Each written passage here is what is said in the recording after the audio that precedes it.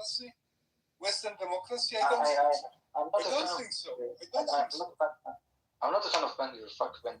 Yes, but you see, this time in Israeli democracy, I don't believe it's liberal democracy, but it's black and white. But it doesn't matter. I think why should we let country like Pakistan to declare Zionism as racist? Wait, where did Arya go? I need to give him the link. Oh my God, Arya! Yeah, of course. Come back. Of course, it's nonsense that not democratic countries that want to keep human rights. Not only non-democratic, they're also haters of Israel by blinded hate, because they're Muslims and they believe we oppress Muslims, so they vote against us. Never mind, and no matter what we do, vote against us. So what kind of game it is? Why should I play this game with them, with these Muslim countries? So Adi, by the way, they're Muslim majority. We also have such countries, and because of Muslims, you were allowed back in Jerusalem. If you want that, from the Jewish side sources, I don't mind sourcing it out. They actually agree on this history. Thanks to Muslims, you were protected. I agree. You don't need to. You thrive. No. But right now, you're barking too much, and you have a problem with Muslim countries. Muslims literally protected the Jews. Christians, they want to chop you into tiny pieces because you provide protection. But in the past, the Muslims are the controllers of protection. Even right now, there's so many of them they hate Jews. Do you want there's you a survey be protected? that was done You in gotta America. pay up. About 23 or 25% join our war when we tell you to join our war. They think that Jews have killed Jesus. 25% of Christians, that's like almost more than 25 million people, man. That's a lot. So it's only 8 million Jews that live in America, and you barely have like 8 million live inside Israel. So you can imagine there's a lot of hatred towards the Jews. Correct. And you know, it's thanks to Netanyahu and people like you and a lot of people that hate Muslims, that hate Christians. You know, you hate Muslims. Ambrose told me how much you hate Muslims. You're just a Islamophobic cunt. That's what you are. You keep on saying, it's Muslim country. Why do you have a problem with Muslims? Why do you have a problem with Muslims? Literally, the Jews and Muslims and Christians, they lived on that piece of land. They coexisted with each other. After the White Papers, it was only the Jewish side that fucking did the terrorist attacks against British Mandate. You forgot about that, right? After the White Papers, it was only the fucking Jewish side that attacked British Mandate. It wasn't the Arabs. There were skirmishes prior to 1939. After the White Papers were issued, it was only the Jews. You forgot the Arab revolt, the big Arab revolt. I said after 1939. Do you know the year of the? Do you know the Arab revolt? It happened from 1936 to 1939. Yes. Okay, I'm talking about after the White Papers. In 1939, the White Papers were issued. So the Arabs, they went on silent mode. And do you know who started doing terrorist attacks? The Jewish militias. Haganah. But of course you understand it's for they killed you see, that's a problem. No, they did not kill them. The Arabs were still there on the land.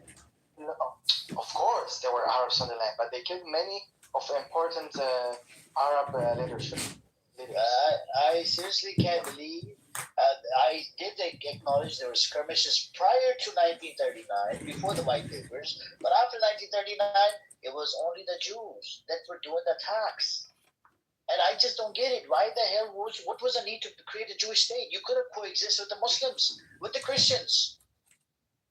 I don't get it, man. Like, what was the fucking need to create and establish a state? Because we don't have any state in the world, so we wanted one state for all. Oh my God, you don't need a fucking state. You could coexist with anybody. We need. I live on a fucking house. Hold on. I live in a house in America. The piece of land, if I own a piece of land, that's my fucking state. That's it. I don't really give two fucks about a country. Oh my God. But you immigrated to America, yeah. It doesn't matter. It doesn't matter. It is, because you had your own country. Which country am I from? Go on, tell me. Probably Pakistan. You will never admit. I condemn Pakistan for establishing a Pakistan. You know why? There was a genocide that happened. It came out of India. Over a million people died due to the partition plan. That happened in fucking 1947 as well. But Negrophobia or colorphobia is discriminatory. Have I ever sided with the Pharisees? I'm telling you, you were walking the footsteps of your forefathers. Have I ever? But there's like people, so you have like cluster B personality disorders, and so it's pretty common. So somebody with like antisocial personality disorder almost always strong traits, or in addition has a narcissistic personality disorder. You do get people that, and of course, people with borderline personality disorder can have a lot of narcissistic traits. So you can have a lot of this shit in the other. So there's narcissistic, antisocial, borderline. What was the other one? Histrionic. But histrionic. That sounds like maybe that's me. Is that like hysteric? Yeah. But it would be to an extent that everyone. Mighty and terrible one, I proclaim that I have banished the shells unto their habitation. I invoke Tahuti, the Lord of wisdom and of utterance, the God that cometh forth from the veils. O thou majesty of the Godhead, wisdom crowned Tahuti, Lord of the gates of the universe, thee I invoke. O thou of the eyeless head, thee I invoke. Thou who wieldest the wand of power, thee I invoke. Thou who bearest in thy left hand the rose and cross of light and life, thee I invoke. Thou whose head is as an emerald, and thy limbs as the night sky blue. How is it that you thinks all of these things about me are adorable? Like, what did I do? This is so. Like, she's like. It's almost it's called like love bomb around forever, but and they don't, and people with borderline personality disorder don't do it intentionally. Like, those feelings are genuine.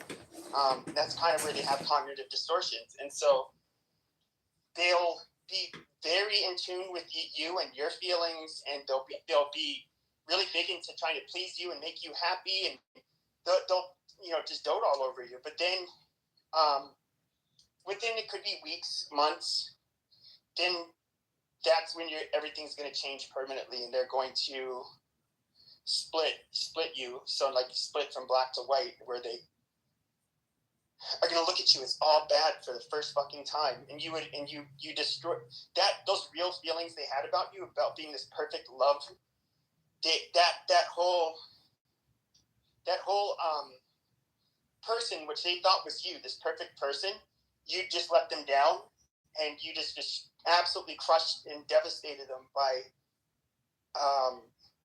showing them that, crushing their dream, that you're not that perfect person. In fact, you fucking suck, and you are evil, and you don't even fucking care about me, and yada yada yada.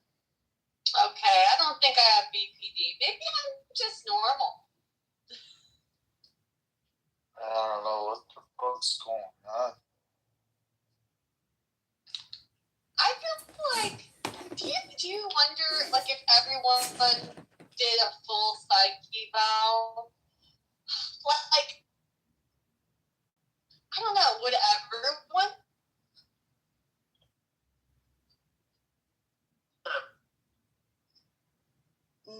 No.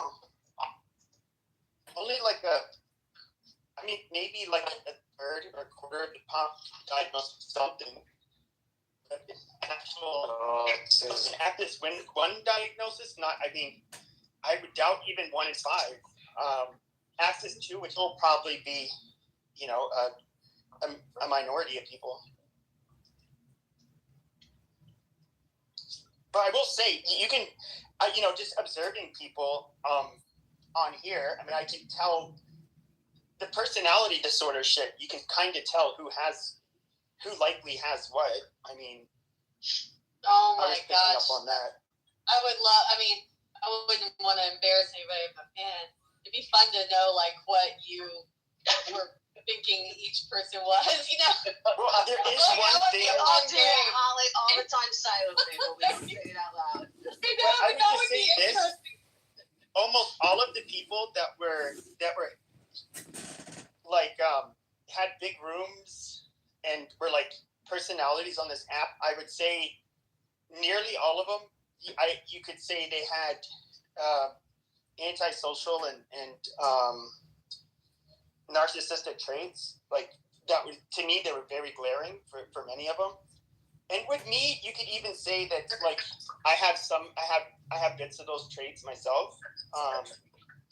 But I mean, I could see it like really strongly with many of the people on here, and in a way, like it takes a narcissistic person that would drive somebody to want to be like a clout chaser or a personality, and you do also have to have like this Machiavellian way of operating to undercut like people that you're competing with on here for attention basically. And they absolutely did that. No. You but work the superficial charm should always be your number one red flag with people, and that's what almost all of them have. When you hear people talk about superficial charm, excessive superficial charm is like one of the dead giveaways. And when people start talking about themselves in a way that I do this, I donate for charity, and like I volunteer this, I do that. When they bring it up casually, like, oh, I spent the weekend feeding this and other, they're not. That's them bragging and trying to elicit praise from you. That's not something normal people ever volunteer. A God-fearing normal person doesn't tell you about it. These people, though, that confuses a lot of people because they use that mask to lure people in, and. What are you talking about? Pepe, what's your point? Pepe, what's your point, Pepe? What's your point? No, I was talking about the people that are like narcissists and sociopathic on this app. Shut your fucking dirty mouth! You said when you have some issues being Oh, the fuck. Interesting. Go away if you don't like it. I like this. I like talking about this. Do you work in mental health, Pepe? No, I did.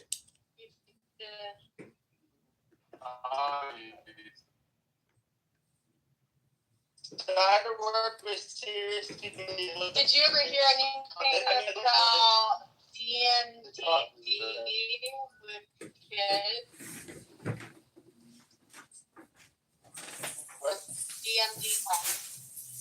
Oh, okay. It's only been around for like 10 years. So relatively newer. Yeah. I only worked with adults, but yeah, it was like almost 20 years ago. It was my first job out of college. So, Pepe, what are you, like 38? I'm older. Are you 40 years old, Pepe? Sangre, chill. How fucking old are you? Motherfucker, how old are you? Oh my goodness. Got any Donald Trump fans announced? Anybody? Oh my gosh. I just want Now to we're talking about cluster B personality disorders. Do you have anything to contribute to that? I'm sorry. What's your disorder? My disorder? Right now it's that he's drinking. Probably that I'm not drinking, I think, because you guys sound drunk. I'm drunk and I'm horny. Oh, Jesus fucking Christ. I'm retarded. This guy is another one that had a lot of those traits, but he didn't come off as fake. He's very blunt and outward. So I don't know. I'm drinking a milkshake and it's delicious. You don't think Diogenes has antisocial traits? I know he definitely does. Antisocial, yeah, absolutely. If you drink enough watermelon juice and eat enough oysters, you get horny. Dude, you need a wife. You need a girlfriend. You need something, man. But holy shit, Clubhouse is not going to satisfy that for you, brother. You see, it does take a certain personality. That's why I said like I can share traits on like be on a subclinical level, and But I still don't really have a problem going onto a stage and being the one person that antagonizes the whole fucking room because I think it's funny. Pepe, But Diogenes, he also has zero problems doing it, and he will, and then he'll go on his tirade about our monetary system and all of that stuff. What do you have? What else? Oh, God. Not just the monetary system, Pepe. Come on, give me one more. The Jews. No, bullshit. Retribution. Immigration, Pepe. Immigration. Damn it. I talked about immigration a lot. That's there. Pervasive patterns of disregard for violation of the rights of others. I don't violate others. Who wants to guess my diagnosis? Privation and disregard for and violation of the rights of I'm others. solely out here advocating for the government to Key features include deceitfulness, impulsivity, irritability, aggressiveness, reckless disregard for safety, consistent irresponsibility, a lack of remorse. It often needed unlawful behavior and may require a history of conduct disorder. That's so hot. What was that one? That's so hot. Antisocial personality That's disorder. That's I hot. don't know. Does it say that you still need to have a? Super gay. I think it used to be that you had to have a juvenile diagnosis of. Hey, you know what? Let's talk about personality disorders because Stanford just published some research about depressed minds versus what they would call mentally healthy minds. So they took these students, and obviously, look. We need to be skeptical anytime there's any kind of research that requires, people to self-report prior to engaging in the research because there's some noise there. But essentially what they did is they took these people who were, clinically depressed and then these people who were mentally healthy, and they arranged a set of tasks for each of them. And they told them, you want this outcome, and here's how you're going to get that outcome. What they didn't tell the group of students was that they were being sorted into a control group and an actual active group, and that the group that was being tested was going to be put into situations with this program where they couldn't actually control the outcome. So they were told that you do control the outcome, but they actually didn't have control. And what they found is that the depressed people always could determine when they were not in control. They reliably, accurately determined when they were not in control of the situation. But the people who were considered mentally healthy were often got it wrong. Research had to conclude that people who are categorized as mentally healthy, for the purposes of that research, are not aware when they are not in control. So, as a matter of fact, there is a benefit to being skeptical and cynical and critical. And that benefit measured as being able to accurately determine when you're not actually in control of something. Say, look, no, this situation, we're not in control of this. We're being offered the illusion of control. It's funny that you say that. We're putting ourselves to sleep at night because we want to believe that we are in control, but we're not. It's funny that you say that because I don't really struggle with depression at all, and I definitely feel like there is one thing under the sun that any of us is in control of, and it is simply our response to whatever circumstance. I don't even think you have control over that. Really? So if I handed you a glass of water, and I said, "You're in control of the glass of water, Dippity. Pour it out." You couldn't do that. You couldn't pour the glass of water out. Let's get real. Serendipity, how much patience do you have for depressed people in your life? Not a lot. Yep, I'm not surprised to hear that answer. I'm like you, Serendipity. I mean, I can be empathetic, I can empathize, and I certainly can acknowledge that I know that clinical depression is very real, for sure. There's no question about that. I can acknowledge that, and I can certainly have empathy, but I couldn't historically say that I always felt that way because I didn't understand it. Diogenes was because it wasn't something I struggled with. I mean, like being, for example, it's different. I don't want to get in the weeds, but you can be a psychopath and not criminal, and there's like being what you call like a pure psychopath, like factor 1 versus factor 2 psychopathy. Factor 2 is more like somebody with antisocial personality disorder. Factor 1 is it basically they don't have feelings of remorse or empathy or guilt or shame, but what separates them from sociopaths is that they lack what you call emotional empathy, so they can cognitively liaise with people. Like if they see somebody get hurt, they can say, "Oh, that must suck for that guy," but they don't feel it. In other words, they would say that one of the things that will be very off about these children at a young age is they will end up if they don't flinch when they see other children fall and get hurt. Like they can see somebody get ran over pushing a stroller with a bus and her guts out everywhere on the way and go back to work like nothing happened. It doesn't emotionally affect them. Wow.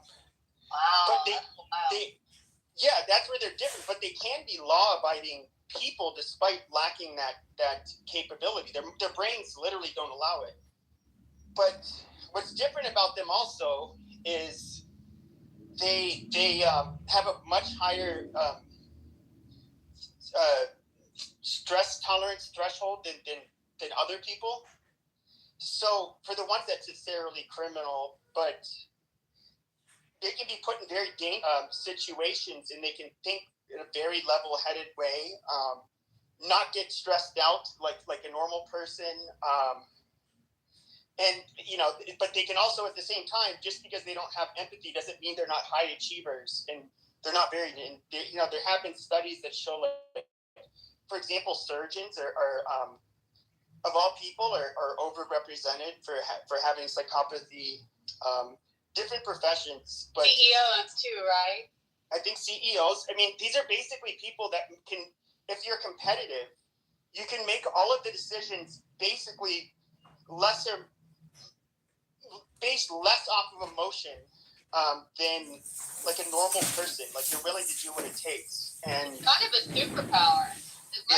One of my brothers is like that, and I mean, he fully admits that he has psychopathic tendencies or whatever. And my sister-in-law, when he said that, she was like, "What the fuck am I married?" It's actually really funny, but he's like actually a great person though. I mean, he loves us. He just only loves his immediate family. He doesn't really feel anything for other people. And he's like you just described. He's like just very. He doesn't give a shit what other people say. It's like kind of a superpower. Like it doesn't affect him at all.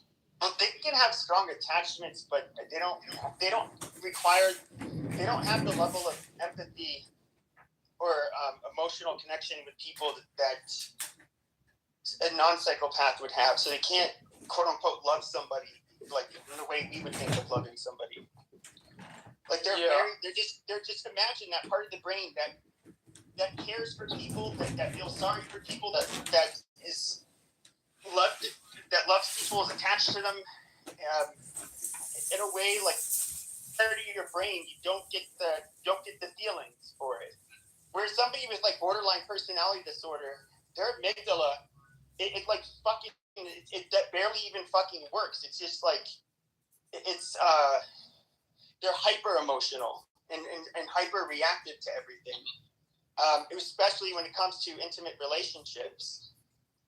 And that's Yeah, well, with surgeons in general or doctors in general, if there was a thing on the news, this serial killer, kidnapped this person and then completely chopped their body up into little pieces, that person will go to jail. Well, surgeons in medical school are given, like some medical schools, they're each given a cadaver, and then they dissect that cadaver completely so that they can learn all of the structure of the human body. they're both doing the same thing for different reasons. But that's interesting. The most, I think, graphically violent. No, it's not the most graphically violent, but one of them was there was a video. I'm guessing this was in Latin America, but this was a trauma surgeon, and it looks like they saved this guy's life. But so he's sitting there, his shirt's off. He has his arm up near his head, and then he takes a blade of some sort, makes a super long incision all the way from near his armpit to near his waist. Then he digs this big fucking contraption, I don't know what it was, in between his ribs. Then you see him cranking it open, and you hear the ribs all breaking apart. And it was super violent. And then he ends up putting his gloves in. He's feeling around the heart. He sees the bullet. He sees where the hole is. I don't think he even took the bullet out, which I don't think they're supposed to even. Then he ends up just stitching them, which, but it was just wow, that is such a gnarly looking job when you see it. Yeah. Crazy. Yeah. But see, that's where medical ethics come in and do no harm. The surgeon or doctor can justify it as, I'm doing all of this stuff, but I'm doing it in service of this has the potential to save this man's life. So that's how they rationalize it in their minds. Well, there's nothing morally bad. Why would they even have to rationalize it? Nothing they're doing is wrong. No, what? The surgeon you described in that? Oh, yeah, but he had to do it. Yeah, exactly. He had to do it. But he's doing it under the premise of, if I don't do it, he's going to die. So he can justify cranking it open and all of that. I mean, there was an episode of ER where they're doing exactly that. This was years ago. I guess I was traumatized by it. But, I mean, that's the difference. That's why, medical ethics are very important, because if you don't follow that, you get something like... I actually got to meet my aunt's cadaver. That was pretty trippy. She snuck us into the cadaver room at night and showed me her cadaver. Who did? My aunt. She went to University of Miami med school, and when I went to visit her, she brought me in to see her cadaver at night. I got to touch it and touch her, the lady. Do they keep them? I wonder. Do they keep them? Because I know, with human decomposition, it can go from when you go from putrefaction to skeletonization, it can just hitting those milestones can be within just over a week. But in some it depends on how humid and how warm it is. It was rubbery. It felt like rubber. Yeah, I think they do. They preserve the body. So whatever a mortician does, that they drain the fluids, etc. They put some fluid in to preserve, whatever. Not that I know. I've never smelled a decomposing body, but the putrefaction process is where your basically your organs. I forget what exactly happens, but basically your organs start your intestines first. They all start melting. They get eaten away, and then it you end up. All of this shit's gonna come out of your body. So it's what the fuck is that called? It's called it's called being a Democrat. Thank you. No, there was two words. I was reading it. I was reading about it yesterday because it was interesting. But it it's these two fucking things. It's these two chemicals. Forget what it's called, but it was interesting. It said that clinical significance with them is that the only other time that those chemicals are present, in human beings, is in cases of bacterial vaginosis. You're talking about so that's the stages of decomposition, and they preserve the corpses with formaldehyde. So lovely smell. I remember from school. Oh God, that is actually a really gross smell. But yeah, formaldehyde, and that's where you can. It's preserved to the point where you can actually cut in and see. And there are some interesting people who go into the medical field. Some of them, it's really kind of like an interesting. Like for me, it's a lot of interest. Some of them, yeah, I would be a little bit wary. I wouldn't want them to do surgery on me. Like I do meet surgeons, and I'm like, all right, let me feel you out a little bit, because some of them would just, there tends to be a higher propensity for some narcissism, some sociopathy in some jobs, and surgeons can be one, because it's literally let's say they're doing a heart transplant. Okay, they're literally playing God. They're saving this person who's dying, and they're giving them a life back with a new heart. That can definitely appeal to some people's personality disorders. So it's a really interesting field. But yeah, But I don't know. I don't think that's necessarily the case, though. Because even people, first of all, sociopaths are not the ones that are overrepresented as physicians. Mainly the sociopaths, like I said, the factor one psychopathy is different. Sociopaths, they're marked by impulsivity, irresponsibility. Basically, they have very poor control and cannot control themselves. Whereas, like, factor one, which can be very disciplined and very, goal-oriented, just doesn't have emotional empathy. They can become doctors, but but not all of. But people like to equate a psychopathy with sadism, which probably because of serial killers in the past is like probably the last person you want to be a sadist is a psychopath, because they'll they'll act on it for horrible reasons. Yeah, those are the ones that have. But people with psychopathy don't get off on hurting people or violence. They can only be dangerous because they don't have maybe the emotional. If you don't feel guilt or remorse or like emotional empathy for what somebody else is experiencing, obviously you're naturally less. You're more willing to use violence if it comes to that. Well, a pure psychopath is mimicking expressions. So yes, if they were if there was any empathy, it would be mimicking empathy, basically mimicked as the empathy that they see other people, but there would be no feeling. So they could go in and tell someone, we're sorry, we have to do a heart transplant. It's going to be difficult. It's dangerous. Yada yada yada. And they can sound kind of like, we'll take good care. Yada yada. And then they like walk in, there's flat affect, and they are like, scalpel, open up, crack the ribs, rib spreader, heart.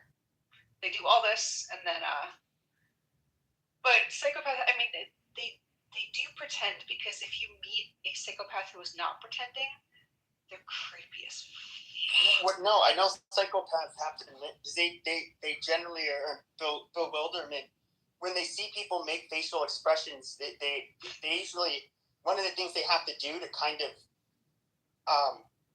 they have to basically ask why is that person making that face? They don't get it, and they have to rehearse it. But and there are some that's kind of where some of the torture comes in, where sometimes some of the serial killers will have a torture aspect, and some of that is, like, oh, I'm looking at like your expressions and kind of analyzing this response to this pain that they don't feel, and that's where you get the really creepy facts. But I could have swore that with sadism, sexual sadism disorder, they get a literal physical.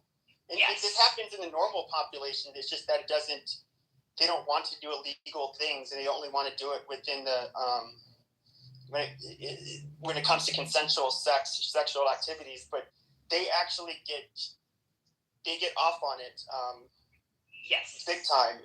But that's more. I don't think that you don't necessarily have to be psychopathic to do that. No, and there are definitely serial killers who are actually not psychopaths. Some of them have some other personality disorders, but some of them also have kind of been shaped also by their childhood. Some of them have also childhoods that if you look at, they're extremely fucked up, they've been abused. That's no reason for them to do what they're doing. But it does make it, you know, there's hard to have empathy if they've never been shown empathy.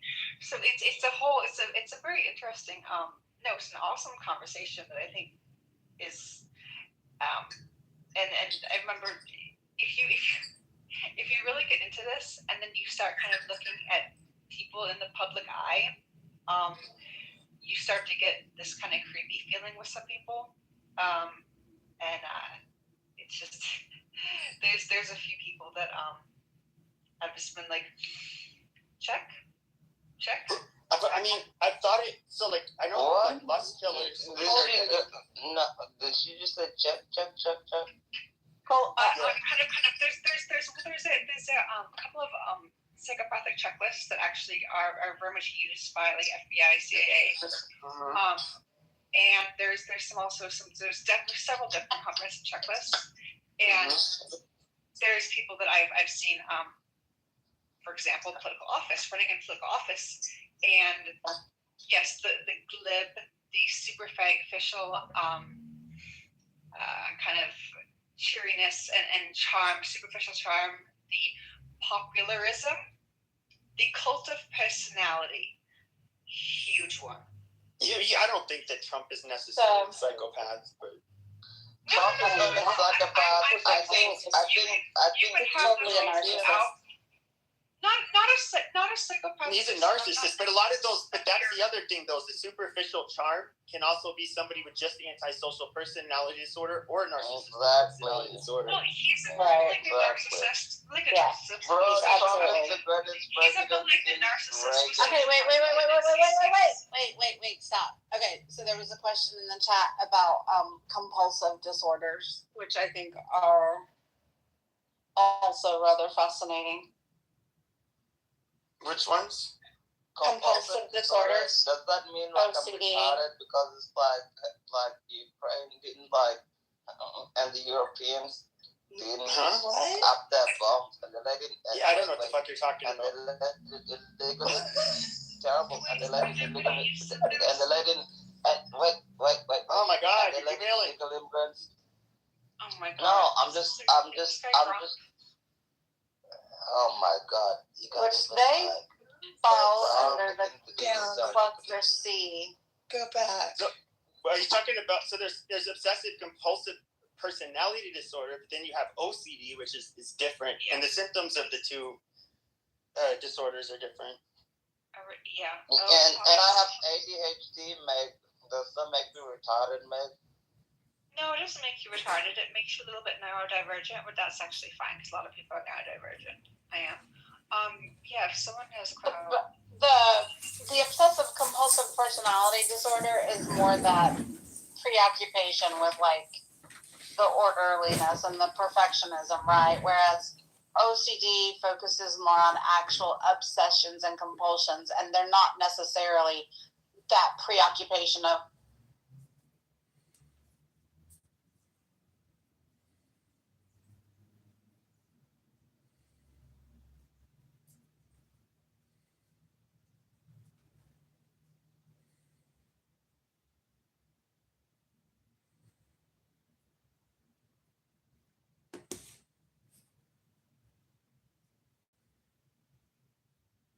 compulsive disorder causes extreme distress pretty much whenever just a compulsion comes up or an obsession comes up. It's endlessly distressing. If anyone wants to talk. There's a bunch of people on here who have OCD. It's not always distressing though. There are people with OCD that the behaviors and the compulsions aren't necessarily always distressing. Because you have people that are focused. But Meg, there's a bunch of us on this stage, or several of us that have OCD. Yeah. And so, like, trust me, I know we've talked about it before. We're well aware. Yeah. Oh no, just as someone who has actually tried a lot of I have medications, therapies.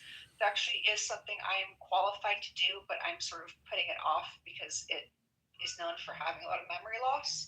But it is Murray surgery, so they will actually put a gamma. You talking about ECT? No, I am talking about gamma ray brain surgery. I am talking about gamma ray, and that actually has been the one way of basically curing OCD, significant memory loss, and sometimes some brain damage. So that's why I'm putting it off. Extreme. There's no fucking way. Don't do it. Don't do it. But Don't. no. Cognitive behavioral therapy, y'all. As to the extremities of OCD is it. Yeah, mine is really, really severe. Yes, I have a friend who's got a very, very severe case of it as well. I suffer from OCD, but like our OCDs are very, very different. Like I'm very heavy on the O, the compulsions. I tend to mostly control most of the time. I mean, I get all of the symptoms, but I'd say it's like, I don't know how I could. There was like only one person I worked with that had it severe enough that it was in the SMI system. So obviously, it's like it depends on what So obviously, it's on a spectrum, and everybody's symptoms are a little bit different, and it's not as severe as some people have OCD and don't even need any medication or anything.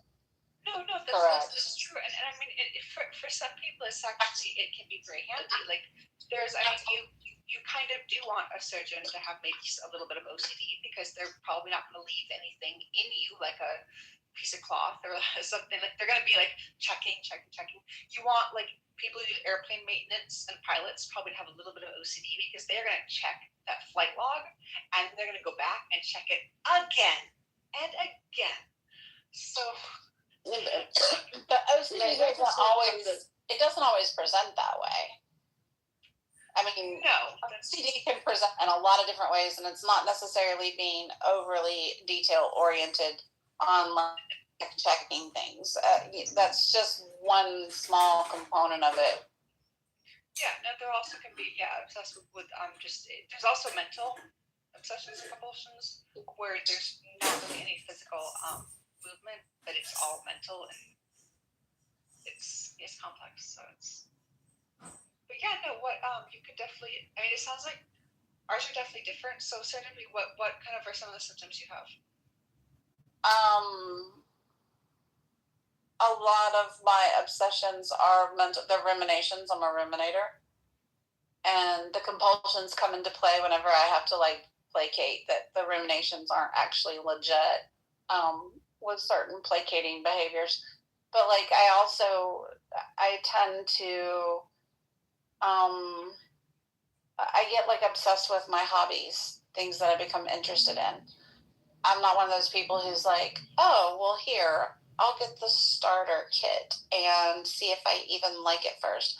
I'm one of those people that will go and literally spend thousands of dollars to have all of the things, watch all of the videos, pay for all of the education, before I even know if I like it. Like, tends to be some of my more obsessive tendencies, but that, and then like I said, the ruminations, the mental aspect of it. Get busy living or die trying.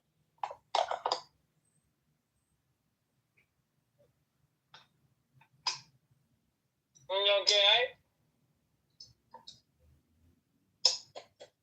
You guys know the numbers for the Department of Homeland Security budget for Immigration and Customs Enforcement? We're not talking about that right now, Diogenes. Are we still talking about personality disorders? Mental health, yes. All right. Do we believe that animals reach equilibrium in their ecosystems? We know about that, right? We know if you leave the ecosystem alone, in order to adapt to the carrying capacity of that ecosystem. What is mental health is just a natural manifestation of a species trying to find an equilibrium with the carrying. I think there are a lot of aspects of mental health that are probably that way. Nitrogen. Not all, though. You know? Maybe what is, we need a few mentally ill people to get us outside of Plato's cave. What do you think about that? I don't disagree with you. Oh, based. Yeah, I don't disagree with you. Based. I don't think it applies to conditions. I think it can apply to a lot of them. And I think that for a lot of people, like you said, we need those out of the box thinkers, those people who don't process things the way that, normies do. I'm a total normie, okay? I'm a total normie. I am the most basic bitch you will ever meet, okay? Oh, almighty. Heavens above. Yep. I wear it proudly. But know yourself, girl. All right. Hey, Diogenes? Yeah, Alan? I was going to say, before you left the room, I think that study you brought up, what it actually shows is how people who are depressed and people who are not depressed react when they're lied to, and whether or not they can perceive that lie, not necessarily whether or not they are any more aware of if they're in control. Because everyone goes into that assuming they're being told the truth about what was going on. Yeah, Alan, you're wrong because you can't know the mental state, and I allowed for that in my recitation summary of the research, which is that you'll never be able to know unless you do an MRI, I guess, a really rigid MRI, which just like with hormone therapy, you need to establish a baseline for the fMRIs, and then you need to have several iterations for each participant. No one's going to put that kind of Okay, you're in the matrix. Unfortunate, you're in the matrix. It's very unfortunate that we cannot hear you. Yeah, but see, that just shows Clubhouse agrees with me. That's why he's in the matrix. Is that a look at God moment? Yeah.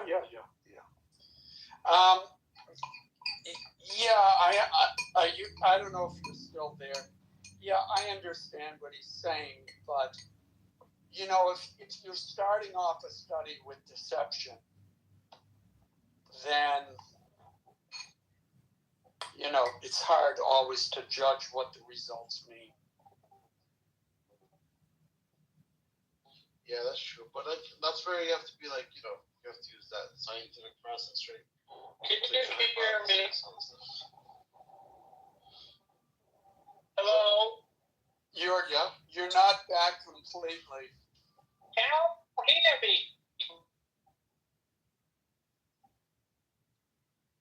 Yeah, I don't know. I just want that's a huge topic. I mean, neuroscience and psychology, it's a huge topic all together. People get their PhDs and MDs and that. So, anyways, what I wanted to say was all this talk about mental health is making me go to the gym. So thank you. Smart move. That's about the best thing you can do. The best way I know is to get your blood flowing to your brain and then put your brain in the books, put your mind in the books. You know what I mean? Like read something, learn something. That's all I got. I'm one of those. Help with my OCD. I'm one of those wannabe medical guys. Am I in the matrix now? Can you hear me? Testing 1, 2, 3. I think you're probably I'm going to come over there, and I'm going to teach you a thing or two about abstracts.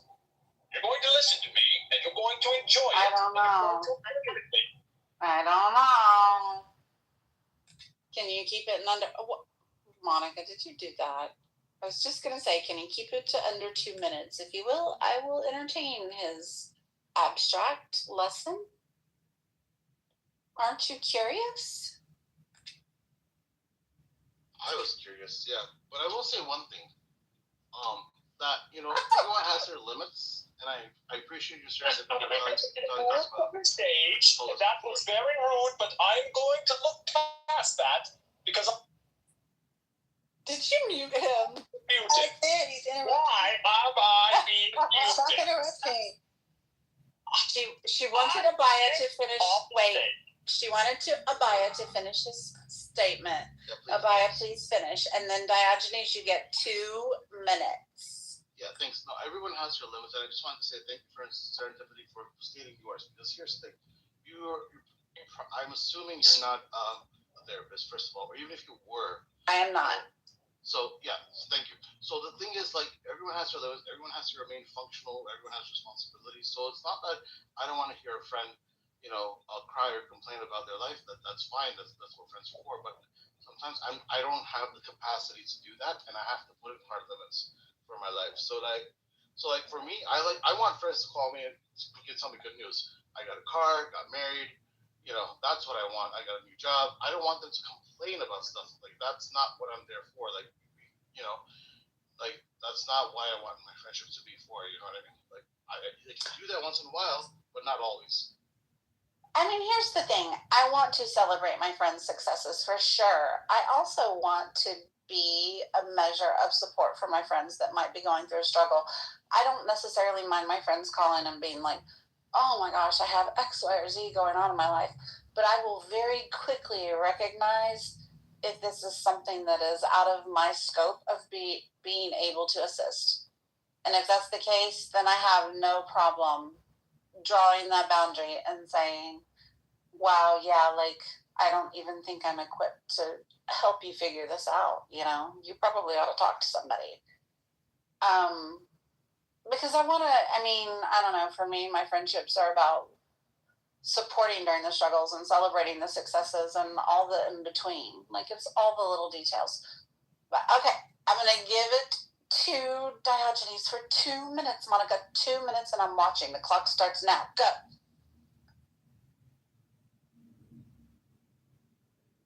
Or not. Oh, you're in the Matrix. You're in the Matrix. Wait. I'll give you your 2 minutes. The God is God, isn't it? Yes, I will give you your 2 minutes, but you gotta have service first. I wish I knew the lyrics to Frank Sinatra's "I Did It My Way." I'd put myself out. I think you're okay. All right, go. There's not enough time.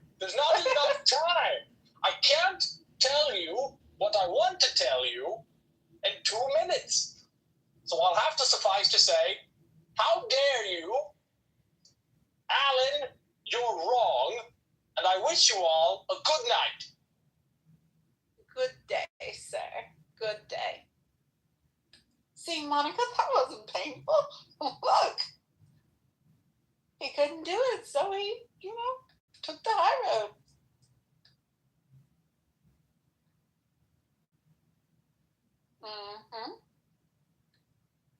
Next. Yeah. I think we've exhausted the avenue of mental health. Yeah, no. I mean, here's the thing. There's a time and place for it. I think talk itself is a therapy for some people, not for everyone. If you're in that mood of talking out your problems, then it's good. Not everybody is like that. Some people like to keep their mouth for example, salesmen. Like, salesmen like to use their words for making a sale, and their lives might be miserable outside of sales, but what the point is, like, they use their tongue to make the sale, and they don't want to talk about other stuff. They might write their personal life on the paper, but they don't want to use it for speaking. Even when it comes to English, there's like a certain way of, like, at least from an educational, like older standpoint, there's a certain way of talking, and then there's a certain way of writing. Like, if you get your GRE or study for HGRE, those words are used specifically for management, or your LSAT, those words are used specifically for legal terms. So like, there's a manner of speaking, a manner of talking. So like, manner of talking and manner of like writing. You write in a formal way, you might talk in a very informal way. But like, what I'm just trying to say, like, there actually is a way of talk therapy or like even writing therapy, artistry and stuff. So like, some people benefit from it. It's not for everyone, but some people are inclined to talk out of their problems. So like, that's also like, that's a form of therapy. And some people are more inclined to listening to music and just not thinking about it, and therefore they don't focus on their problems. By not focusing on their problems, they're able to heal. So like, everyone has different ways of doing it. That's right. Hello, Marshall. How are you? I had a terrible headache today, but other than that, I'm fine. Oh, I'm sorry. Did you sleep last night? Briefly. That sucks. Anybody got any cure-alls for headaches? Ice cream. Oh my gosh, that sounds painful. Yeah, drink lots of water and sweat it out. That's my. But it depends. Like, for example, I had a friend who drank a lot of coffee, and then when she stopped drinking coffee, she got headaches for a year. Yeah. Hydration generally has a lot to do with headaches. Yeah, but you don't want to blow out your kidneys. So that's why I put, like, you want to work out a little bit. You want to get the blood flowing, because you want your whole entire organs to saturate with hydration,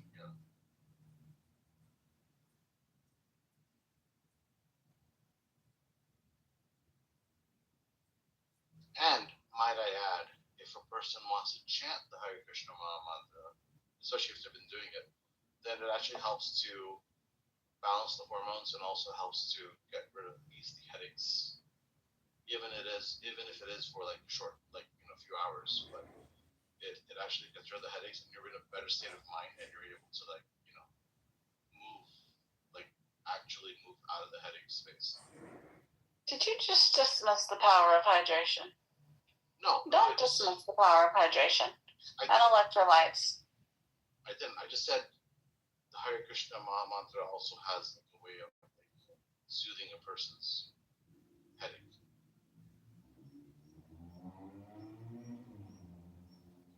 Because I have personally experienced it, and plus, like, people talk about it. Did you spend today arguing on Clubhouse, Marshall? No, I spent most of the day with my head under a pillow. Did you? Yeah, which I still have a headache now, but it's not as bad as it was, say, 2 hours ago. Good. Drink, my friend.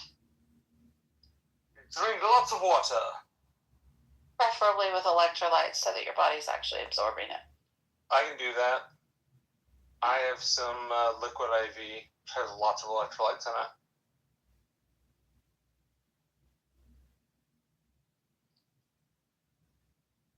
I think I probably drink too many electrolytes.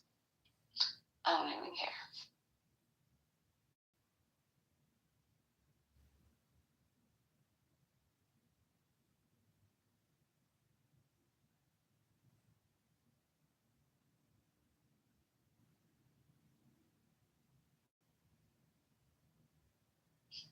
All right, we gotta go do this walk, Monica.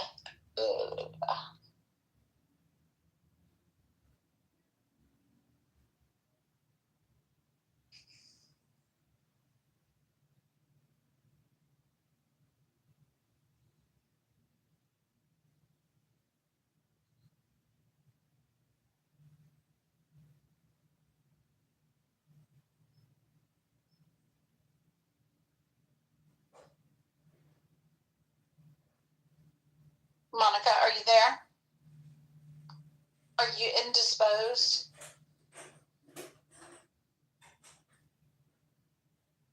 All right, y'all. Don't forget Friday night, the Blue and red and white color comedy tour laughter. Come with your favorite clip, 3 to 5 minutes to share of your favorite comedian, so we can see who's out there and who's actually got good tasting comedians and who doesn't. Oh, are you starting a poll? Oh, I'm gonna let you have this little poll, my dear.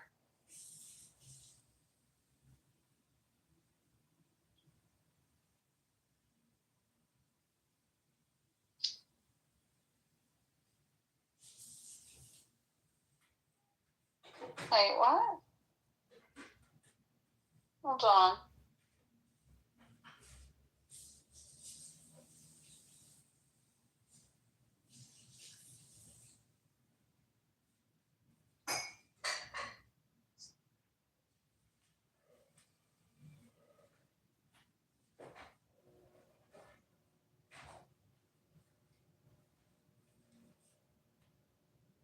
Okay, good. Thank you, Monica. All right. Y'all have fun on those clubhouse streets. I'm going for a walk. I got me a date. I'll talk to y'all later. Bye.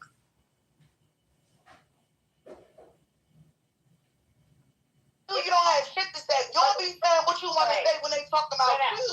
But it's on me. I say as much as I want to say. You don't. You don't be saying nothing. Say as much as I want to. Bertha, you don't be saying shit. Okay, baby girl.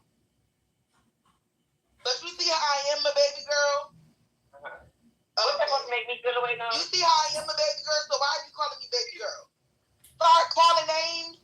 Dara. Because you don't like the name I got for you. So you want me to start calling you think? Don't call me baby girl, bitch. My name is Oops, you're bad, bitch. My name is not baby girl.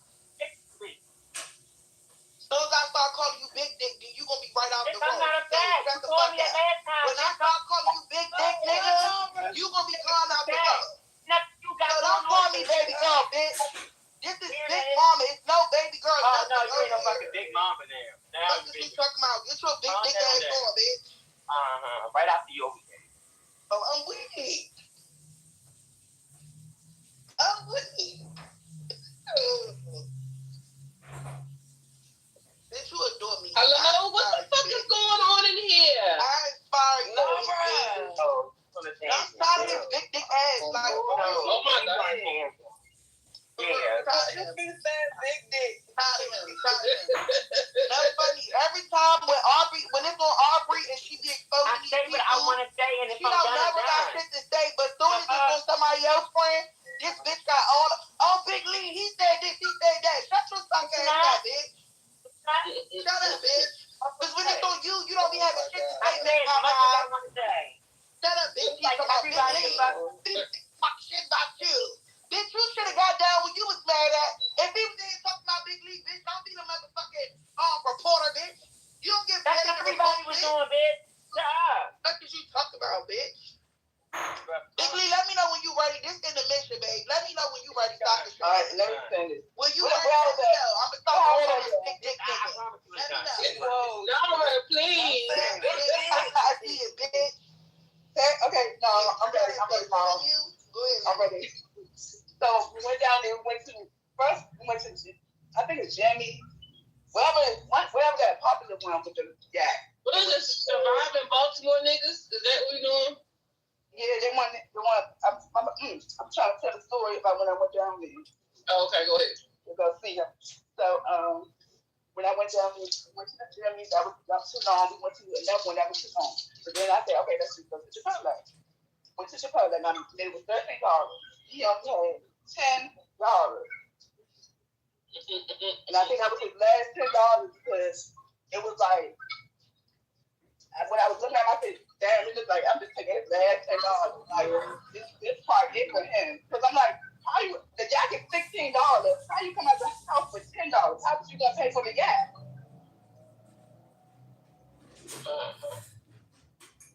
So, I think that's what he's really mad about. And then Checo went on there, and now his picture out. So that's probably why he's really mad at me. But he said he's not being no more. Oh, okay, so he need to go to the hospital. If he done lost all that weight. And this time, he must have stick with that shit.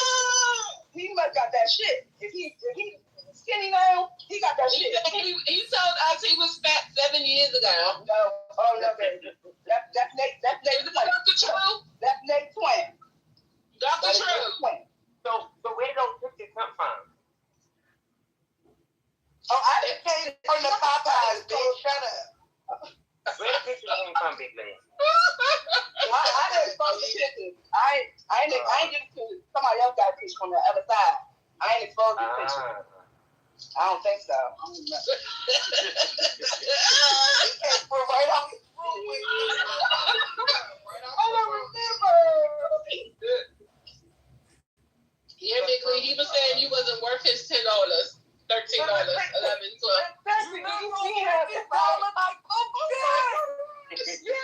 Look at you. You look like your people. That's really you. You're not no motherfucking fat cat, bitch. No. I can't believe so. He said big dog. Oh, that's him? Listen. That's him in the PTR. That's him in the PTR. For real?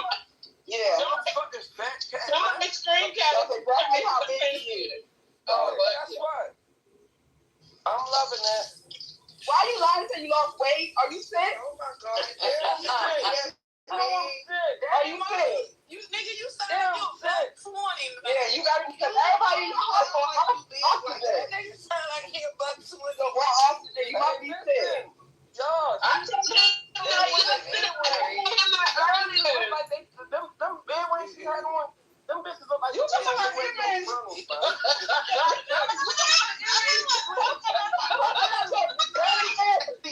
Dirty ass Nike. What came on? You have dirty ass jacket. You have dirty ass jacket. Stop talking to me. Ain't no shit or oxygen. Y'all biggest shit on your arm. Y'all all about to die. Talking about the weed. Y'all die. Put the fucking wig, y'all. What the wig do? Look at the wig look like. Now, Chris, I went with you. And that was not as you was big shit. I was mad as you was bigger shit and short shit. And short shit. You bigger shit and short shit. Oh my God. I'm not just like a female. You look just like a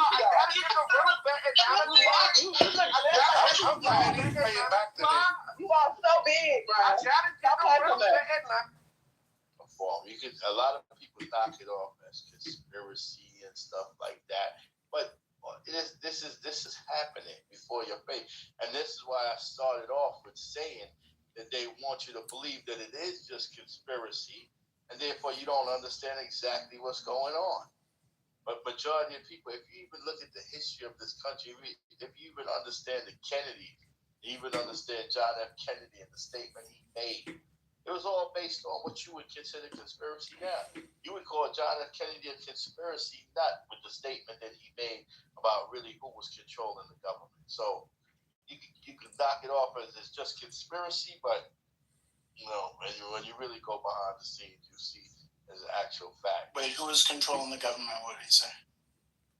This is an ISO. Calm down.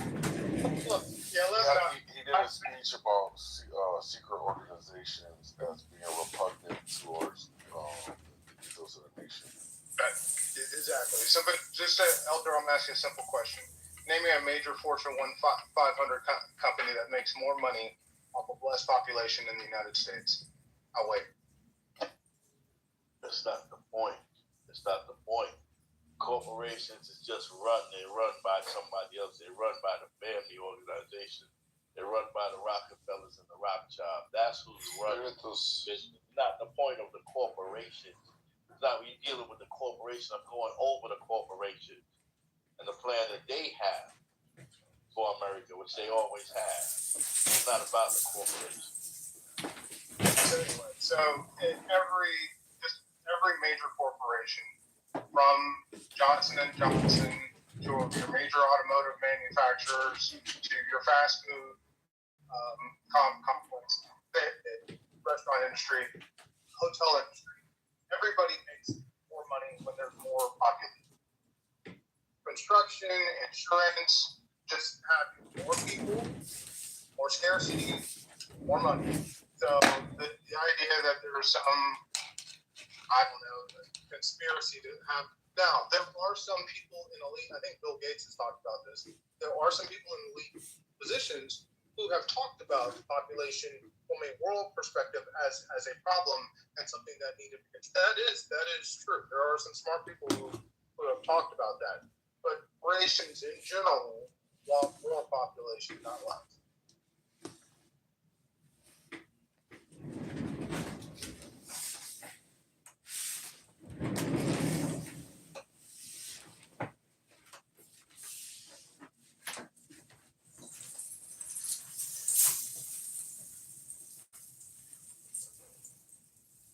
This administration is falling apart. People just quitting left and right. If there are no Republicans in here, man, I bet you there are a lot of people saying they told you so. People don't really want to work for Donald Trump and those kinds of things. I wonder why. He don't have a plan. He don't have a plan for them, and he don't have a plan for the United States. We're in trouble. Oh my. That's the thing. If people think that the United States government just allowed Trump as one man to make all the decisions, and they really don't understand what's going on. America is a corporation. You have a president and you have a vice president. The ones that's over, this is what I'm trying to tell Trent. He keeps focusing on the corporations. It's bigger than the corporations. It's the ones that's leading the corporations and telling the corporations what to do. That's over. These are the family members. You mentioned Bill Gates, but there's different family members that's controlling, has been controlling America from day one, right? And that's bigger than the corporations. It's not about the corporations. Who is controlling the corporation? Is why this argument, I don't understand. We just going to keep bumping heads. We never agree with this argument because you're focused on the corporations, and I'm telling you it's bigger than the corporations and who's controlling the corporation. This argument will never go nowhere. But Elder, so I don't mind like indulging your theory, but let's just do this. Can we acknowledge that these powers that be, like, they're not infallible, and that hiring Donald Trump is like a clear example of their, I guess I would say, ineptitude in what he's doing, or do you think that that's by design? Of course, at one point, yes, men have disagreements. Of course, men, Donald Trump is a good talker, but then at the end of the day, they may see that yes, he might have been the wrong decision. Here's where you come in with assassination. People will talk about conspiracy theorists too. When people don't do what they want them to do, then you have the assassination thing that comes into play. So, yeah, definitely, they disagree. Sometimes they make a choice, but it can be the wrong choice, and then they have to come up with a plan to eliminate that choice. So I might have missed it, and I apologize to the space if I did. Trent, I've heard you advocate for the need for a declining global population to some degree overall. You seem to be. Did you mention policies or ways that we could do that? No, I didn't go into policy. Okay. Can you think of some maybe positive policies that would get at what you're talking about? You can have policies that encourage family growth to stop at your children. That's one policy. Which one? What the policy look like? I don't know. Like I said again, I don't get into the policy part of it. There's a lot of different theories on that. Here, there's a written policy, brother. Help me out. Yeah, hold on. Here's why I ask. It just seems sort of a little grotesque and a little irresponsible to have conversations as someone who is well positioned as you are, to have conversations about needing to shrink the global population and sort of leave it there and not talk about maybe policies that might be, I don't know, like have like the education of girls and women, right? The need for contraception, available contraception, and those things. Like at least think about or talk about, policies that might be used that allow for people that we know over time, like reduce the number of children, but give people autonomy. Well, right? look, rather than just sort of say we need to reduce the population, because what we know, and when people ask you, they've asked you what sort of the implications and who this sort of saying things like that and sort of leaving it open-ended, who historically have paid the brunt for those things. It's often been people and the things that we hate to say, like the global South. I know there's people don't like that word. It's poor communities, it's non-white, non-European communities, right, who have taken the brunt of most of these types of policies. And so I'm just wondering why you would sort of leave the discussion at we need to shrink the global population and not be interested in also having a conversation of how we might do so responsibly and give people autonomy. That's just weird that you keep talking about that. And for someone who talks about everything, you don't seem to have interest in that. So the reason why I don't go into it is the same reason. It's kind of the same reason. Most people aren't well versed on the issues. There are different countries, different parts of the world where different. To your point, there are places in Africa, there are places in South America that would need different policies than a place like the United States or Europe. And it's not about this shrinking. See, when you say shrinking the population, I'm not talking about shrinking. See, it makes it sound like you're talking about like killing people in mass. That is not what I'm talking about. But pausing and reducing the global fertility rate so that we don't overrun our resources is something that's responsible. Because right now we are in an exponential growth period. And when you have too many people born at one time, you end up with bad results like wars over resources and some of the things that we're seeing happen right now. What are you talking about, war? Look, do you think the wars over resources are built out of this or caused out of necessity or greed? Greed. I could say it's okay. greed. So you couldn't use the argument to lower the population. Let me see this concrete. Depends on how you look at that.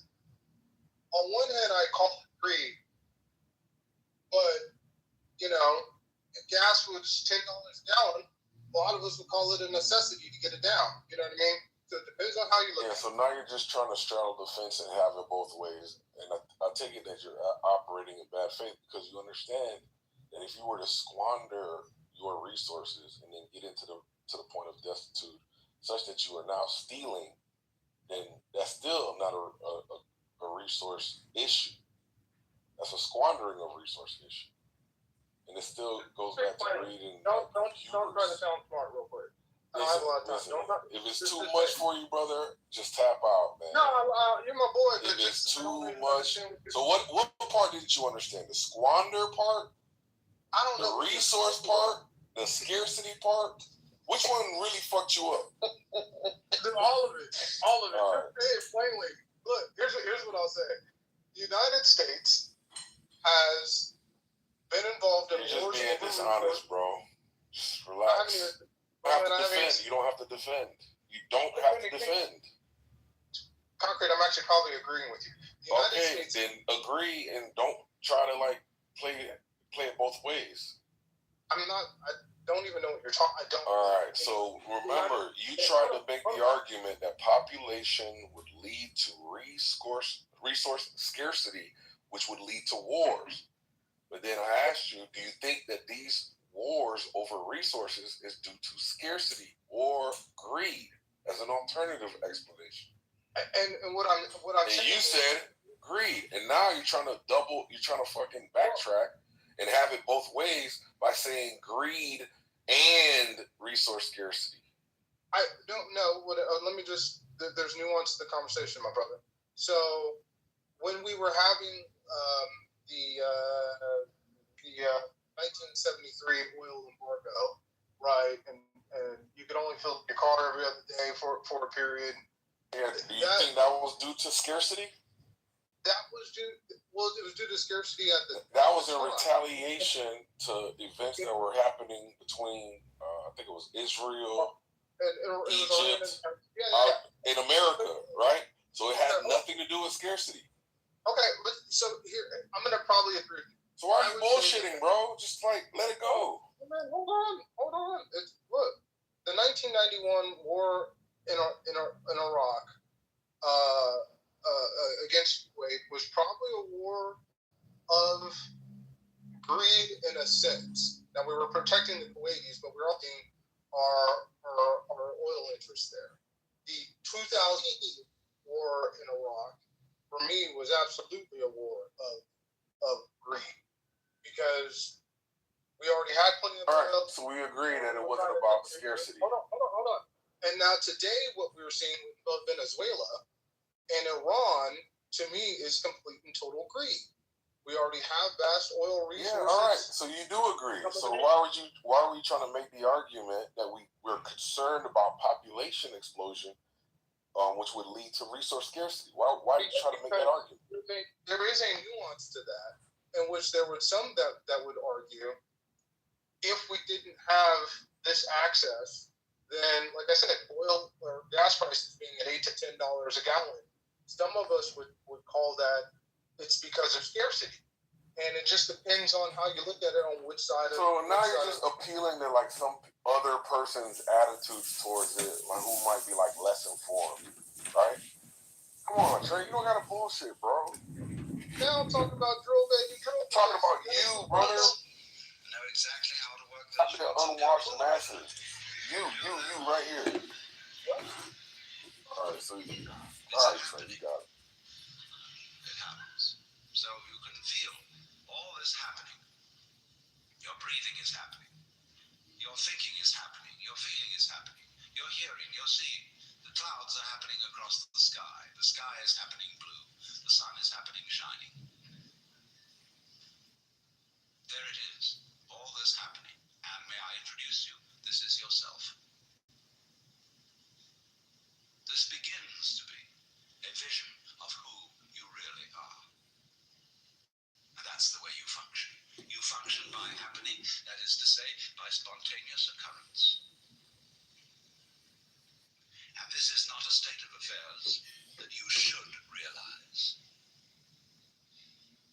I cannot possibly preach it to you, because the minute you start thinking, I should understand that, this is the stupid notion again that I should bring it about, when there is no you to bring it about. See, that's why I'm not preaching. You can only preach to egos. All I can do is to talk about what is. It amuses me to talk about what is, because it's wonderful. I love it, and therefore I like to talk. If I get paid for it, then I make my living. And sensible people get paid for doing what they enjoy doing. So this is not you see, this is the whole approach is not to convert you, not to make you over, not to improve you, but for you to discover that if you really knew the way you are, things would be sane. But you see, you can't do that. You can't make that discovery because you're in your own way. So long as you think, I'm I. So long as that hallucination blocks it. And the hallucination disappears only in the realization of its own futility. When at last you see, You can't do it. You cannot make yourself over. You cannot really control your own mind. See, when we try to control the mind, a lot of yoga teachers try to get you to control your own mind, mainly to prove to you that you can't do it. There's nothing, a fool who persists in his folly will become wise. So what they do is they speed up the folly. And so you get concentrating. And you can have a certain amount of superficial and initial success by a process commonly called self-hypnosis. And you can think you're making progress. And a good teacher will let you go along that way for a while until he really throws you with one. Why are you concentrating? See, Buddhism works this way. Buddha said, if you suffer because you desire, and your desires are either unattainable or always being disappointed or something. So cut out desire. So those disciples went away and they stamped on desire, jumped on desire, cut the throat of desire, and threw out desire. But then they came back and Buddha said, but you're still desiring not to desire. They wanted how to get rid of that. So when you see that that's nonsense, there naturally comes over you a quietness. In seeing that you cannot control your mind, you realize there is no controller. What you took to be the thinker of thoughts is just one of the thoughts. What you took to be the feeler of the feelings, which was that chronic muscular strain, is just one of the feelings. What you took to be the experiencer of experience is just part of the experience. So there isn't any thinker of thoughts, feeler of feelings. We get into that bind because we have a grammatical rule that verbs have to have subjects. And the funny thing about that is that verbs are processes and subjects are nouns, which are supposed to be things. How does a noun start a verb? How does a thing put a process into action? Obviously it can't. But we always insist that there is this subject called the knower. And without a knower, there can't be knowing. Well, this is a grammatical rule. It isn't a rule of nature. In nature, there's no knowing. Like you're feeling it. And I have to say you are feeling it as if you were somehow different from the feeling. When I say I am feeling, what I mean is there is feeling here. When I say you are feeling, I mean there is feeling there. I have to say even there is feeling. What a cumbersome language we have. Chinese is easier. You don't have to put all that in. Or you can say things twice as fast in Chinese as you can in any other language. Well, anyway, when you come to see that you can do nothing, that the play of thought, of feeling, etc. just goes on by itself as a happening, then you are in a state which we will call meditation. And slowly, without being pushed, your thoughts will come to silence.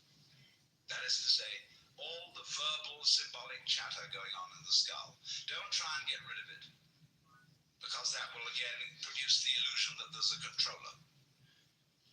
It goes on, it goes on, it goes on, and finally it gets tired of itself and bored and stops.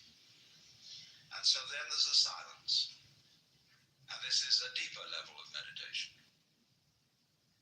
And in that silence, you suddenly begin to see the world as it is. And you don't see any past, and you don't see any future. You don't see any difference between yourself and the rest of it. That's just an idea. You can't put your hand on the difference between myself and you. You know, you can't blow it, you can't bounce it, you can't pull it. It's just an idea. You can't find any material body, because material body is an idea. So is spiritual body. It's somebody's philosophical notions. See, reality isn't material. That's an idea. Reality isn't spiritual. That's an idea. Reality is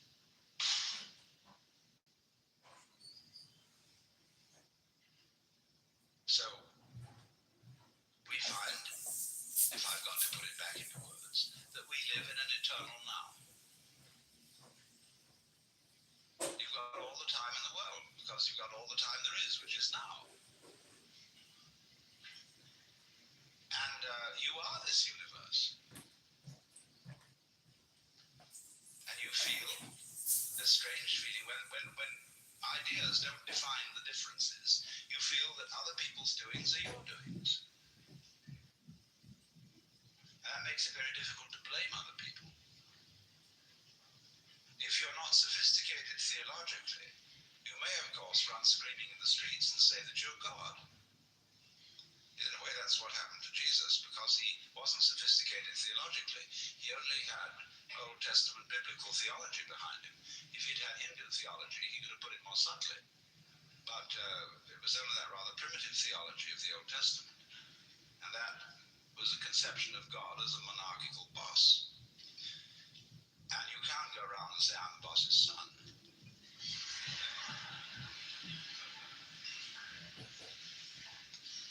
If you're going to say I'm God, you must allow it for everyone else too. But this was a heretical idea from the point of view of Hebrew theology. So what they did with Jesus was they pedestalized him. That means kicked him upstairs so that he wouldn't be able to influence anyone else. And only you may be God. And that stopped the gospel cold right at the beginning. It couldn't spread. Well, anyway. This is therefore to say that the transformation of human consciousness through meditation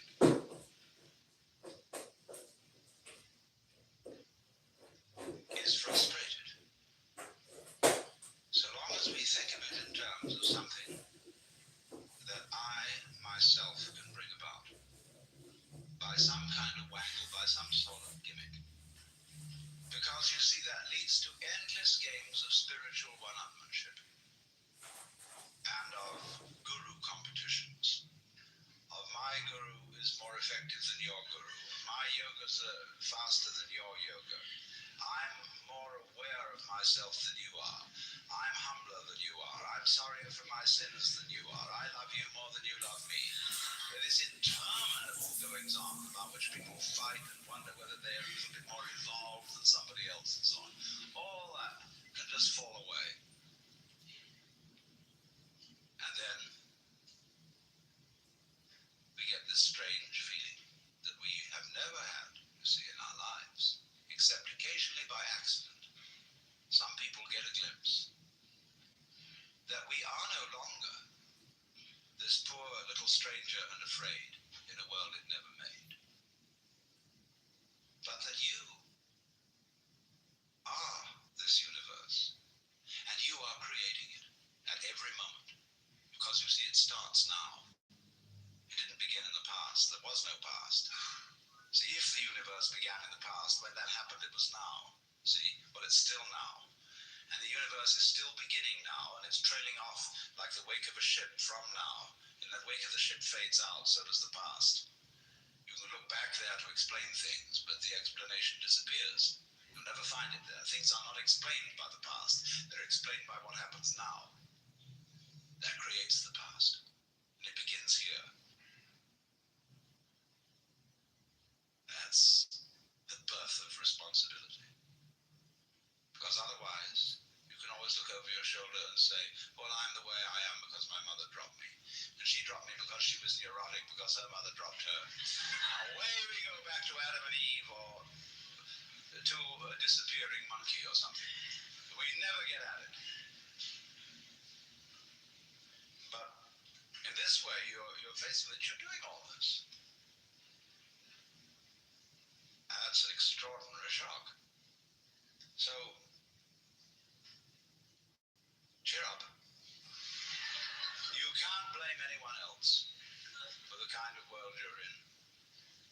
And if you know, you see that I, in the sense of the person, the front, the ego, it really doesn't exist, then it won't go to your head too badly if you wake up and discover that you've got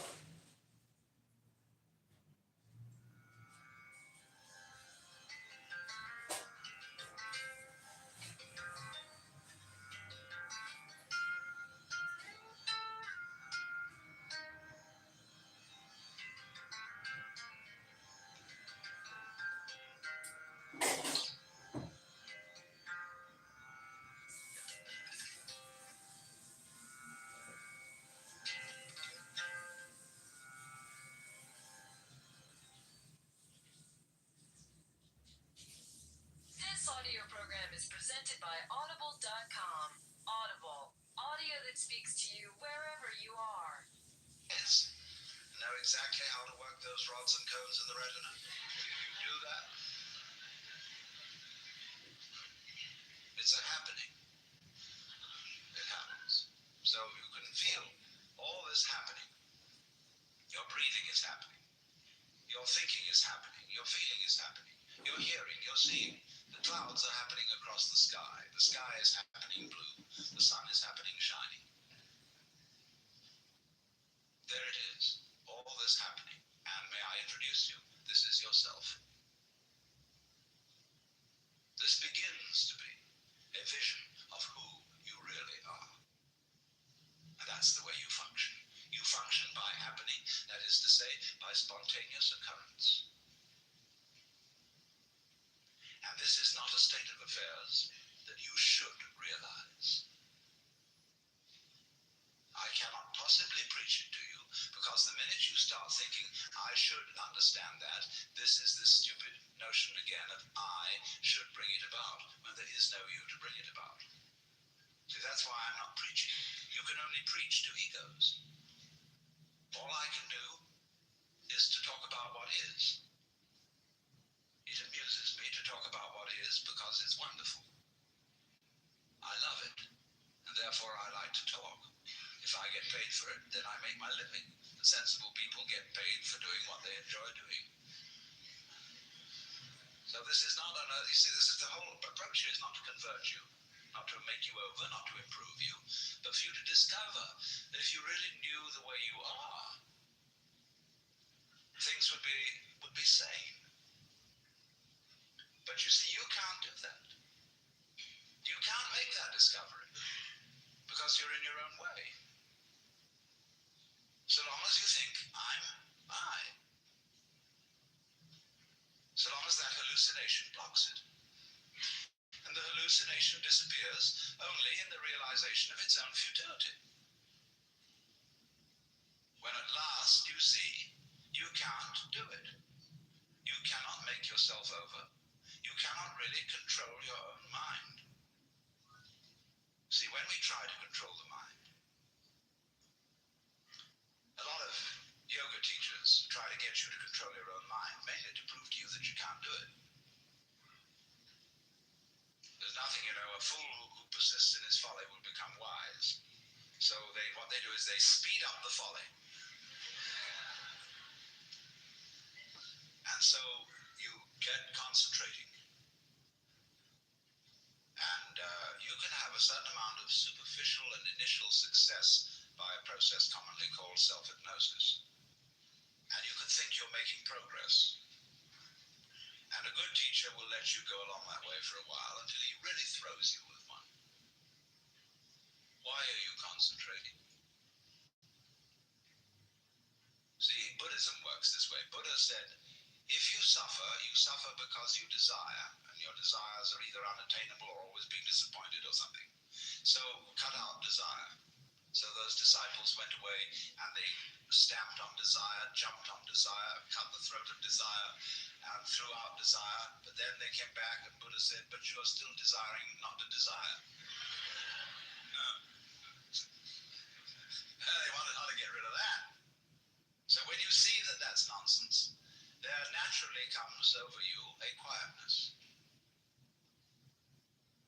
In seeing that you cannot control your mind, you realize there is no control. What you took to be the thinker of thoughts is just one of the thoughts. What you took to be the feeler of the feelings, which was that chronic muscular strain, is just one of the feelings.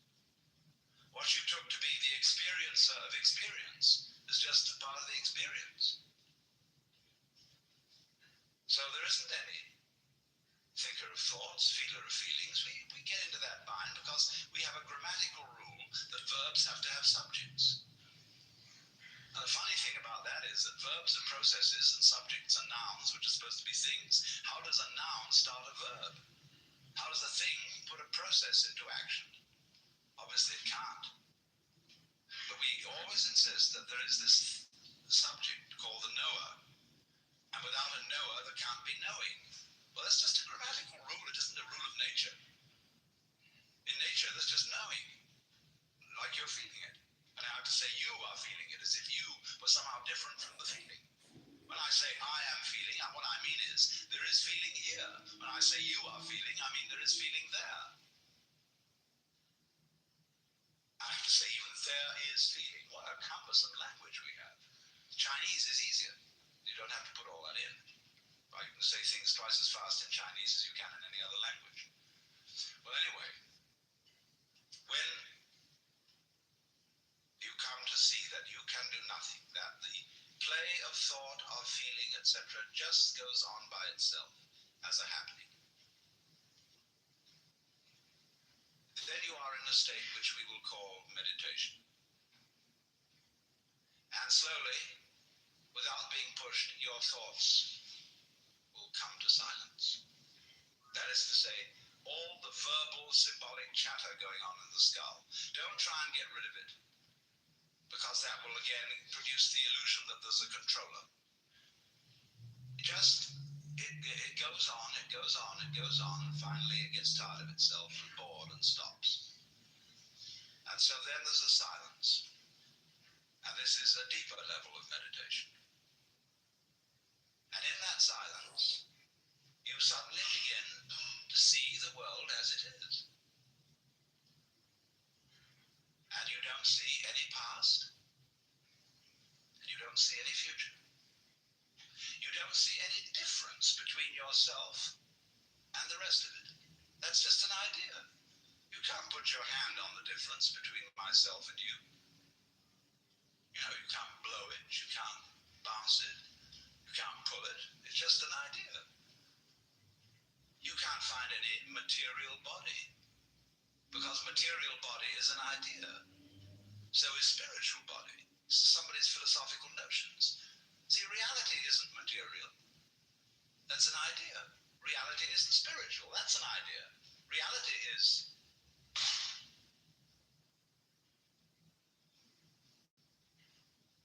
So, we find, if I've got to put it back into words, that we live in an eternal now.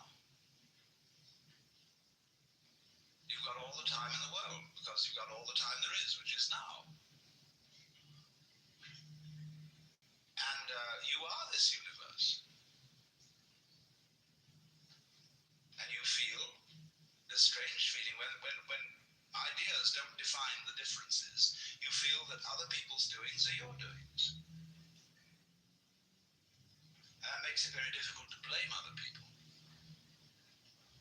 If you're not sophisticated theologically, you may, of course, run screaming in the streets and say that you're God.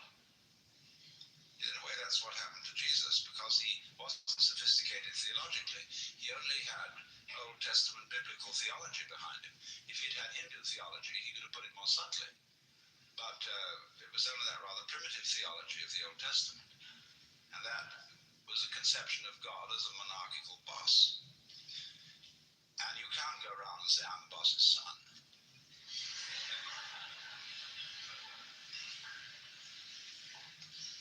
If you're going to say, I'm God, you must allow it for everyone else too. But this was a heretical idea from the point of view of Hebrew theology. And so what they did with Jesus was they pedestalized him. That means kicked him upstairs so that he wouldn't be able to influence anyone else. And only you may be God. And that stopped the gospel cold right at the beginning. It couldn't spread. Well, anyway, this is therefore to say that the transformation of human consciousness through meditation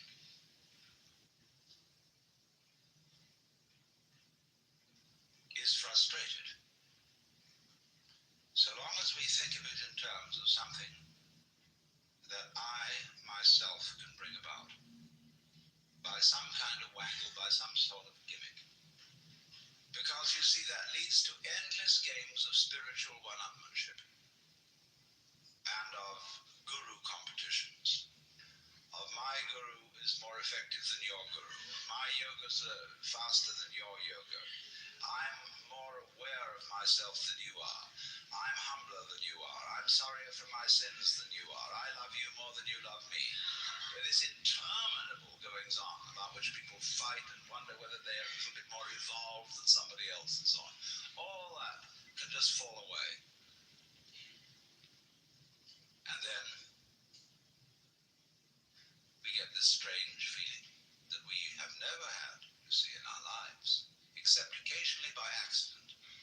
Some people get a glimpse that we are no longer this poor little stranger and afraid in a world it never made, but that you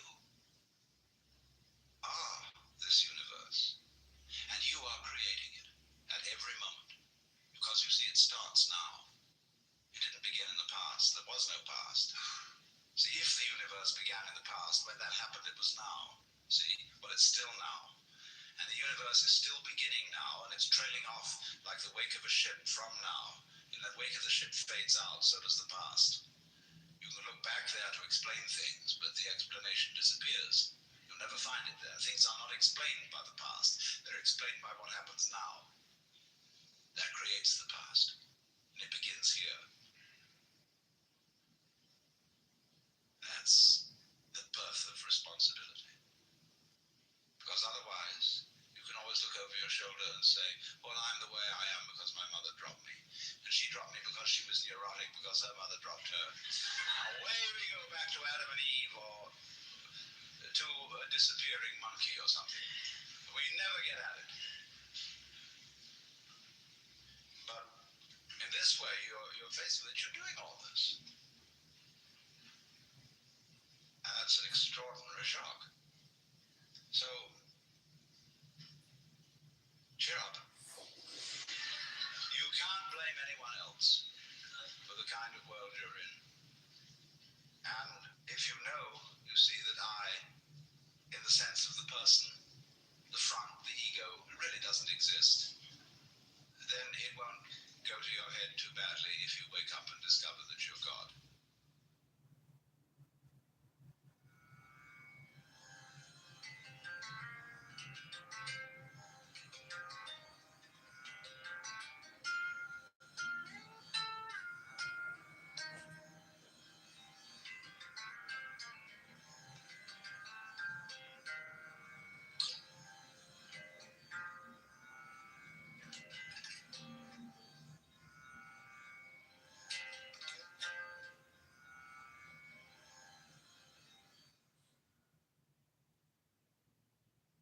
This audio program is presented by Audible.com. Audible.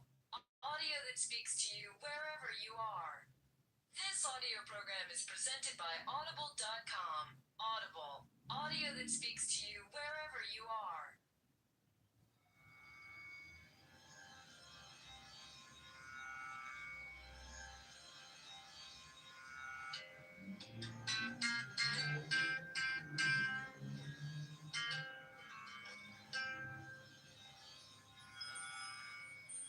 Sounds True presents You're It on Hiding, Seeking, and Being Found, an anthology of selected archival recordings by stand-up philosopher Alan Watts.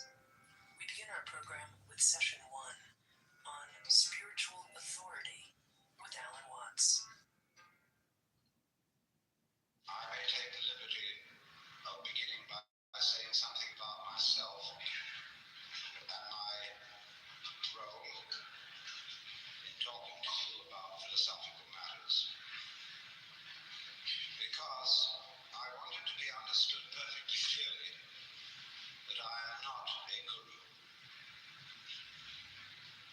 In other words, I talk about what we call these things, and that comprises a multitude of interests concerning Oriental philosophy, psychotherapy, religion, mysticism, etc. I talk about these things because I'm interested in them and because I enjoy talking about them. And every sensible person makes his living by doing what he enjoys doing. that explains me. Now, in saying therefore that I am not a guru, that means also that I'm not trying to help you or improve you. I accept you as you are. I'm not out therefore to save the world. Of course, when a stream, a bubbling spring, flows out from the mountains, it's doing its thing. And if a thirsty traveler helps himself, well, that's fine. When a bird sings, it doesn't sing for the advancement of music. But if somebody stops to listen and is delighted, that's fine. And so I talk in the same spirit. I don't have a group of followers. I'm not trying to make disciples. Because I work on the principle of a physician rather than a clergyman. A physician is always trying to get rid of his patients and send them away healthy to stand on their own feet. Whereas a clergyman is trying to get them as members of a religious organization so that they will continue to pay their pledges, pay off the mortgage on an expensive building, and generally belong to the church, boost its membership, and thereby prove by sheer weight of numbers the veracity of its tenets. And my objective is really to get rid of you, so that you won't need me or any other teacher.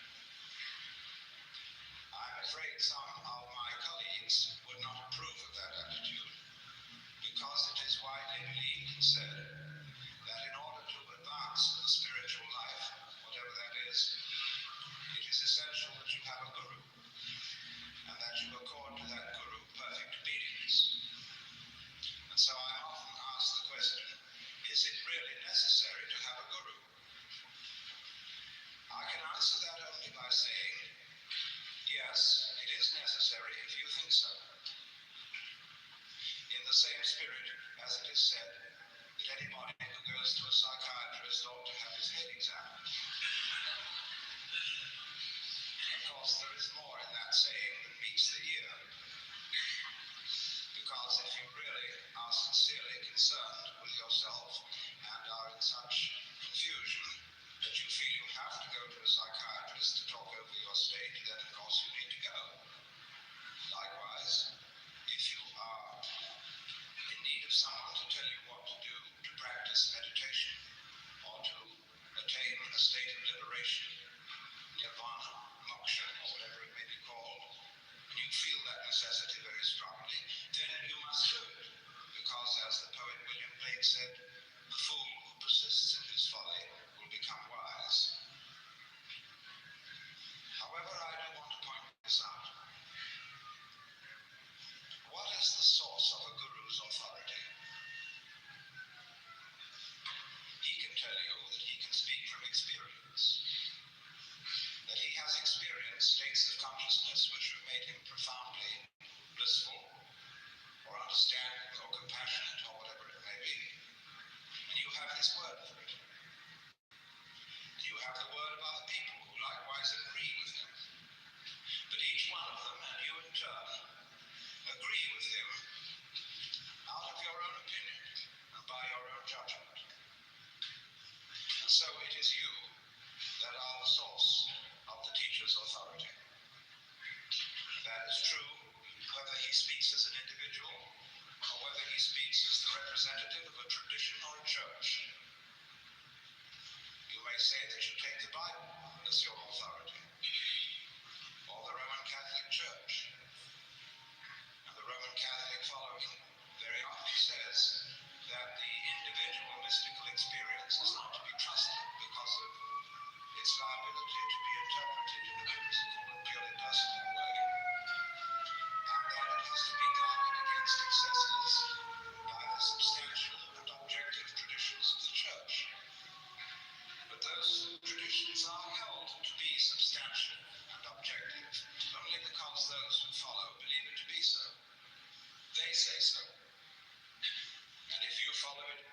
say so. So the question comes back to you. Why do you believe? Why do you form this opinion? Upon what basis does all this rest? Well, of course, almost everybody is looking for help. Unless, when I was younger, so much younger than today, I never needed anybody's help in any way. But there is this feeling of a certain helplessness, of being alone and somewhat confused in an unpredictable, wayward, external world of happenings. And this world of happenings includes an enormous amount of suffering, tragedy. And we wonder why we're here, how we got here, and in short, what to do about the capital P problem of capital L life, to which should be added death, because it seems to be certain that we're all going to die, and that death may be a painful process. Those we love are going to die, and so what about it?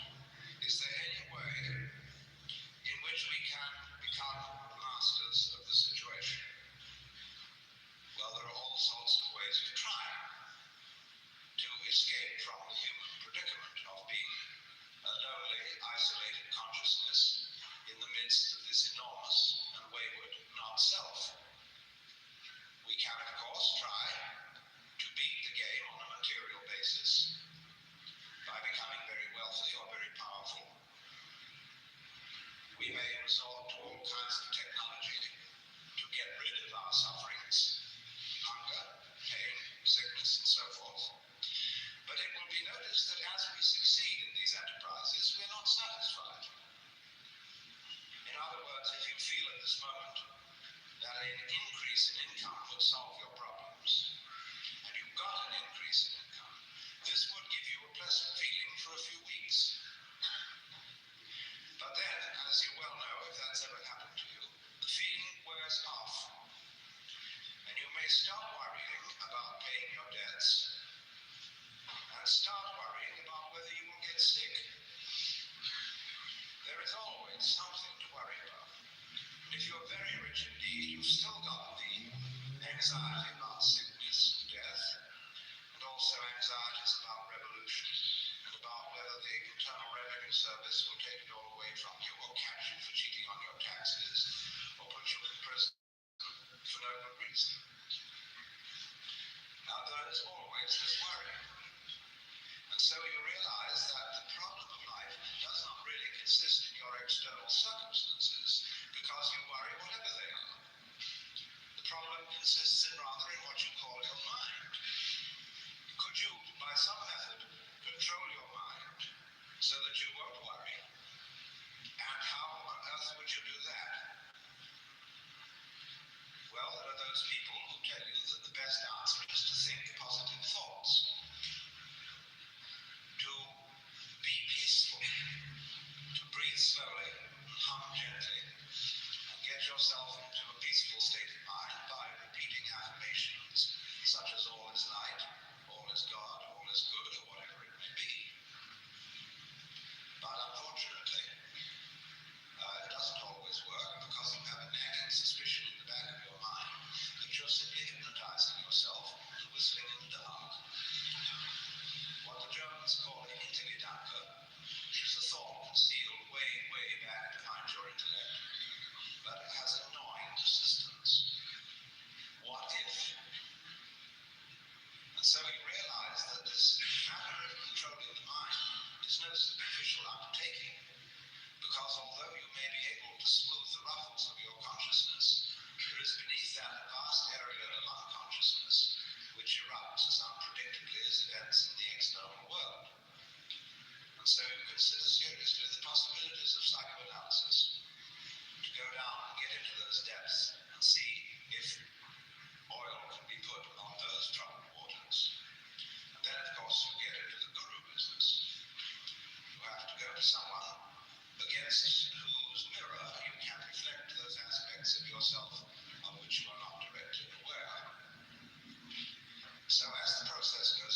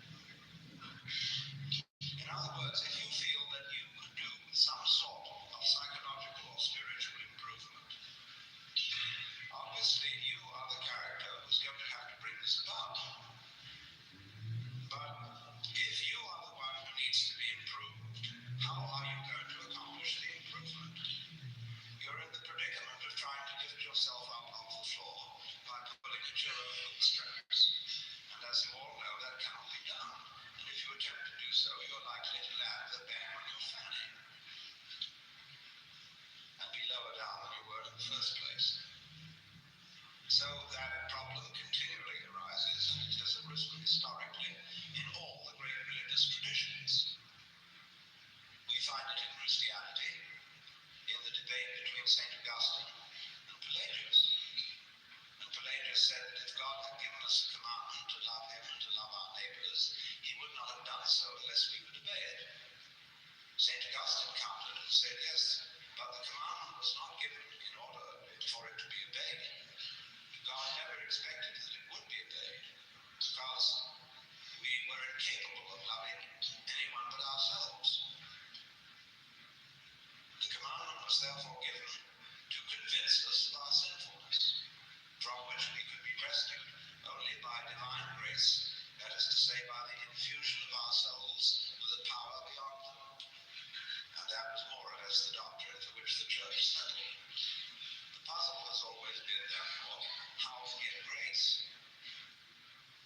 Because grace is apparently freely offered to all, but some people seem to get it and some don't.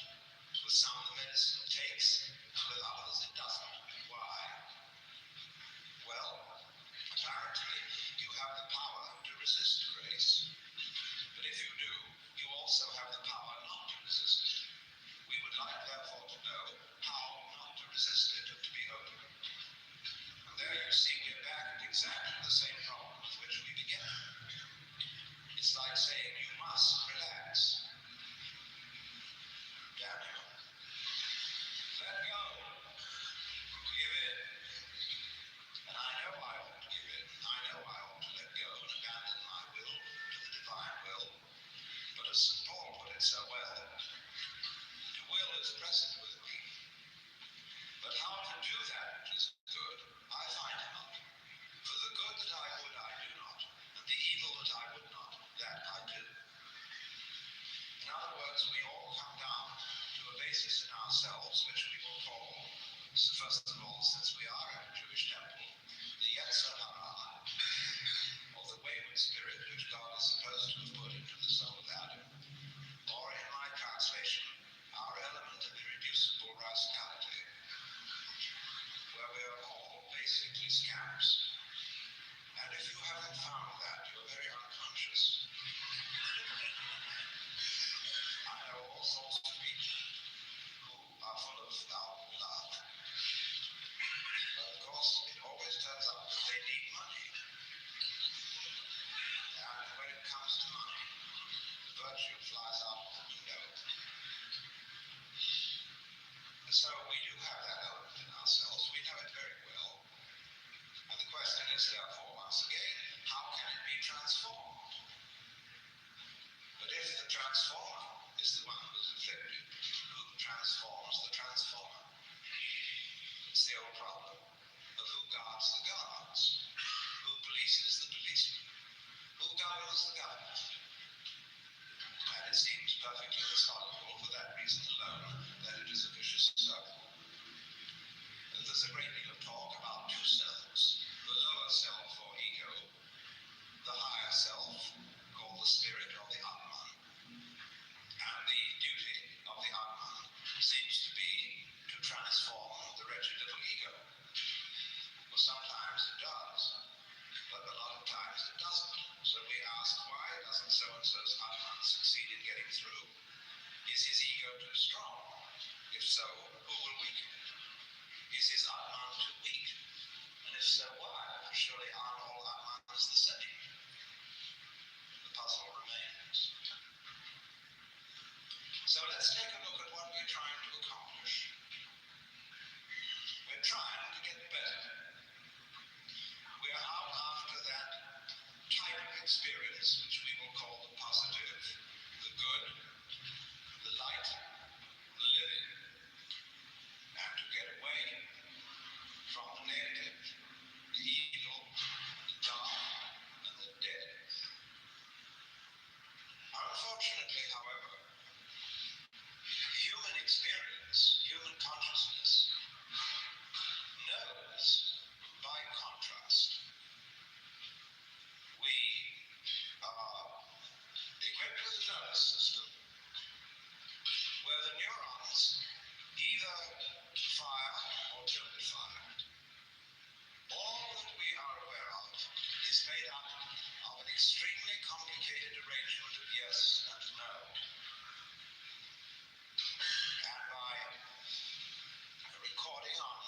dictate impulses. There are areas where there is a pulse, and there are areas where there is not a pulse. And by so doing, we can take almost any form of human experience. In other words, we can put colored television on the table so that it is all reduced to a matter of yes and no. And you will understand, of course, that that is the philosophy of the Chinese Book of Changes, the I Ching, which represents all the situations of life in terms of combinations of the yang, or positive principle, and the yin, or the negative principle. Interestingly enough, the Latin translation of the I Ching was read by the philosopher Leibniz. And from this he invented binary arithmetic, wherein all numbers can be represented by 0 and 1. And that is the number system used by the digital computer, which lies behind all our electronic ingenuity. This great extension of the nervous system, which is based on the same principle. But you see what we are trying to do. We are trying to have yang without yin. We are trying to arrange a life game in which there is winning without losing. Now, how can you arrange such a state of affairs? A game in which everybody wins would end up, as W.S. Gilbert put it, when everybody's somebody, then no one's anybody. If we are all equally happy, it is impossible to know that we are happy, because a certain flatness comes over everything. If we lifted up all valleys and lowered all mountains, we should have the sort of thing they're attempting to do with bulldozers in the Hollywood Hills, to the destruction of the ecology, in ghastly fulfillment of the biblical prophecy that every mountain, every valley should be exalted, and every mountain laid low, and the rough places made plain. And I'm sorry to say it was Isaiah who distinctly dedicated, who made that remark. But the same Isaiah also said something that at least Christians do not often quote, which is this following sentence: I am the Lord, and there is none else. I form the light and create the darkness. I make peace and I create evil. I, the Lord, do all these things. In spite of which, everybody is busy trying to be good, not realizing that we would not recognize saints unless they were sinners, or sages unless they were fools. And there is no way out of that dilemma.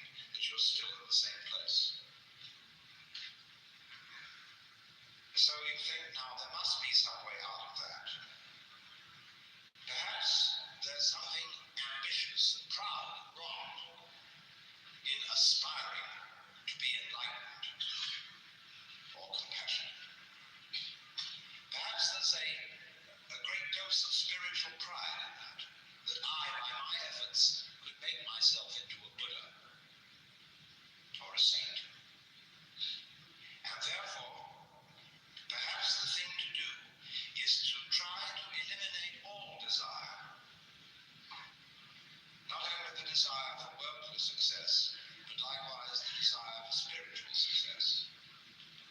For the Buddha proposed that desire was the root of suffering, and therefore suggested to his hearers that if they eliminated desire or clinging, they might cease from suffering.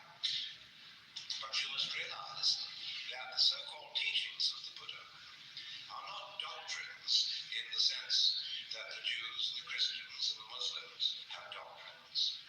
They are proposals. They are the opening steps in a dialogue.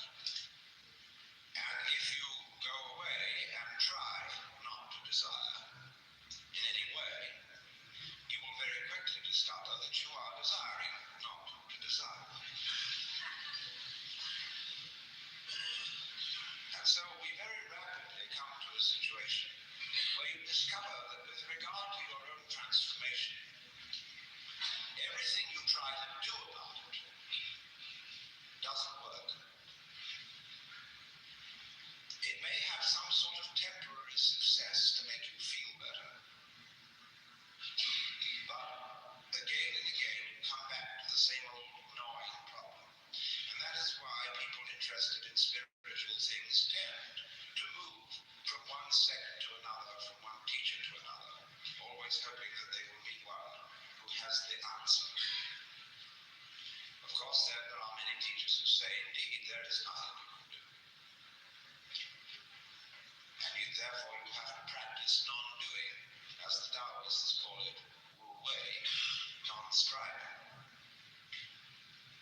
But then you find in turn that it's extraordinarily difficult not to strive. It's like trying not to think of a green elephant. And immediately you think of it.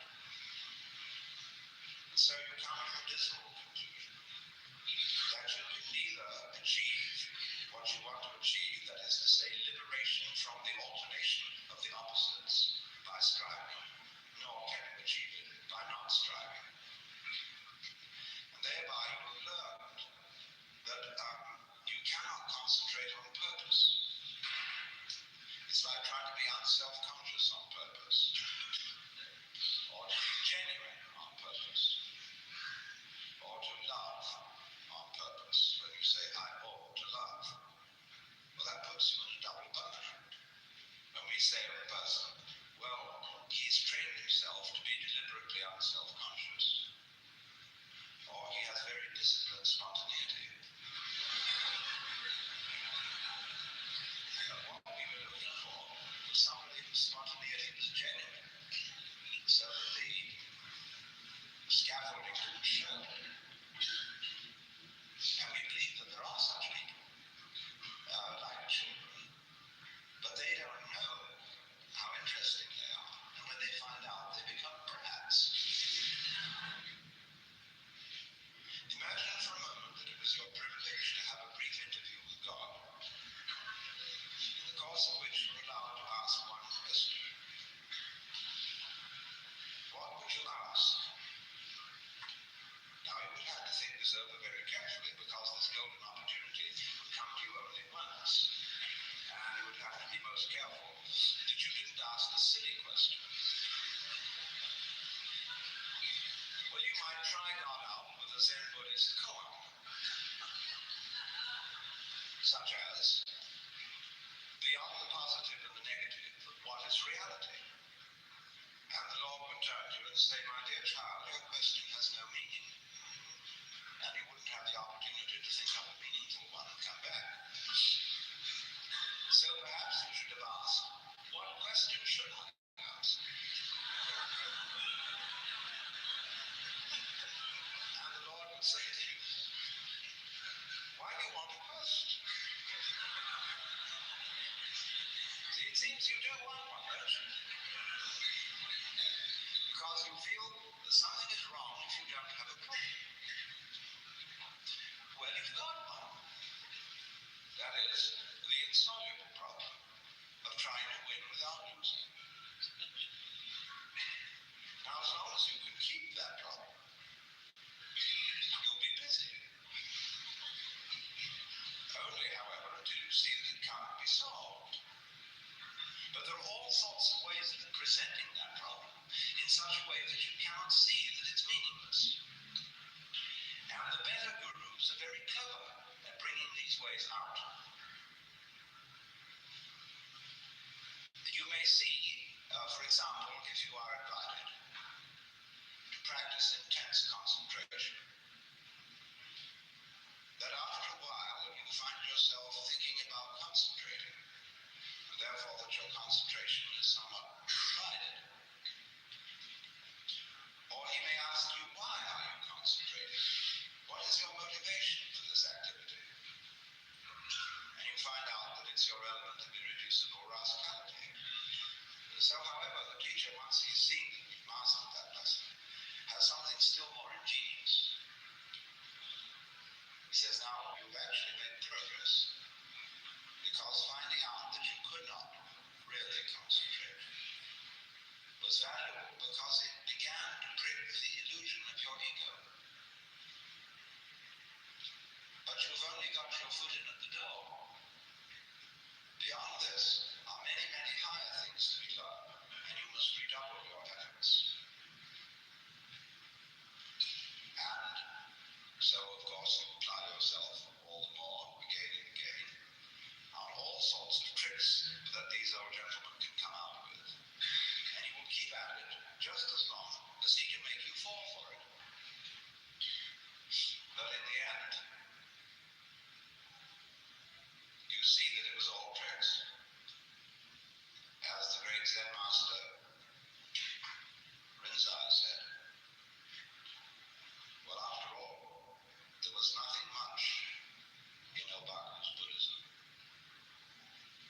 And he went on to explain to his students that the art of Zen,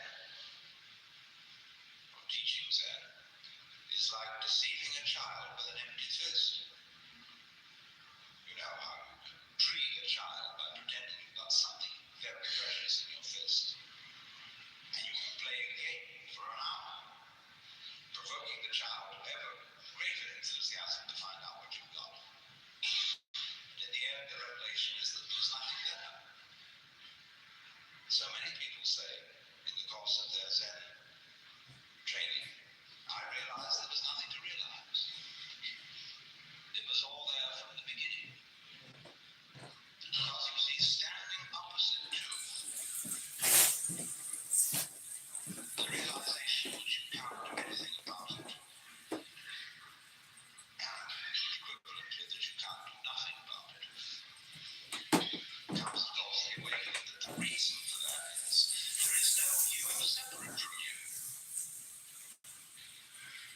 In other words, when you try to control your thoughts or control your feelings, there is no difference between the thoughts and the controller. Because what you call the thinker is simply your thought of yourself. The thinker is a thought among thoughts, and the feeler is a feeling among feelings. And trying to control thoughts with thoughts is like trying to bite your own teeth. So you found that out. But then the other side of the picture is, of course,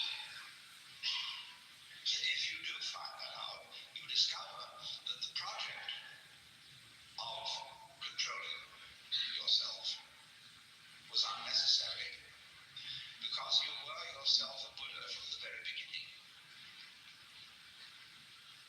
That's what the Upanishads mean when they say quite simply, Tatvamasi. You're it. You, as you are. Now, how can you conceive that? Supposing you let your imagination go and really think through what you would like to happen. Imagine the most gorgeous state of bliss that you could conceive, where there are no worries, no anxiety, no haunting future with unpleasant consequences. You're in control of the whole works, and you're sitting on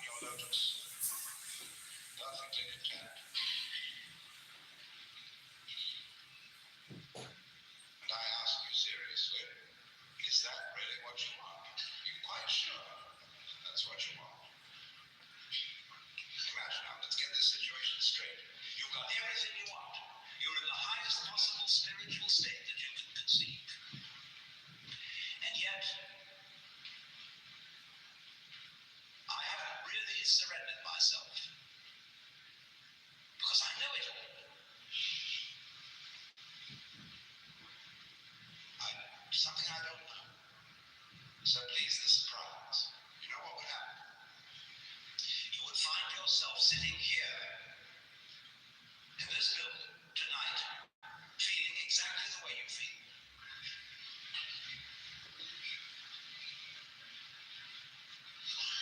There's your answer. Because after all, don't you have it all? Look. You have the feeling of yourself.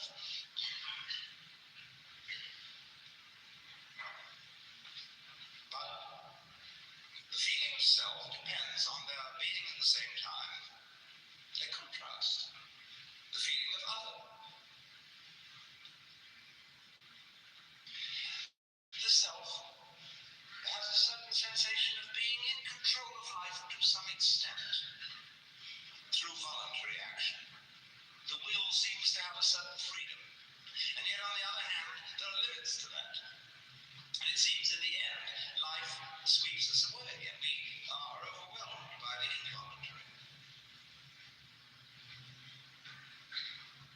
And yet, the voluntary keeps popping up. New voluntaries come into the world with every baby. So you see, you couldn't have the experience you call being a voluntarily acting self without the contrast of the involuntary happening. Now, do you want to be without the involuntary happening? You want to get rid of that? All right. If you get rid of it, you won't have the experience of the voluntary self. Or would you like to turn it the other way around?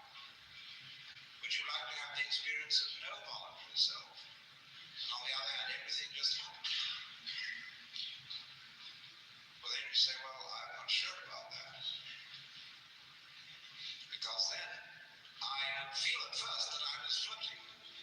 See, that I had no further responsibilities, that I was just walking on air. And we do get that feeling sometimes. If you take the ideas of determinism and fatalism to their final conclusion, you do have that sense of freedom from all responsibility, freedom from worry and care.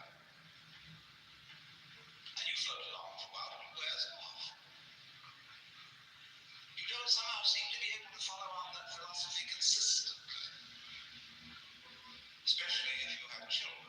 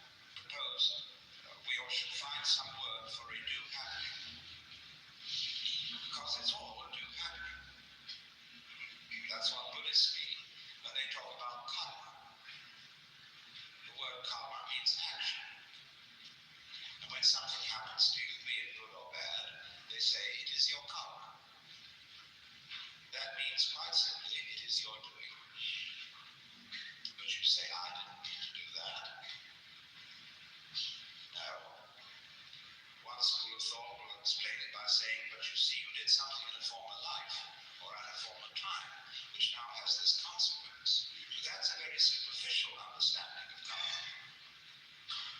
You don't need to believe in reincarnation to understand karma.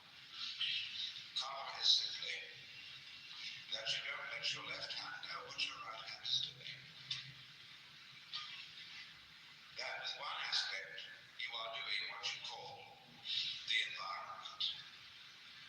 And with the other aspect, you are doing what you call the organism, the me, this living body. But as you cannot conceive possibly the existence of a living body with no environment, that is the clue that the two are basically one. Like the two poles of a magnet. North is quite different from south, and yet it's all one magnet. So in precisely the same way, you are both what you do and what happens to you. So that you have a little game in which you play that what happens to you, that you're not responsible for. That's not you, see? You're only responsible for this side of it. And then you can compete with the other side. What it's like is this. Get two knitting pins, one in each hand, and have a fencing match with yourself. And really sincerely try to stick the other hand. But that other hand is really sincerely trying to stick the first one and also to defend itself. It's like playing chess with yourself. You see? Now it won't work. You come to a sort of standstill unless you decide for your right hand that that's the one that's really going to win. Well, then you've broken the rule of the game, you see. Well, that's what we do. That's what is called by both the Hindus and the Buddhists avidya, ignorance, which really better means ignorance. So what it comes down to, you see, is basically this. Just in the same way that the authority of the Guru is your authority. You did it. So the place where you are in life is where you've put yourself.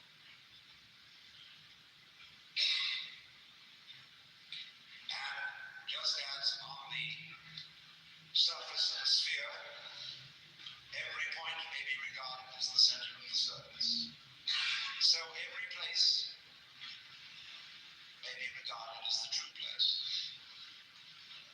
And everyone's in his true place.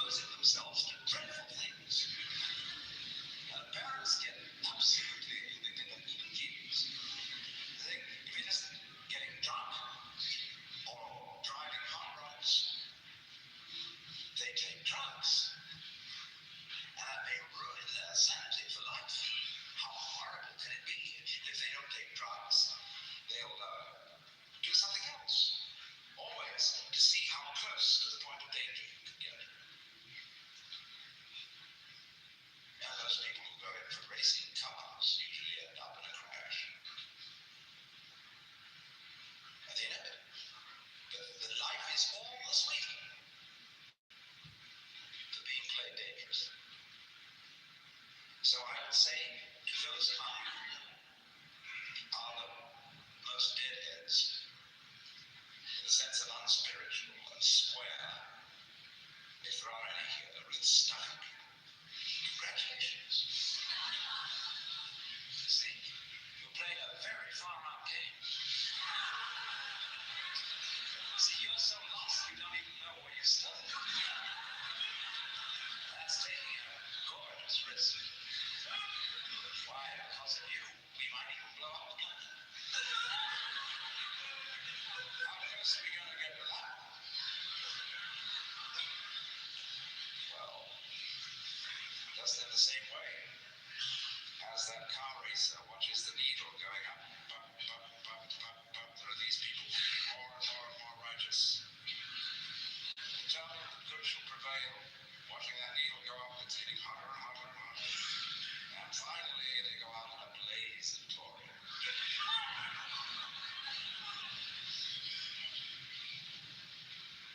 When the dust settles, they say, that was the closest we could. I mean, that was quite a dream. Woke up from. See, where will we go next? See, here's the point. That's why I would say that my function is liberative. I want you to see that it's you. It's not me.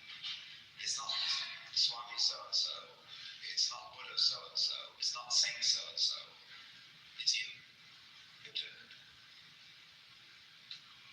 As Sir Edwin Arnold put the words into the mouth of the Buddha, you suffer from yourselves.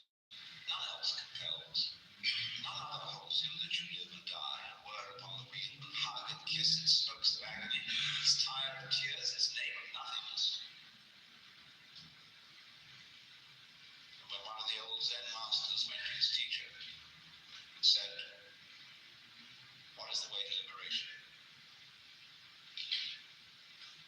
The teacher said, who is restraining? He said, no one.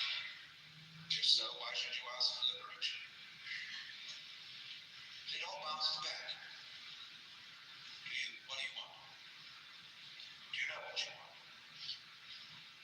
Can you think it through? Say exactly what you want. And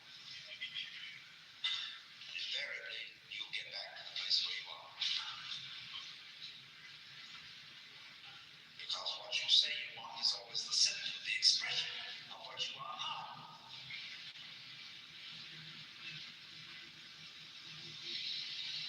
If that is the case, then it's all there because you're doing it. Why meditate? Why do anything of a so-called spiritual nature? People don't understand really what meditation is. They take it up. Like they take up psychotherapy or a course in weight reduction in order to be better. But if you do that, you are not practicing what is called jhana or yoga or zen. But that's not it at all. Meditation is the one human activity which has no purpose. Buddhas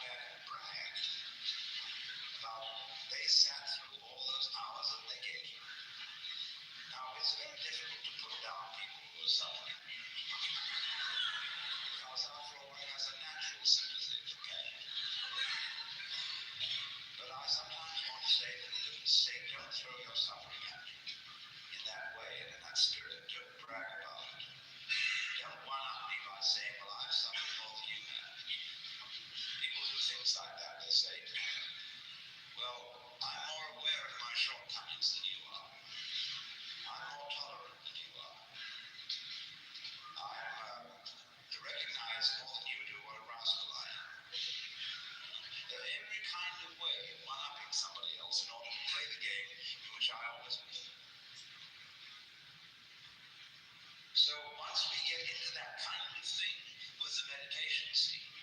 We get into hierarchies and ranks and degrees, and who has attained number 7, who has attained number 9, and the expert guru will always put a stage higher than anybody's thought of.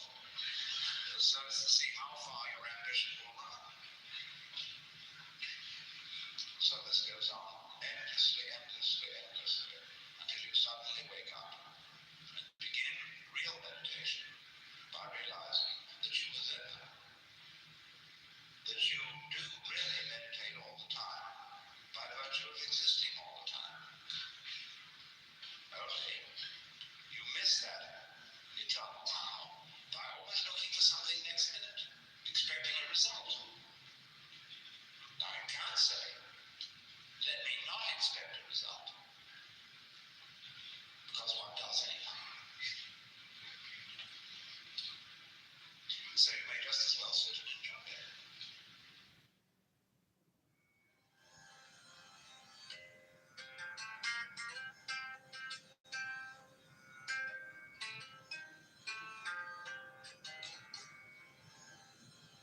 Your It continues with session 2, Mysticism and Morality.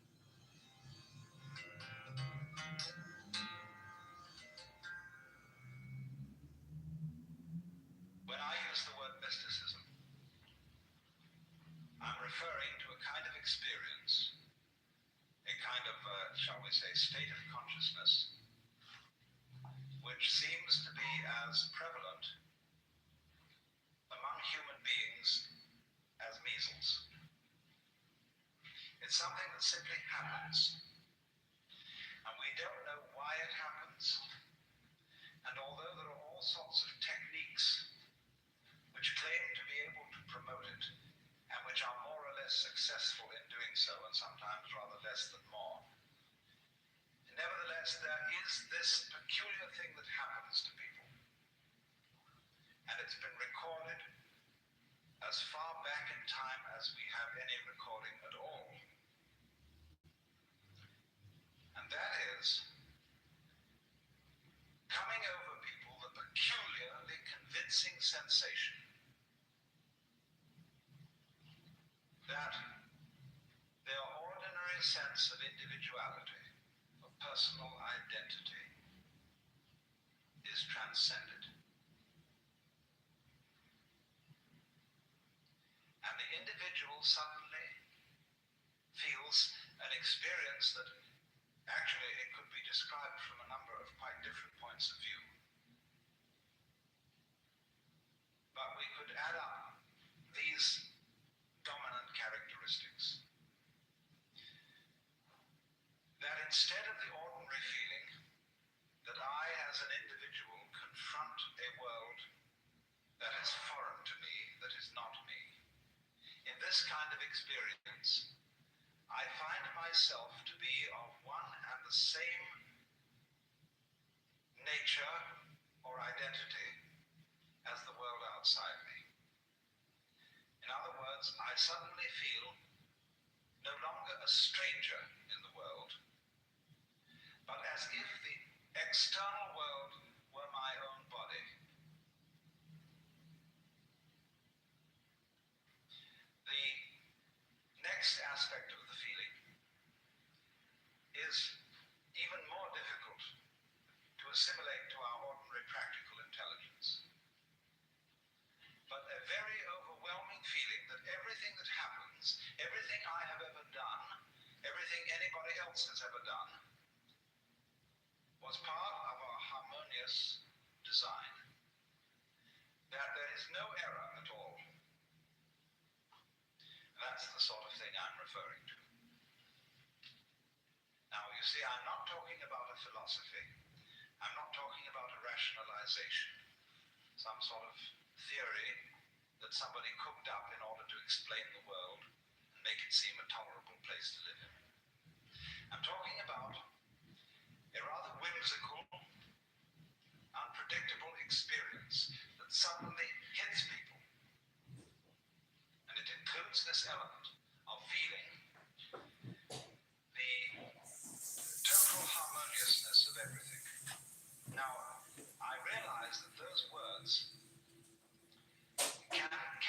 a sort of sentimental feeling, a sort of Pollyanna feeling.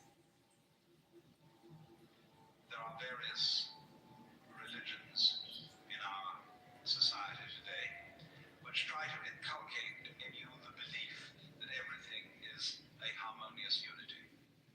You know, things like Christian Science or the Unity Movement and so on. They want to make a kind of propaganda for one to believe, and through believing to feel that everything is harmonious. Now, to my mind, that is a kind of pseudo-mysticism, because it's an attempt to make the tail wag the dog.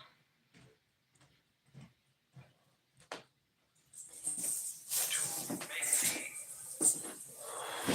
effect produce the cause. Because this sensation of things being harmonious somehow never brought about by insisting to yourself that that is so.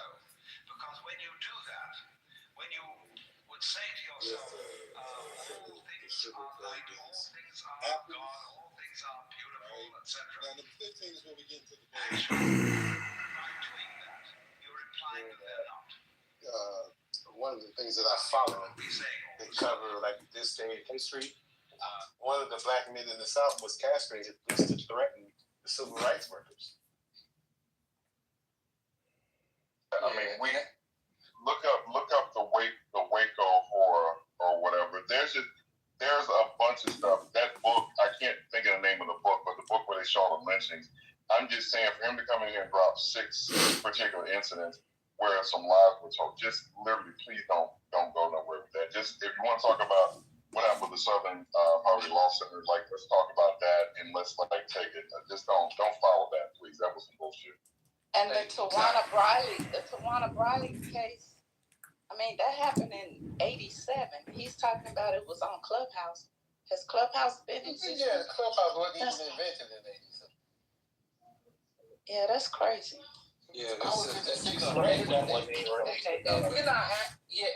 no longer having these arguments, this Democrat versus like that label shit, man. Right now, I think New York, or rather this country, is coming together around one common goal, and it is to get ourselves out of this siege by this authoritarian regime, which has wreaked havoc on our lives since the election of Mr. Obama.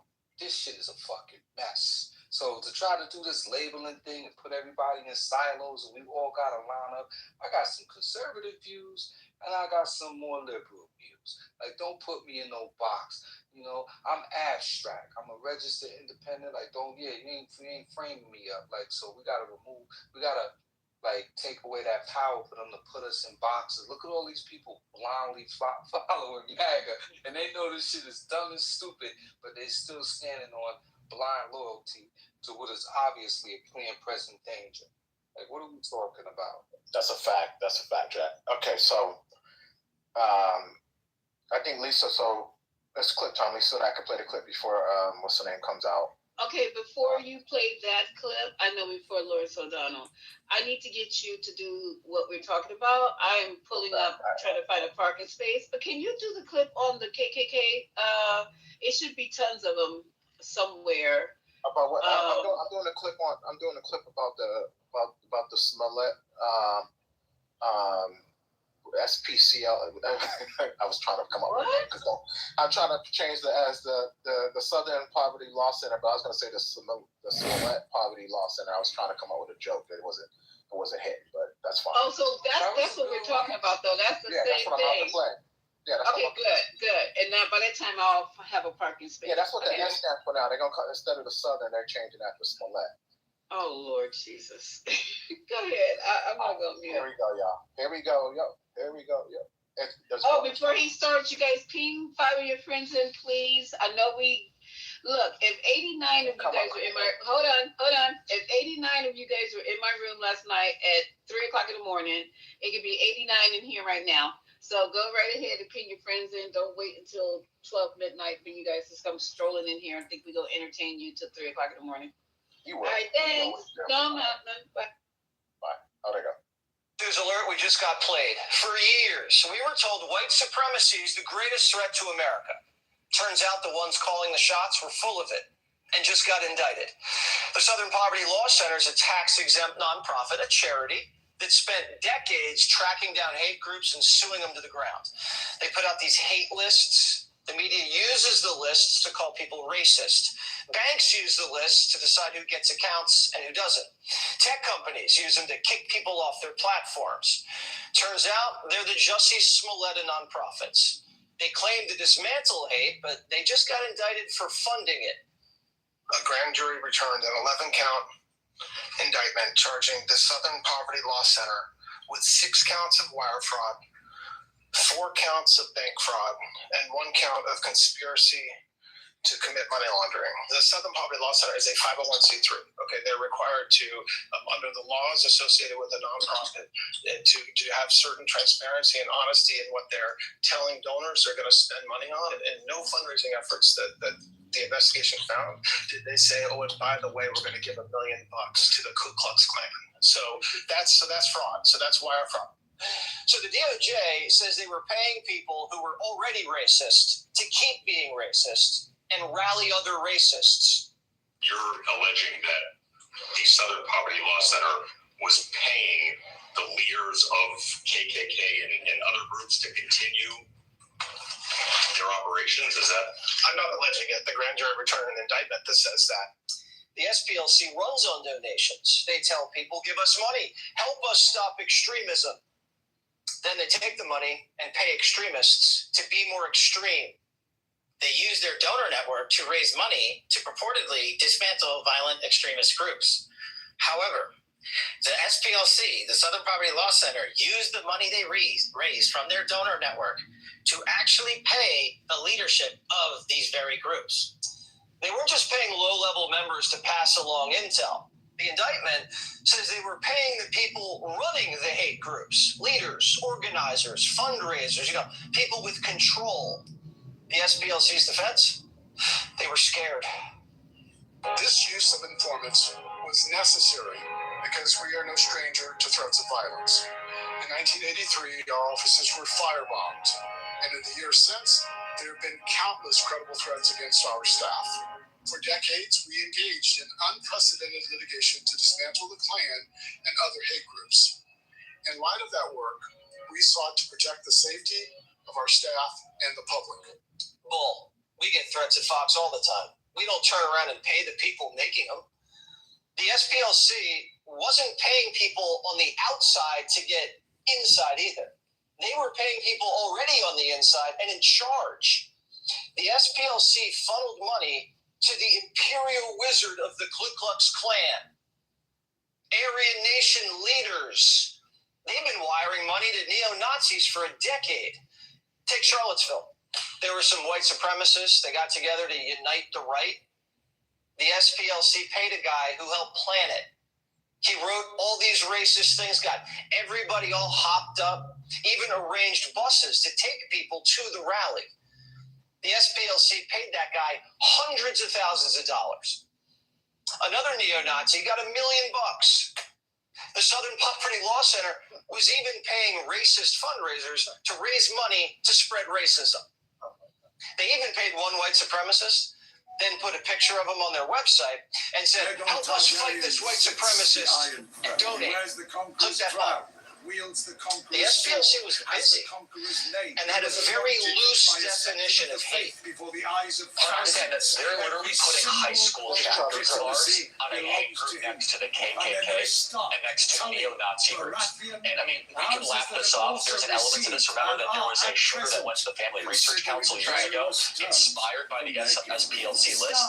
This is them trying to make us basically surrender at Turning Point USA. We're doing the opposite. Our students are only going to lean in even more. But they can't debate us on our ideas. They cannot have dialogue. They cannot actually go on to the merits of why they are right or why we might be wrong. Instead, they must smear us with the age-old one-liner that you are a racist or that you are a hater. And they're finally realizing the power of Turning Point USA, which is why they put us Well, when you're effective, you're a threat. After Charlie. Wow. I'll stop it there because that was a lot. Even hearing that, I thought it was bad. But hearing that this a lot of times. So let me ask you a question. The Southern Poverty Law Center was founded in 1971. Was there no violence? Was there no Klan? Was there no hate groups and white supremacists before 1971? Is the Southern Poverty Law Center responsible for all the hate and the lynchings and all the stuff that's happening? Is that what we're saying now?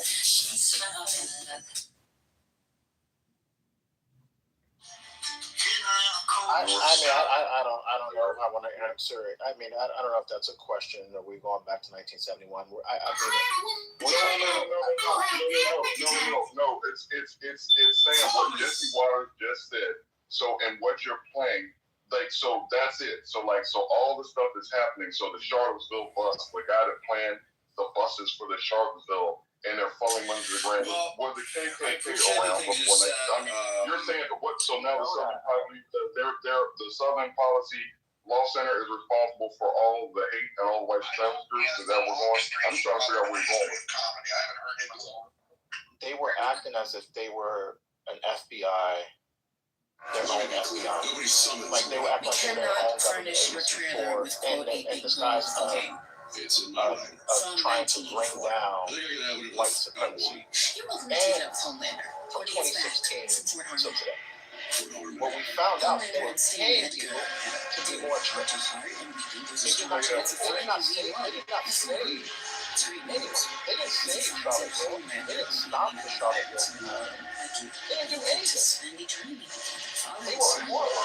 1919, when they like 25 black families. We don't have to.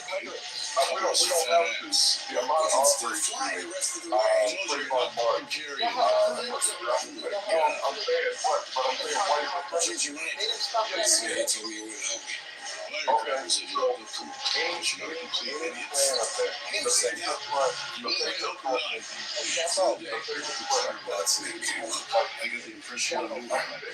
facial question, I'm just saying for you, and I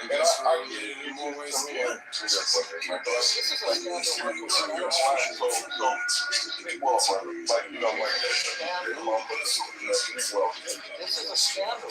Like, we don't have to, Michael, I know you don't get, I know so many people get paid by the DNC. You don't get paid by the DNC. This is a scandal. What we just heard from Jesse Waters actually pissed you off. They paid the leaders, the Grand Wizard.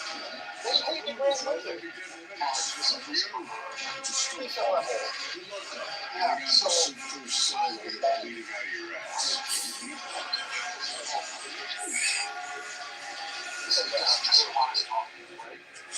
No.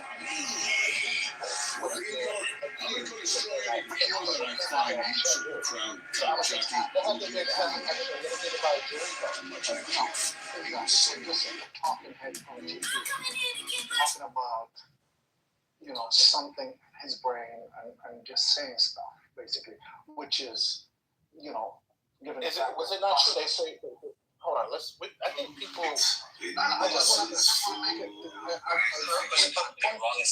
just 1 second. Fight this white supremacist. Donate. Click that button. They even arranged buses to take people to the rally. The SPLC paid that guy. So they paid the guy $1 million for Charlottesville. I just want to get to the point is this factual or just an allegation by Fox News who happened to pay $1 billion a few years ago for misinformation? I just want to get that distinction. You talking about the 2020 election? That's correct. Yeah. So if an outlet news that provide misinformation to the public all the time, I just want to say this is an allegation. For that, but look. Do you serious? I guess the question for you: do you believe that they paid the Grand Wizard money? Do you think that's fake news? No. You know what? It's not about the news. If you tell me this is what actually happened, and you have proof, and you have an indictment, and you have something, maybe. But Jesse Waters? They're getting in trouble for wire fraud.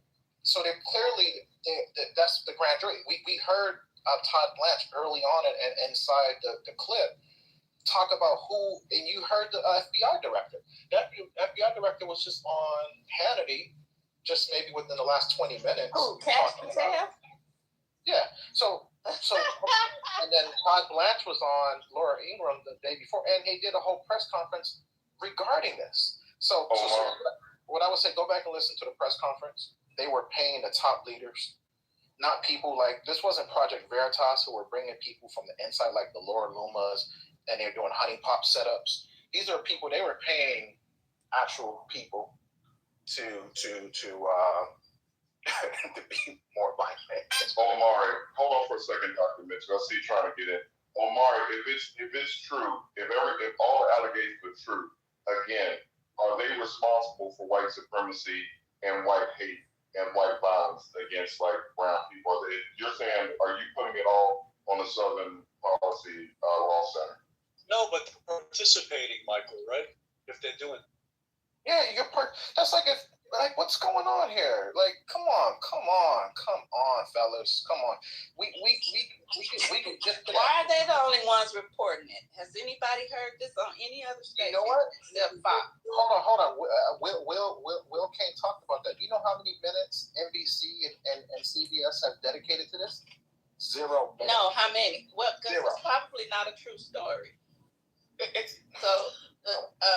The true story is about the FBI director's girlfriend. But we could say, I'm not trying to change the subject, but that's the hot story with the FBI is his girlfriend and what she did and what the FBI did for her. That's the story. But yeah, so CBS and NBC Nightly News. Maybe they'll report it tonight, but they have not reported it yet. So go ahead, Dr. Mensch. Quite a bit. I work with the legal. Can I just get one word in, please? I work quite a bit in the legal system, and I got to say, the Southern Poverty, I'm absolutely shocked. But, the first stage of grief is denial, right? So let's not go there. Let's keep an open mind. But they've done tremendously good work over the years. Has some corruption crept in here, and now they're being called to task for it? I mean, this is happening a lot. A lot of people are tempted by money and fame, and they do stupid things. And unfortunately, we don't know how centralized this is. Is it one guy who did this? Is it 10 people? Is it a committee? But it's being investigated. As far as the news on this, it's everywhere. It's not just the right, it's the left. It's the news on this is everywhere. So I'm very skeptical. Listen, I don't trust this government or law enforcement. I spend a lot of time defending people, mainly injury victims in court settings, and I can't tell you, I will tell you that the government is extremely lazy, and the way that they make cases is by threatening people and getting them to testify against each other. So I'm no big fan, but I'm also no big, I keep my mind open if there's, paid corruption.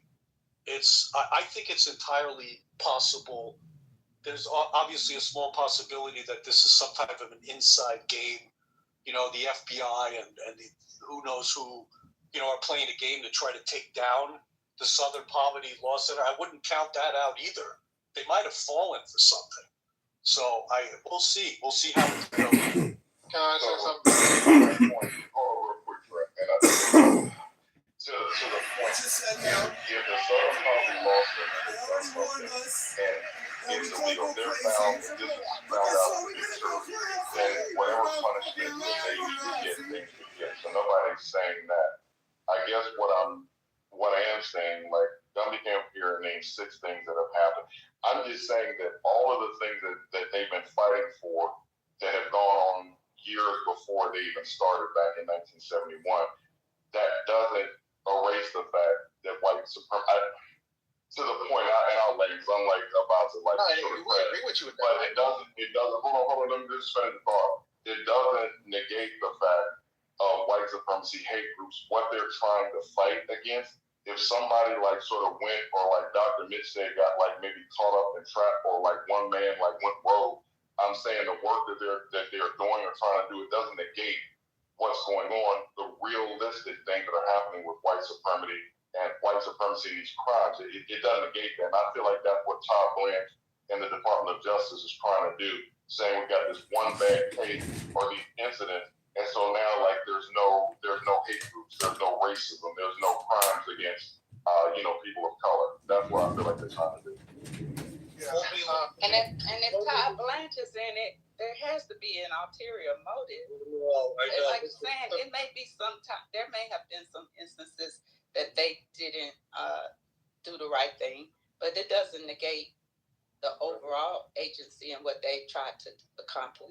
They were, Dr. Mitch, sting operation or something. There might be more sides to this, but I think it's a tremendous loss. The Southern, Poverty Law Center, if they go down, it's a tremendous loss. So there's, look, I actually read some of this yesterday. Now I see the rest of it breaking. I'm gonna tell you now, Amari, this is a bullshit case because they've been doing this for years. It's kind of been known that people have been paid to infiltrate, and it happens on both sides, by the way. But people have been paid to infiltrate the Ku Klux Klan to find out, what they are saying, what they are doing. That shouldn't. It's not even surprising to me. What is happening is just what Michael said. This is to embarrass the Southern Poverty Law Center, to try to make them look like they are making up, racism, which they are not. They are just trying to find out what's going on. The man, even in the indictment, the man went to Charlottesville. It didn't say he drove the car. He just went to Charlottesville, and it sounds like a lot. It's $1 million over the course of a couple of 10 years, right? So I mean, there is no in the indictment. There is no Southern Poverty Law Center paid for someone to commit this crime. And if the FBI had that, they would show the damn video and they'd show the evidence, but they don't. So this is an attempt, Amari, which is why you got to be careful when we talk about this shit. This is an attempt by the Trump administration, by the FBI, to make black people look bad and make it look like we're making up racism and it never happened. When in fact, in truth, when you even look at their indictment, they show no proof of that. They just said that they infiltrated the group. I'll land. All right, I want to finish the clip. What's good? I'm going to finish the clip because we're going to hear from professionals. This story is just bonkers, man. I have to tell you, as somebody who did counterterrorism work, all I want to say is, folks, don't try this at home. All right? There's a reason that the government is who runs informants, okay? The case law on this is well developed. When you do it as a private citizen, you don't have those protections. Furthermore, even as the government, if the idea for something that's illegal originates with you, that the perp has a defense of entrapment, ironclad. If the idea comes from the good guys, entrapment. So I want to know, and I'm sure a lot of people out there want to know who maybe were on the wrong end of the SPLC. Hey, did the SPLC entrap me?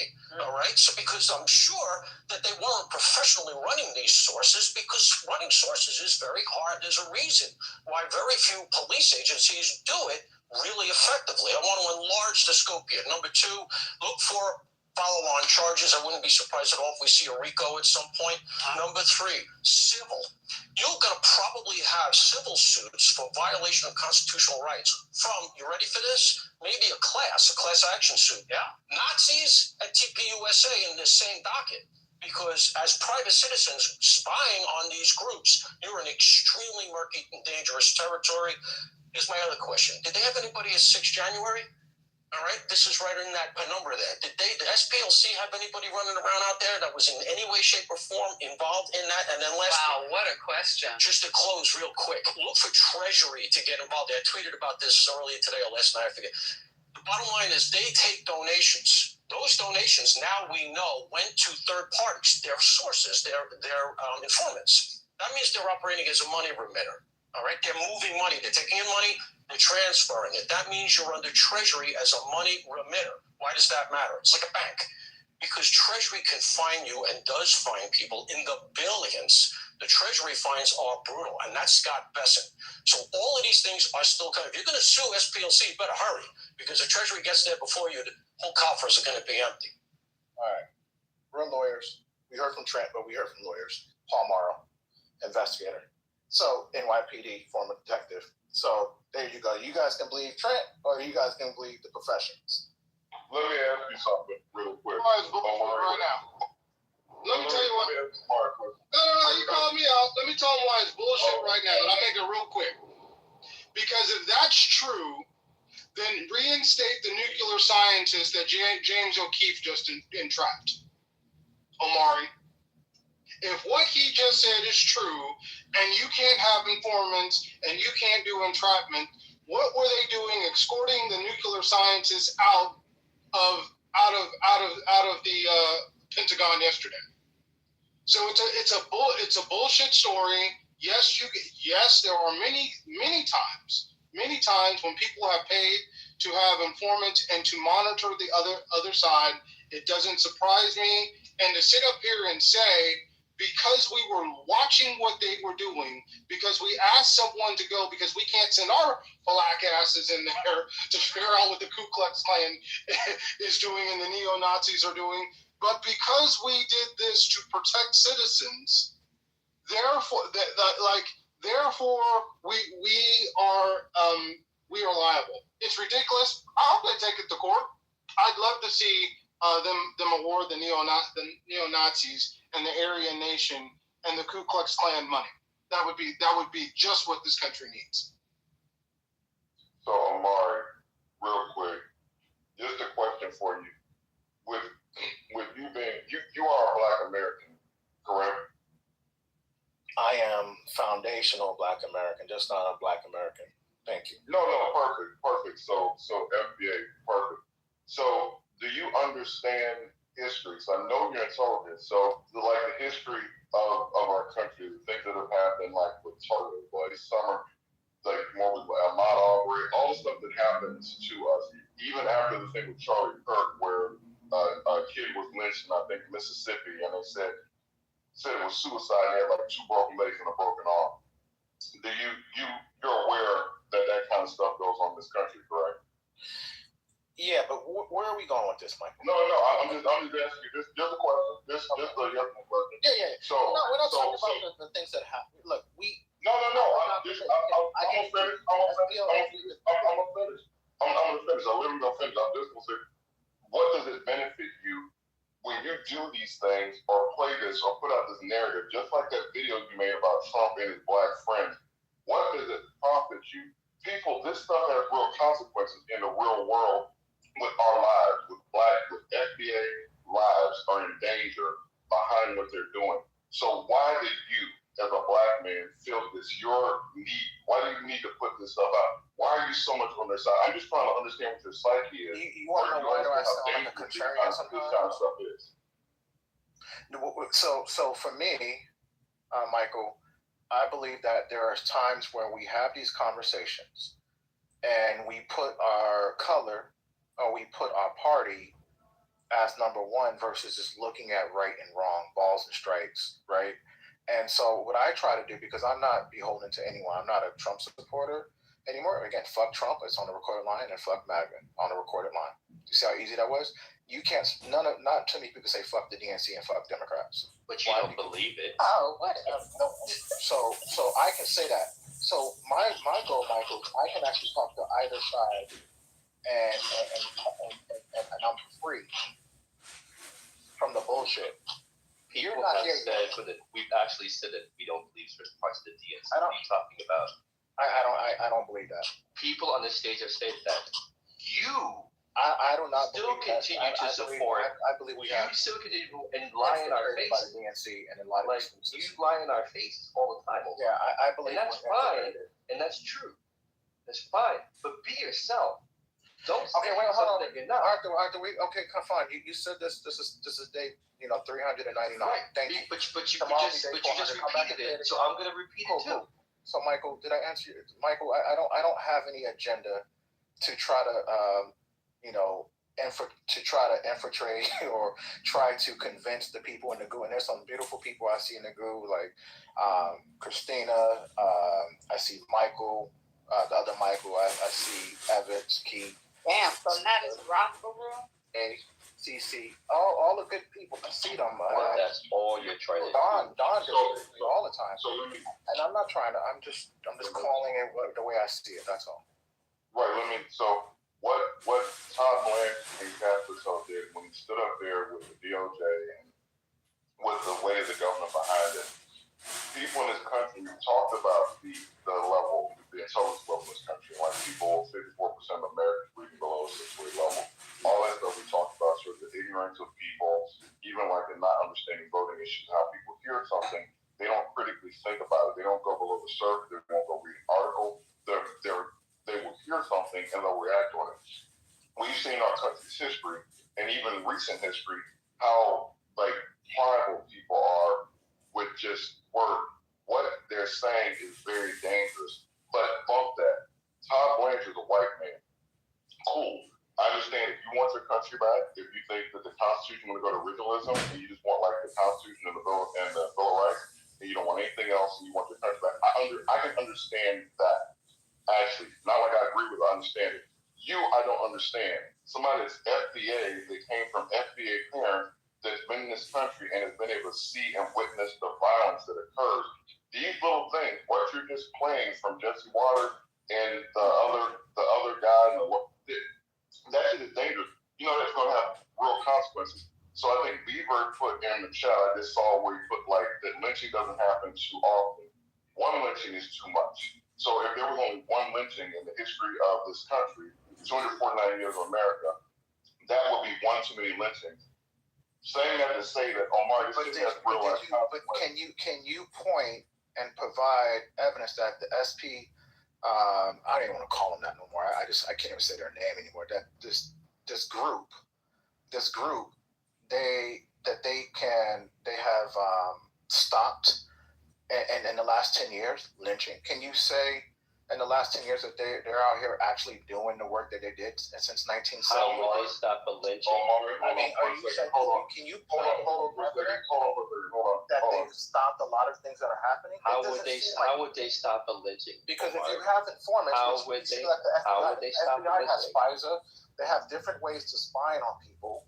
Again, the FBI has, they were a Project Veritas to Trent Point on steroids. That's what they were. Hold on real quick.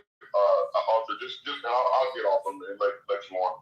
I was just going to say though, Omar, for you to even come with these, what does it benefit you? Like I said, you are black. You have black family. I guess you're black relatives. I just told you, being black has nothing to do with this. I'm putting my color and my party aside and what's right and wrong. I clearly said that. Hold on. Yeah. Listen. Do white people get lynched? Do white people have their cities bombed out by black people? Are we going around in mobs and like, did we do a Tulsa on them? Or did we do freaking Atlanta race riots? Are we doing this shit to white people? 2020, I mean, we can go probably find something. Did we kill a lot of Aubrey? Did we kill jogging white people in our neighborhoods? When white people live in black neighborhoods, do we go up to them and be like, nigga, get out of here? What people here? Do we question them to where they live? Was Trayvon Martin, was that a white man? Was the white teenagers have to go through that? Tamir Rice, the white kids have to worry about having toy guns or getting shot by the police? Again, they were paying the top people. Then they should get in trouble for that. I'm talking about your black behind in here. Your black behind in here, making these points. It's not illegal to pay them. I'm going to have to see how they can, in the wrestling, you can shine this up and make it, illegal to pay somebody in the KKK or pay somebody within a neo-Nazi. But is it wrong to pay the top people? Yes, to me, it's morally wrong. Then they should get in trouble for that. You infiltrate bringing members in. They should get in trouble. You'll be black to the day. You'll be black to the day you exit this planet. I just wish you would think about that. Yeah, I'm going to be black to the day I exit the planet, and I'm going to be black all my life, and I'm going to love black people. But loving black people has nothing to do with this case. you don't show your love for black people for talking up against Mario, real simple question. Why would you pay the top person in the KKK? What would be the reason? I don't know. I can't find a logical reason to pay the top people to infiltrate. Because the top person will know everybody that's in an organization. That's why you pay the top person, because then they can untangle the network and tell you who's who, because these people are often anonymous. Wouldn't that make sense, Omari? So are you unless you're saying the top person is also in cahoots? Is that what you're also trying to? Because why are we paying the top person? If you're paying the top person, that person is probably giving you video, is giving you access. That's a right? sentence, right? Yeah, well, this is why you would send somebody to Charlottesville. This is why that now. One thing it's gonna be difficult, because it does say they coordinated the transportation to Charlottesville. However, it's not like they knew what would happen at Charlottesville. So it was one person committing the act, or else we really don't know as much about it. But yes, you pay the top person, just like when they were infiltrating the mob. When they had informants on the mob, they paid Sammy Gravano, who was number 2 in the FBI, to turn on John Gotti and explain the organization down beneath it. So it's actually who did that? The FBI. Okay, who was doing this? The Southern Law Security Center. Not the FBI. We just heard. Yeah. But again, it's not really dumb, because if the Jewish community had infiltrated the Nation of Islam to protect themselves, I would understand it. I wouldn't necessarily say it's a great idea, because you get found out. But I understand this. You have to understand the Southern Poverty Law Center in the 1980s actually bankrupted the Ku Klux Klan. So they did prevent lynchings. And so to sit here and say, look, I don't want you to ping me on this one. I don't know well, somebody did. I don't know. Yeah, I don't know if you thought I was going to be cooking with you on this one, but on this one, I can't believe it. I'm sitting over here with Deborah and Michael, like I would get off of this. I don't know if anyone invited you. Hey, Okay. So here's what I'm saying. I'm sitting over here with Deborah and Michael and a lot of other people on stage on this. You bringing up this as something that is good, when it's clearly a trumped up fucking charge, is ignorant. I'm not going to give handies to just anybody because I like you. I might like you. I'm not going to always agree with you. I'm going to disagree with you. That's some bullshit. Like, y'all want to do the human centipede thing? Y'all like that shit? Yeah. You ain't going to ever get a motherfucking me stick my head up on no one's ass. Who is y'all? Nobody. Y'all want to do the hand? Y'all want to do the reach around with each other? Go ahead and have at it. You ain't get some He said he wasn't agreeing with you. That's fine. Okay, so then the y'all stop all that y'all stuff. Yeah. Then again, the hand and the mouth and the hand That's drop. between you and Trent. It's not serious. It's not serious. The jackass. Okay, you guys. And I just know RJ here. Please. Yes. Because I got questions. Go ahead, RJ. Maybe you'll help. I just want to make a point real quick about the Southern Poverty Law Center since 1971 and what they have done and continue to do. It is more than just fighting and stopping lynchings, even though that was and still remains an issue, not as much as it was earlier in the 20th century, but still an issue. But they lead legal and community-based efforts to topple institutional racism. They stamp out Jim Crow. They unmask white supremacist groups, part of the idea of paying informants, protect civil rights of communities of color, and all other sorts of groups. They do a lot more than just lynching. I think it's very easy for people to fall into or be led down pathways where one example of what the SPLC may have focused on at its origin, and then to use that as a false narrative to say, as it was said in here earlier, well, we don't have as many lynchings anymore, so we don't need them anymore. And that becomes a fallacy that you need to see and avoid. The SPLC has done and continues to do a lot more than just attack lynchings. And that is why these groups are getting help from the FBI, who incidentally came out last year, as I recall, and said they were no longer going to be looking into white supremacist groups, and they're going to change their focus. And that's why they're going after the SPLC. I'll land my mic. So who said that? I didn't hear no one say it. Beaver put it in the chat. Oh, I thought you said someone said that on stage. I was going to say I read it in the chat, but yeah. It's okay. I thought you might have been accusing me of saying that. My apologies. But all right, cool. I have questions. So they're being accused of something. The grand jury has said that they're going to stand trial, but can't we wait until we get all the information? They have to go to trial. I'm sure they have excellent lawyers. If this was being done, they're going to have to defend themselves. And no one said, it's real interesting, Amari, and Michael, you too. I heard you say, Michael, in your opening submission, that if they did something illegal, then oh well, like the rest of us, you know. No one's in here trying to cape for any organization, regardless of who it is, if they're doing wrong. That's the difference between us and MAGA. They're not like us. We will throw your ass into the den of wolves quicker with a banana peel and gasoline draws. We're not caping for nobody. They have done good work.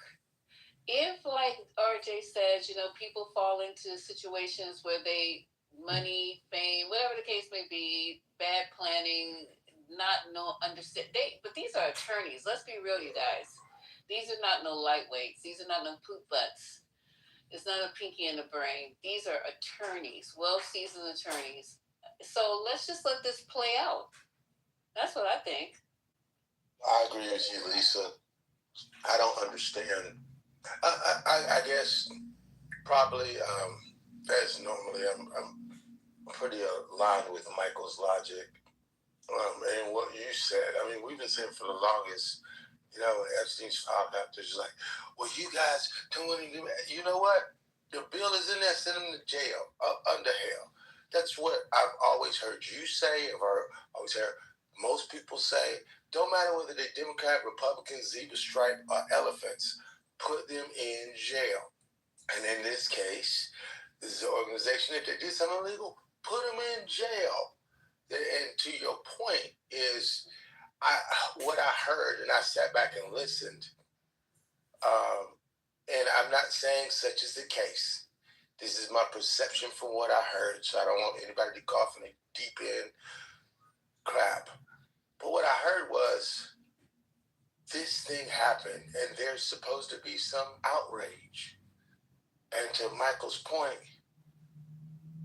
the whole last 6 months have been outrage after outrage.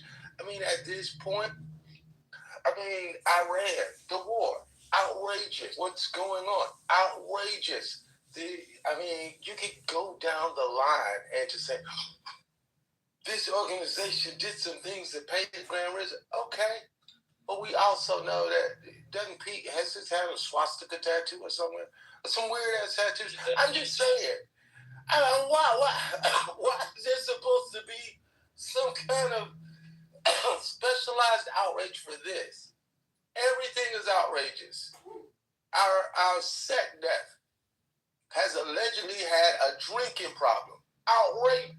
I can't believe anything that comes out of Patel's mouth ever in any situation. He has no beef. He has no quality with me with anything he says.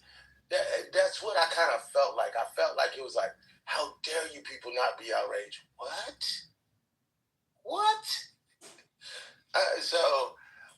And I agree wholeheartedly. Bottom line, they did something illegal. Send them to jail. Sue them. Take them out. Whatever. I don't care what party. And I think most people are like, who cares what party they belong to? Send them to jail. Whoever they are. And that's if they did something illegal. So that goes to the point. We usually what happens, and I appreciate you. Good to see you again, GA. Been a minute. Something happens for the day, which is taking the news. We talk about it. We have a spiritus debate, and we then move on to the next. So it doesn't mean that we are litigating this situation today. Of course, it has to go through the courts. We're a country of laws where you are innocent until proven guilty. But I hope that when something comes up with Trump or with somebody else within his administration, we remember this day and say, let it play out, right? I want to hear that same verbiage, that same wording come people on this stage about. Oh boy. Let it play out. So you just being performative. Let it play out. So I agree with what GA just said, but I just wanted to bring out because we were talking. This has to do with the FBI. So the FBI we can't even really respect the FBI or trust the FBI with Cash Patel at the helm, because I'm willing to believe that Jesse Waters was all over this story and so dramatic about it, but he left out the story about what's going on with Cash Patel and his girlfriend, who so when they were doing these stories on Cash Patel, right, and this girlfriend, in order to write a story, you have to see things happening, right? They're reporting, journalists reporting what they see. So Cash Patel put the FBI, had agents go after the journalist, this female journalist who's reporting, I believe she's with New York Times, who has been responsible for reporting some of these stories that are coming out on Cash Patel and this girl. They are trying to put, what did they call it? Stalking. They're trying to say that she's a stalker, not a reporter. They're looking for ways to have her, they've gone to her home. The FBI has. And they're trying to get a case for stalking against a journalist. But they are actively trying to do that. Are you outraged, Omar? Yeah, I don't have selective outrage like some very outraged. There you go. See how easy that is? Yeah, they it. But tomorrow it'll be different, just like you jumped. Okay, we're not. Well, today it's still April 22nd. Yeah, you said it. In our year, Lord, 2026. And I'll bring it up when you flip. Okay. Grazie. I got one more, because it hit me as I sat down. How do we know that this didn't prevent a terrorist attack? How do we know that this didn't prevent a Buffalo? How do we know what didn't prevent a terrorist attack? No, Trent's going back and reminiscing on what I said. Can you? We don't know. That's why I said, can you point to it? Can we point to it? How do we know? Because I don't know. The guys don't tell us. How do we know that somebody in the Southern Poverty Law Center wasn't tipped off to someone that was going to commit a Buffalo-style mass shooting or attack a synagogue? How do we know that didn't happen over the course since the 1980s, since they've been doing that? How do we know that? I would get it the bet that it probably has. It probably did prevent something that law enforcement weren't tipped off. So yeah, I'm just saying, I love you, my brother. I love you. I got you. Look, and I love you like my brother. Even though you could be a little messy, but I love you like my brother. Yeah, we play the Giants tonight, so I'm hyped up.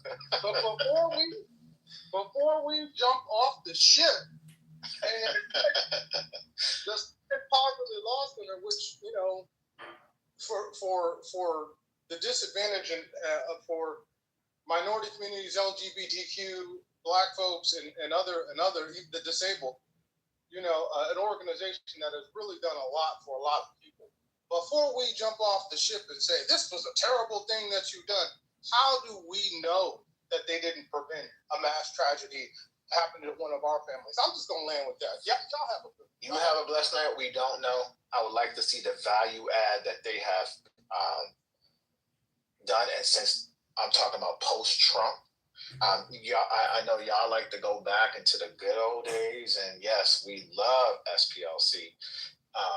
But we're talking about post-Trump, right? We're looking at post-Trump, what they've been involved in. We do know Charlottesville has been one of the things that has been the biggest news story of stories, even till today. It's the reason why I think someone said Joe Biden ran Charlottesville.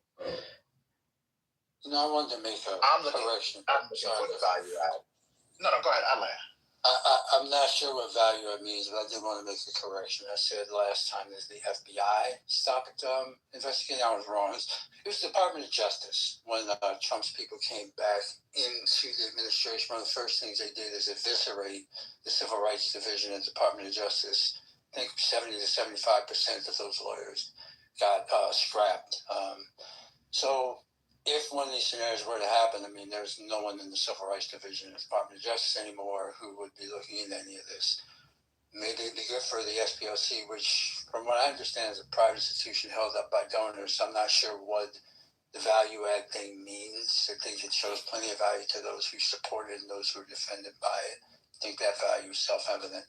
I would also say that with this administration, given that track record, it's pretty clear what their aim is here, not only going after these folks, but also having a story to tell to propagandists like Jesse Waters, who cut his teeth running around sticking cameras in people's faces for Bill O'Reilly.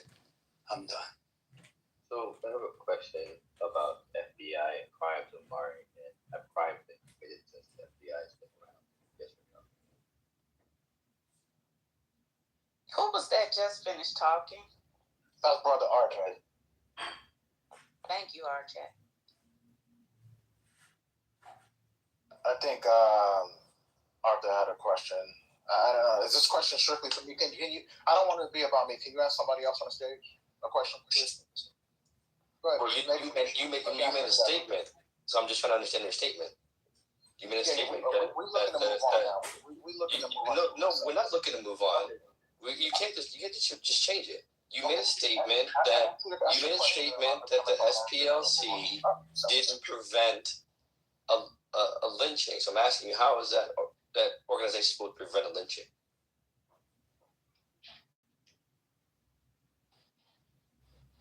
Oh, he called himself. That's great. Okay, I'm sure everybody, welcome to the 420, your room, for kitchen table talk, backyard barbecue, cookout talk. Listen, I'm just reading up on the Southern Poverty Law Center, and I'm sure everybody in here knows what it is. If by now they probably Googled, you guys have Googled if you don't know exactly what it is, but just real quickly and briefly, the Southern Poverty Law Center was founded by civil rights lawyer Morris Dees, Joseph L. Levin in August 1971 as a legal clinic originally focused on issues such as fighting poverty, racial discrimination, and the death penalty in the U.S. Dees asked civil rights leader Julian Bond to serve as president, a largely honorary position. He resigned that position in 1979, 8 years later, but remained on the board of directors until his death in 2015. So Dees and the SPLC began filing lawsuits against the Ku Klux Klan chapters and similar organizations for monetary damages on behalf of their victims. The favorable verdicts from these suits served to bankrupt the KKK and other targeted organizations. Let's see what else. So with that in mind, just a little information on them. This would be a sad thing, and I hope that it's true. Because everything that, the grand jury indicts doesn't mean that it's a guilty verdict. We all know that. And what do they say? The grand jury can indict a ham sandwich. So let's see. Let's just see. So, and as far as us jumping up and down when something happened in the Trump administration, giving them the same leverage, I agree with that, Omari, but I don't think, like, if somebody came out, for example, we've been talking the last few days about Cash Patel being an alcoholic, right? And you see what he's doing. He's denying it. He's going to try to sue the Atlantic. He's going to take it the Trump route about deny, defy, until either people get tired of it or he has to actually give in when the lawsuit comes to fruition and they have to get discovery. We just let you guys just self-implode. I'll be worried about trying to say, yep. Said, and many times he said that Iranian people are not the same as Islamic Republic. They don't support jihadis. They don't support violence. And I'm sorry, I think that our leader. This is just too much. I know, but Mohammed, let him finish. Let's have a civilized dialogue. Mohammed, please let him finish. It's okay. Mohammed, it's okay. Please let him finish. I'm gonna tackle after this gentleman. Okay. I'll go on you and I'll let you take over the conversation. So okay, go ahead, Reza. Go ahead. And we just started our revolution with 40,000 people killed on the street, innocent people on the street. And our leader is not Trump, our leader is not Bibi, and we will destroy the Islamic Republic. And I think that most people in Iran, outside of Iran, or in Iran don't support the Islamic Republic, and they want a revolution. They want the whole change, not a reform. If America and Israel want this reform, it's not important for us. I think we just want a revolution because of we don't support any reform.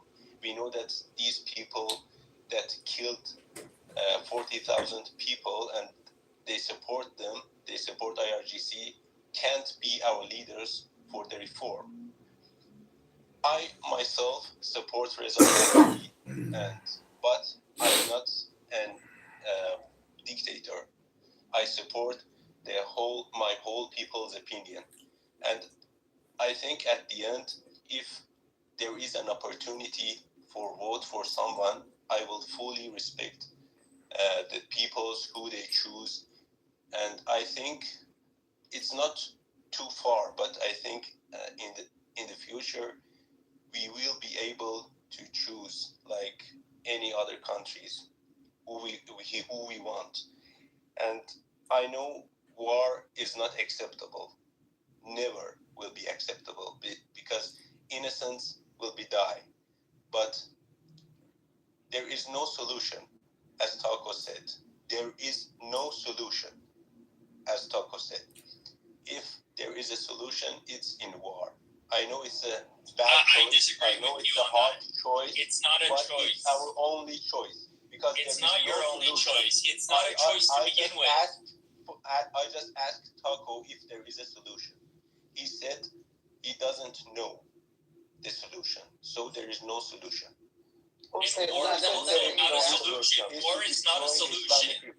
Just a moment. The only thing war is going to solve, Reza, is to destroy our country. You realize that? Even more. It can't get worse than this. It can't get worse than February 28th. We know what the solution is, what not the solution is. That's what we do know. And war is not it. The only thing we know is not the war. Right. And your solution, which is war, has proven to be wrong.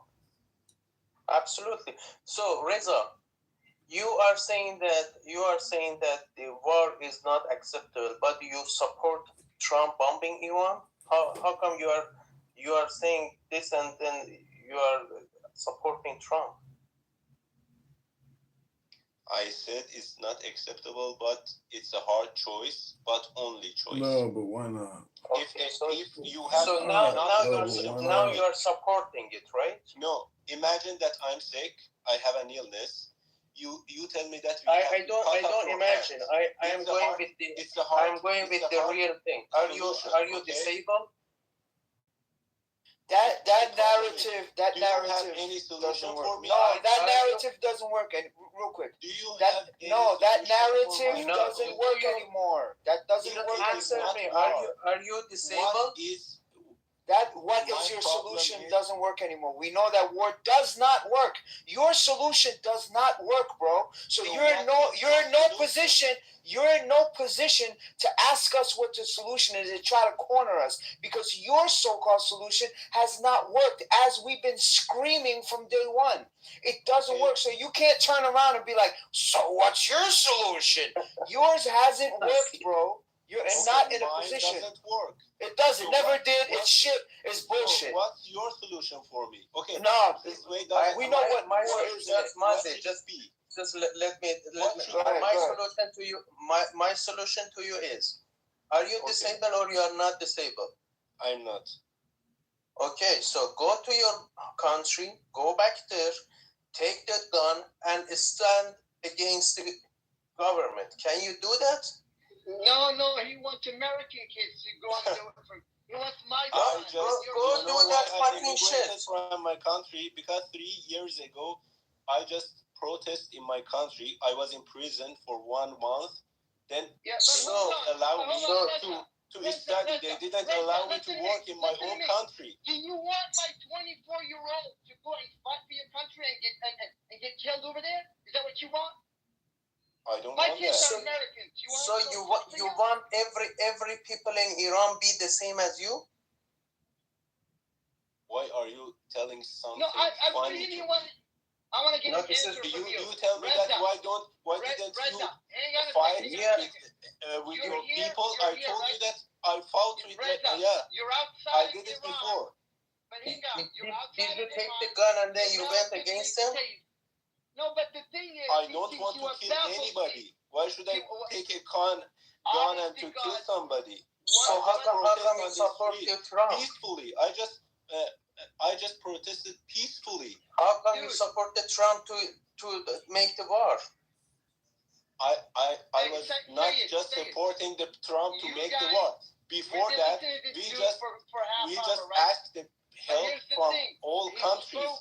He gave us a sob story about his friend getting killed, right? Not Muhammad, one fucking time did he mention the 165-year-old and the 165 young girls who got bombed. Not one time.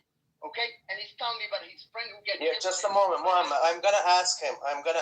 Do you condemn the bombing a school in the Mina? Why don't you answer me?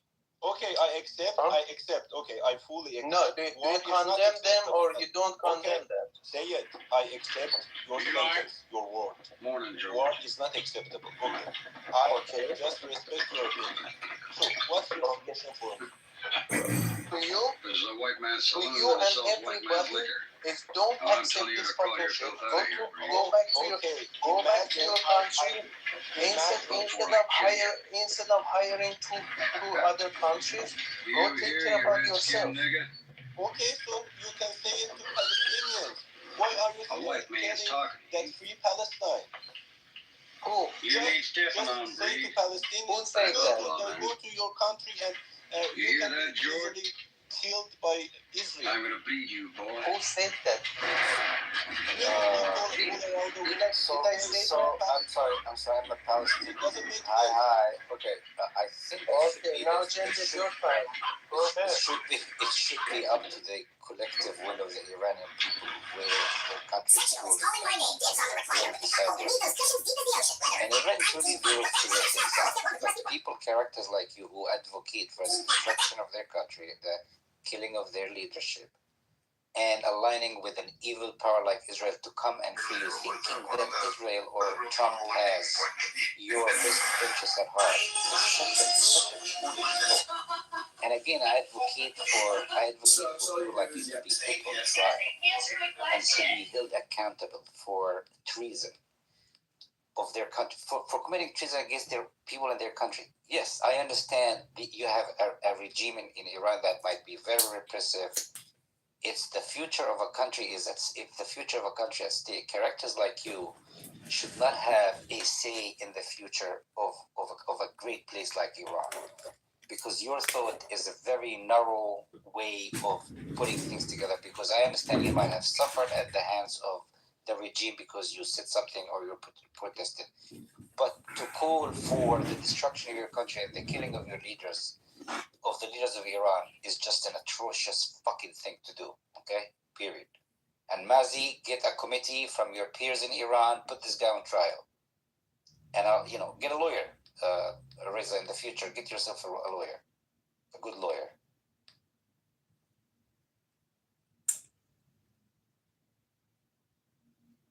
Are you done? So how can I be so upset about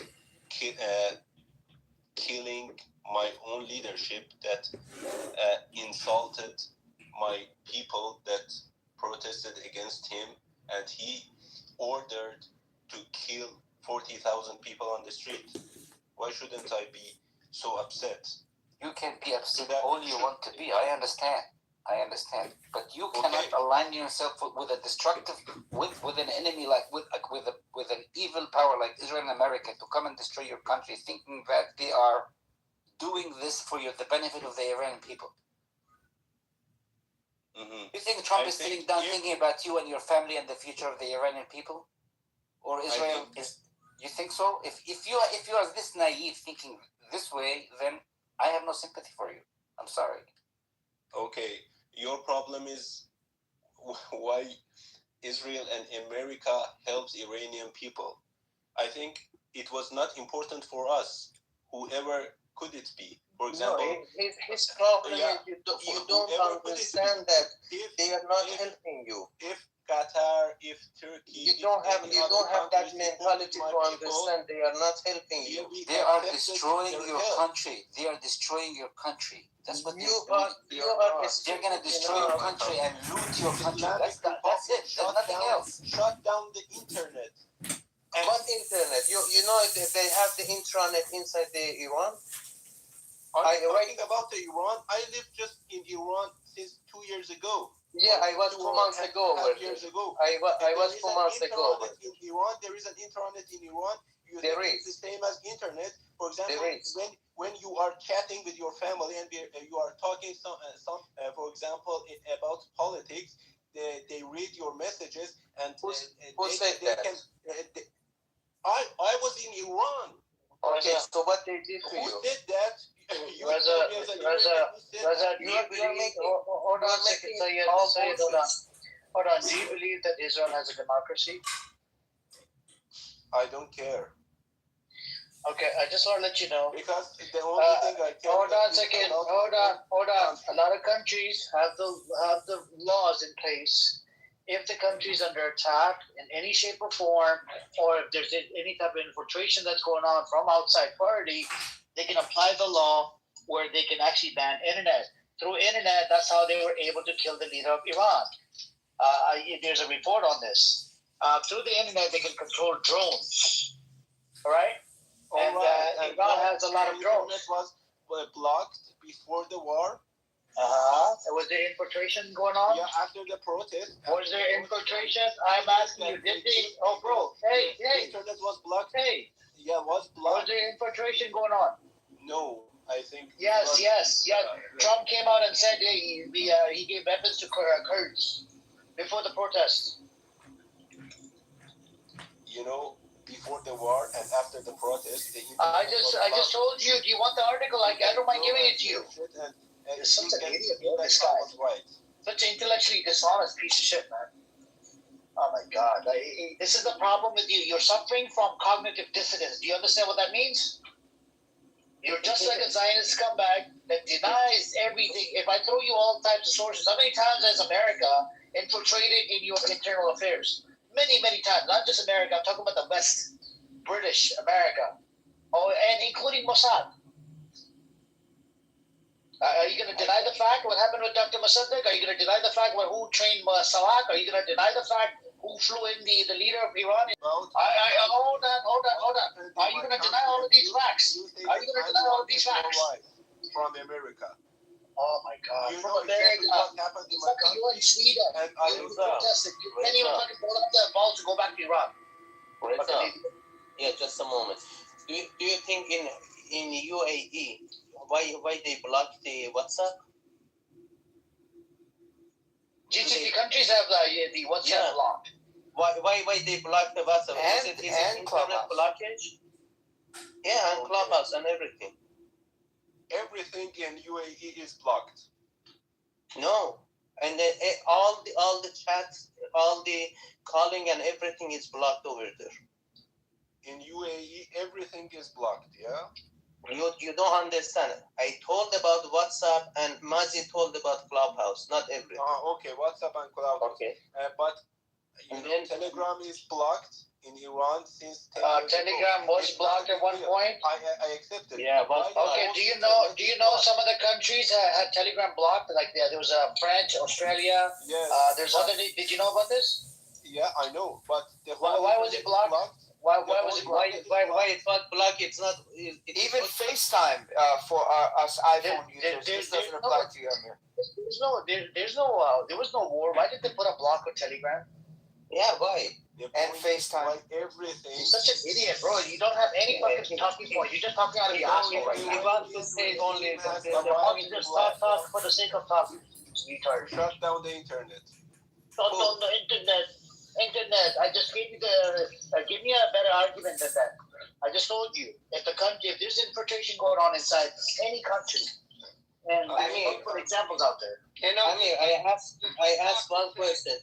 They're all motivated by revenge. That's all. He doesn't give a fuck. Bro, it's not a fucking revenge. It's just a retardness. This guy is a fucking retard, motherfucker. You cannot wake up the people who want to sleep.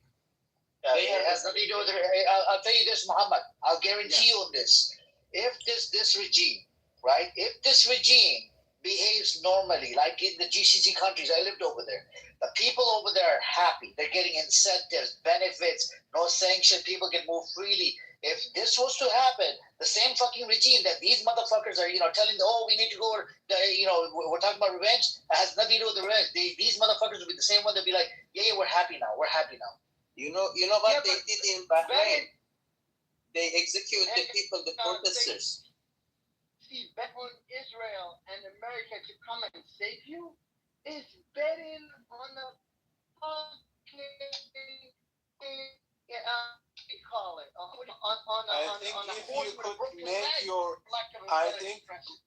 I think it's more than 40 or 50 years that you are with the Palestine's flag and you want to make the Palestinian flag. Why are you waving Israeli flag? Why the fuck are you at the protest? Are you waving Israeli flag? It's time to shut your mouth. And you shut your fucking mouth, you disgusting filthy dog. Stop acting like a fucking mother, Jinde. And fucking Coney. To make our country free. Make us your country. You're gonna sit in fucking the West and make fucking mother, Jinde. So you have to shut the fuck up, bitch. Shut the fuck up. Fucking haramzadeh. If you can. You're nothing but a fucking haramzadeh, bitch. You can make the Palestine free. But we will make Iran free in the future. So you can stick the Palestinian flag in your ass. See, the Palestinian flag, we should shove it up your asshole. I think we need to shove Palestinian flag up your asshole so you become pro-Pali, bitch. Fuck Palestine, fuck jihadis, fuck violence. Yeah. You will never make Palestine free the people who think like you are never violent get. people. Because you are violent people. Reza, you proved the point I made initially. Reza, this is what you just Palestine said. Free.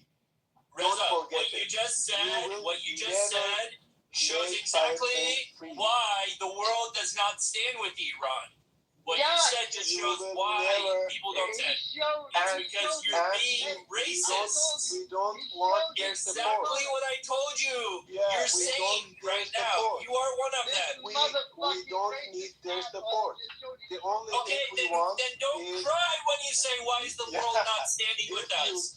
You can make Palestine the bitch. I mean, what do we expect from a bitch? You know why? You know why? Because you can't. You know why? You know why? Reza, what do I know? If you Reza, I'll tell you what you convinced me of. Reza, you convinced me of one thing. 50 years, and you are telling me that I'm wrong? If you Reza, You're definitely wrong. You're not just wrong, you're mother's in there as well. No, Amir, hold on. I don't really give two fucks, bro. Let me tell you what you have taught me today. What you have taught me is that the same ignorance in 1979 that brought the mullahs in power is alive well within your camp, within the monarchist camp. You guys are so fucking delusional.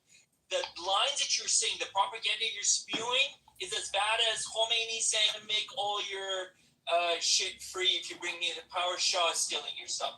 You guys are naive and very gullible. That is what you've taught me. And I'm sorry to say that Iran will get fucked if people like you actually were the majority. And I'm talking about the monarchists. I'm not talking about the opposition. But people who think like you, that spew all of the Iran international propaganda day and night, come on the Clubhouse with zero friends and talk like this, you guys are the problem. I'm so sorry. I don't want to see my country get ruined. I don't want to see my country get ruined by assholes who are okay to see the country get torn apart because you have such a vengeance inside of you. Because your Islamic Republic just funded jihadis. I'm not an Islamic Republic supporter, Reza. That's why you need to get the crown balls out of your ear. You need to listen. Reza, you have taught me nothing new. Nothing new. Everything you've said today, it's like a robot talking. I've heard all these points. You can talk from the day to the night to your jihadist people. Hold on.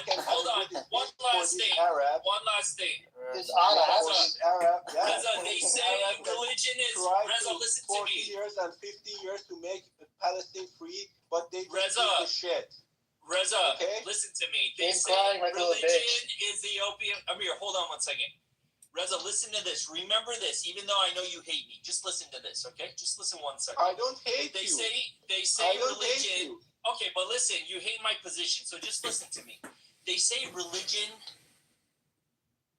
That what I believe is propaganda's opium of the masses, because what propaganda does that religion cannot. Religion only convinces those who can believe in religion. It can't convince the atheist. You can't convince the agnostic. Propaganda affects those people who are religious and non-religious alike. And so sorry that after 50-something days since this has started, that you guys actually still believe that there's a chance that what America and Israel are doing will even set the stage for a referendum vote to happen. But I want you to think of one thing. Let's say even if it gets there, you still have approximately 10 to 15 million Iranians in Iran that I don't support, but those people support the Islamic Republic regime that you're still going to have to deal with. What are you going to do? Are you going to murder all of them? Are you going to murder all of them as well? Those are people that you have to live side by side with. Reza, they can't all be exterminated. You can't do a second Holocaust and kill all those people.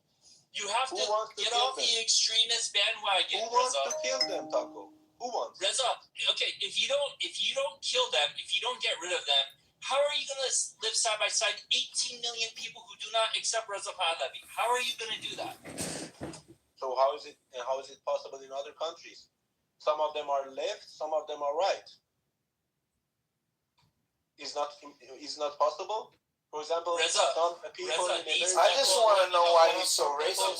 Doesn't support Reza, what against I'm Arabs. explain to you. Hold on, Mazi. Reza, what I'm trying to explain to you is that these people don't want to see the Islamic Republic go. They same people that you call, Batel, that have killed unarmed civilians. If they don't want the Islamic Republic to go. So if something happened, so they will use their guns against us.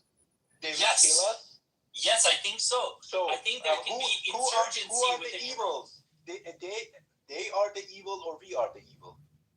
If they use their guns against us and kill us just because they don't want the Islamic Republic to go. Anytime, yes. But evil or not doesn't matter. It's practicality. Regime, which is the Islamic Republic, does not want to go away. We cannot wish it away. And just to hope that America and Israel are going to hand the keys to a democratic Iran and say, have a referendum vote. Vote whoever you want. Well, what if the popular vote is someone that Israel and the U.S. do not want? Then what happens? Have you thought that far ahead? I think they're going to say, we just want democracy. What if somebody says, we have better values, but no, we're going to do things that U.S. Taco, listen to me. There is a problem. You and me. Again, and it's going to continue. There is a big problem. There is a big problem, yeah? What is it? Oh, huge problem. The problem is the Islamic Republic in Iran. No. It is, but it's also, Reza, you don't understand. Do you agree? Reza, do you agree? I agree, but I don't agree that it's the only problem. It's not the only problem.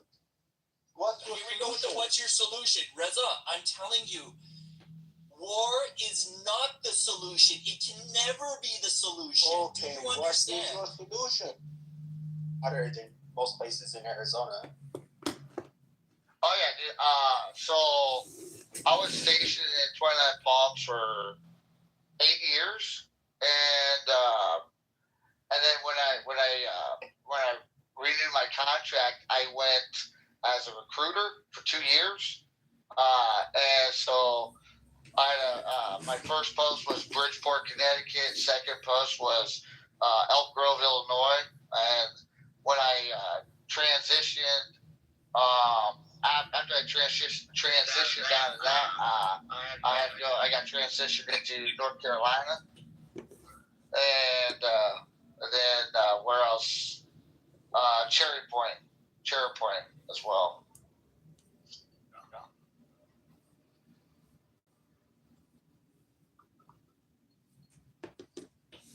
I don't know. I mean, I have a cousin that was a Marine. My dad, he's a veteran, but he was Army, and he doesn't hate Marines or anything like that. He just, I don't know what it is, just kind of like they make fun of you. There was like an old dude like 30 years ago. We were in like Eddie Bauer, and my dad said something like, it's kind of like the ones in the Army, and he's like, oh, this old dude came up, and he's like, yeah, we didn't have those in the Marines because we didn't get lost. Like talking shit to my dad. It's just internal bickering. I mean, stateside, we'll poke each other up. We'll make fun of each other.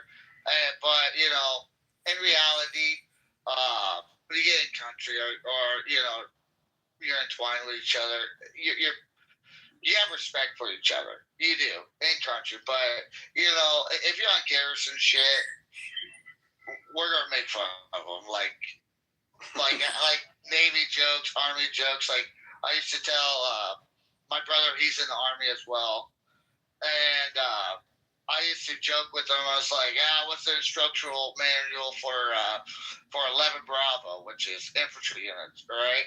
And he goes, what do you mean? What's the first page? For rules of engagement, call the Marine Corps.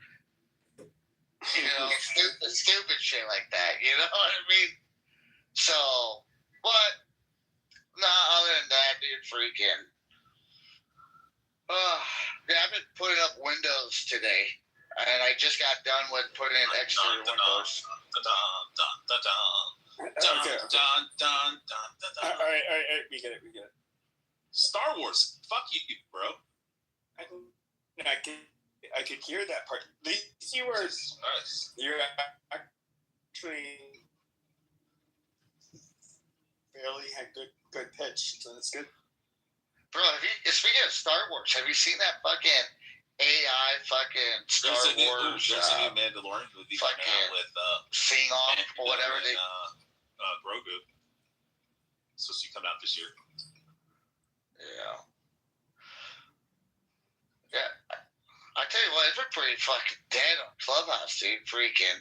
It's either you go to chillism and watch people just like crash out amongst each other, or you go elsewhere and you're just like, fuck. You kind of have like the reverse of what you had. So you have like all of these left-leaning rooms, but they're largely still like black. Like a lot of them are mostly black on here, and they just like bitch about Trump, which is fine. Yeah, I'll Ken does bitch about him. all the time. But it's just like super That's boring. the only thing that's free right now, Pepe. Oh, Pepe, you should try out the new thing that we're doing with BB and Rafi, and you should say that the Jews orchestrate all global events and run the world. Amazing. But I was gonna say this. Ask him if they do. Okay, fine. But I was Rafi saying this. said he was gonna. Okay, let me say something. Rafi wanted to.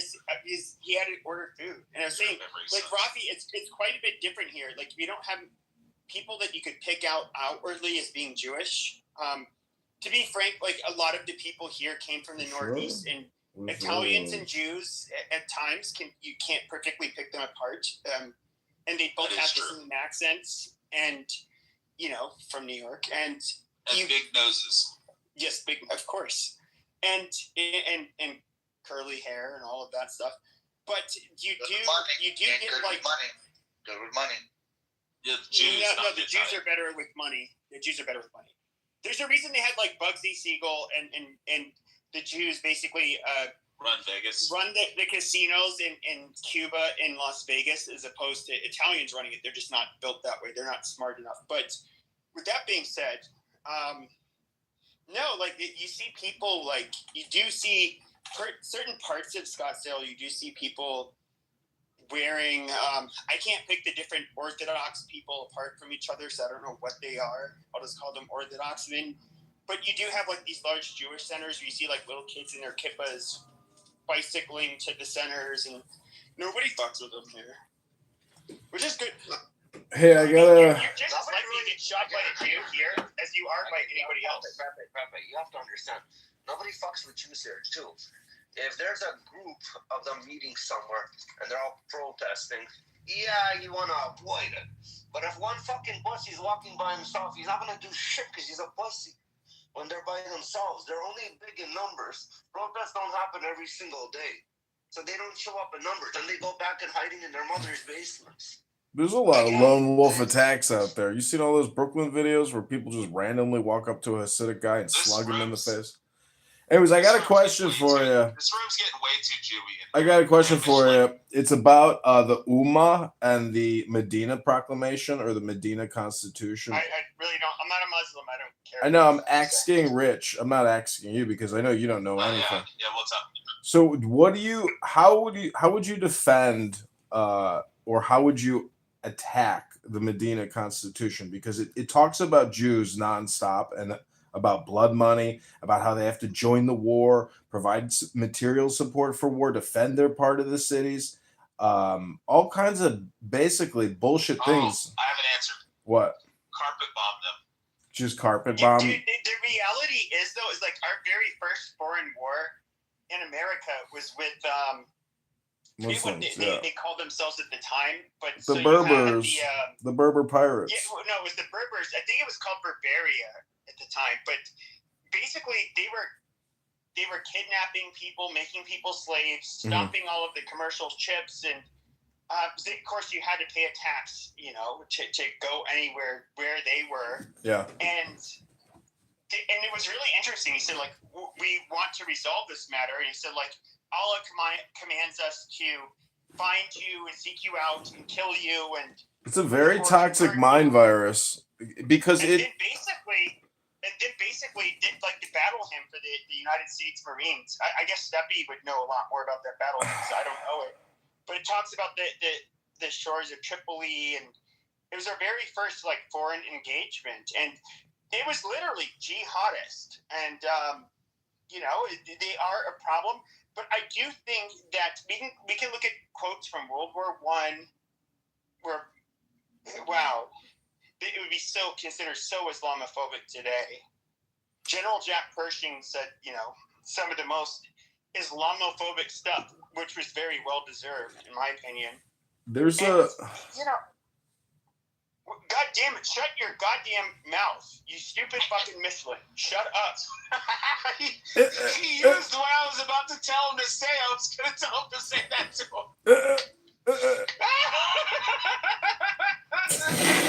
You Michelin? I was literally with the high. Tell Pepe to call him that. But no, he calls himself that, so that's fine. You do not have the great minds think alike. Well, see, this is the thing about Islam. Okay, wow. Okay, shut up. Hello? All that was being said is that these people, I understand after October 7th, like a lot of Muslims have been trying to say, like, look, bro, we're just like you guys, bro. Yeah, dude, if it wasn't for these Jews, bro, we'd be fine. We love Christians, bro. Oh, just attack Israel, bro. And then it's just like, oh, wait, hold on. Let's fast forward through history. Oh, yeah, never mind. You guys genocide and fucking conquer everybody that you fucking meet and fucking hate everybody that you meet. Now, not buying it. But this is what they're doing. I mean, you can't, and I'm critical of Israel, and I think that's perfectly fine. But when it comes to like wanting to go the opposite direction and being like pro-Islam, which I think Tucker Carlson is, I don't know what this fucking deal is, and I'll watch him because he's entertaining, but I don't think being pro-Islam or even sympathizing with them, I mean, these are the same people that right after they slaughtered all of those people, civilians, by the way, in Israel, what is the first thing they do? They just go out in the streets and they're like, free Palestine, free It's just like free Germany after like we gassed a bunch of fucking Jews and I don't know. It's fucking weird and it's very sloppy. Pepe, I heard that you need some context for Tripoli. You need some better weed. Stop smoking the meth. Shut up, stupid. Stupid, shut up. You're not the only supermodel, you stupid. Go ahead, Stephanie. What type of context would you like about Tripoli, sir? Well, no. I mean, I know that's part of your battle hymn, and in other words, I was saying I don't know how your battle hymn goes. Okay, so the reason why did Tripoli enter the battle hymn is because the 500-600 death march, through Northern Africa. It's the greatest accomplishment in the Marine Corps. It shows courage, dedication, and ambition to adapt and overcome. That's one of the key points why it entered the battle hymn. Sorry. So there's a little context for you. But I do think it's funny. I do understand you had some faggot RDF soldiers who used the jackhammer or axe or whatever to smash the face of Jesus. All right, you're going to get those people. Like, when you have mandatory conscription or a draft army, you're going to get, that's just unavoidable. You're going to get assholes. It's what happens. In any given army or military, you're going to have like a small percentage of the people that are going to end up raping, murdering, whatever. It's unavoidable. And so you can't like paint the whole group for doing that. But I did think it was funny. Now, yes, it's true. Muslims, if you insult Jesus or Mary, they do get offended by it because they look at Joseph as Jesus as being a prophet, not God. That's where pretty big fundamental difference between us. But they do look at Mary as being a virgin mother and all of that. So you can't blaspheme her. But that nonetheless does not mean that Muslims don't want to take your fucking head off any less. So it's like they're militantly standing up for Christians. You think, but they're only doing it for their religious purposes. It's not to stick up for Christians. Because at the end of the day, they do not believe Jesus is the same person Christians believe he is. Pepe, hopefully when Rich gets off the phone, he can probably shed some light on this. But like in Christianity, we say we're the children of God. Well, I was told, and once again, I was told that in Allah looks at children, the believers of Islam as slaves to God. And I might be fairly badly, paraphrasing, but I would say at least over a handful of Muslims that have left their religion and transitioned to Christianity made the statement because the word that they say means slave to God, slave to God instead of the children of God. Rich, are you off the phone, my guy? I mean, I am now. Thank you. Can you help me out with something? I can in just a minute. I'm gonna drive through a gas station. I'm about to order water. Can you give me like 30 seconds? Yeah. As long as this car doesn't pull up. Go ahead. Okay, real quick. I was told by a handful of Muslims that, we're called the children of God in Christianity, and I believe in Judaism. In Islam, they're called the slaves of God. Yeah, that's what Muslim means, is to be a slave or servant of Allah. Okay, so thank you, Rich. You're welcome. But Christianity is different, though. The thing is, though, is Christianity, even if you're a person that's not a Christian, like, we're all children of God. So, like, Jews, exactly, and Muslims, like, we're not. And this is where this has to deal with Mohammedan law. But I think this is where, like, a lot of people get confused when it comes to, like, the Pope. First of all, the Pope, the last war that they've, I guess you could say even somewhat supported was World War II. All of the other wars since then, they were just kind of, they were just like, oh, no, don't do that. We need peace. We need dialogue. Whatever hippie, dippy Catholic bullshit that they like to say, that's what they do. Like, that's what you can rely upon the Vatican to do. And I get it. It may not. There's a lot of things where I disagree with the Vatican, like where they think we're all children of God, therefore we should let them flood into our fucking. Pepe, Nazis. Suck my fucking dick. And in our last pope that perished, he said that it's a grave sin to be xenophobic and not to want foreigners in your land. And I'm just like, well, fuck you. I'm a grave sinner. Suck my dick. Pepe, that's how I felt. Pepe, the Nazis didn't march around with crucifixes. They marched around with swastikas.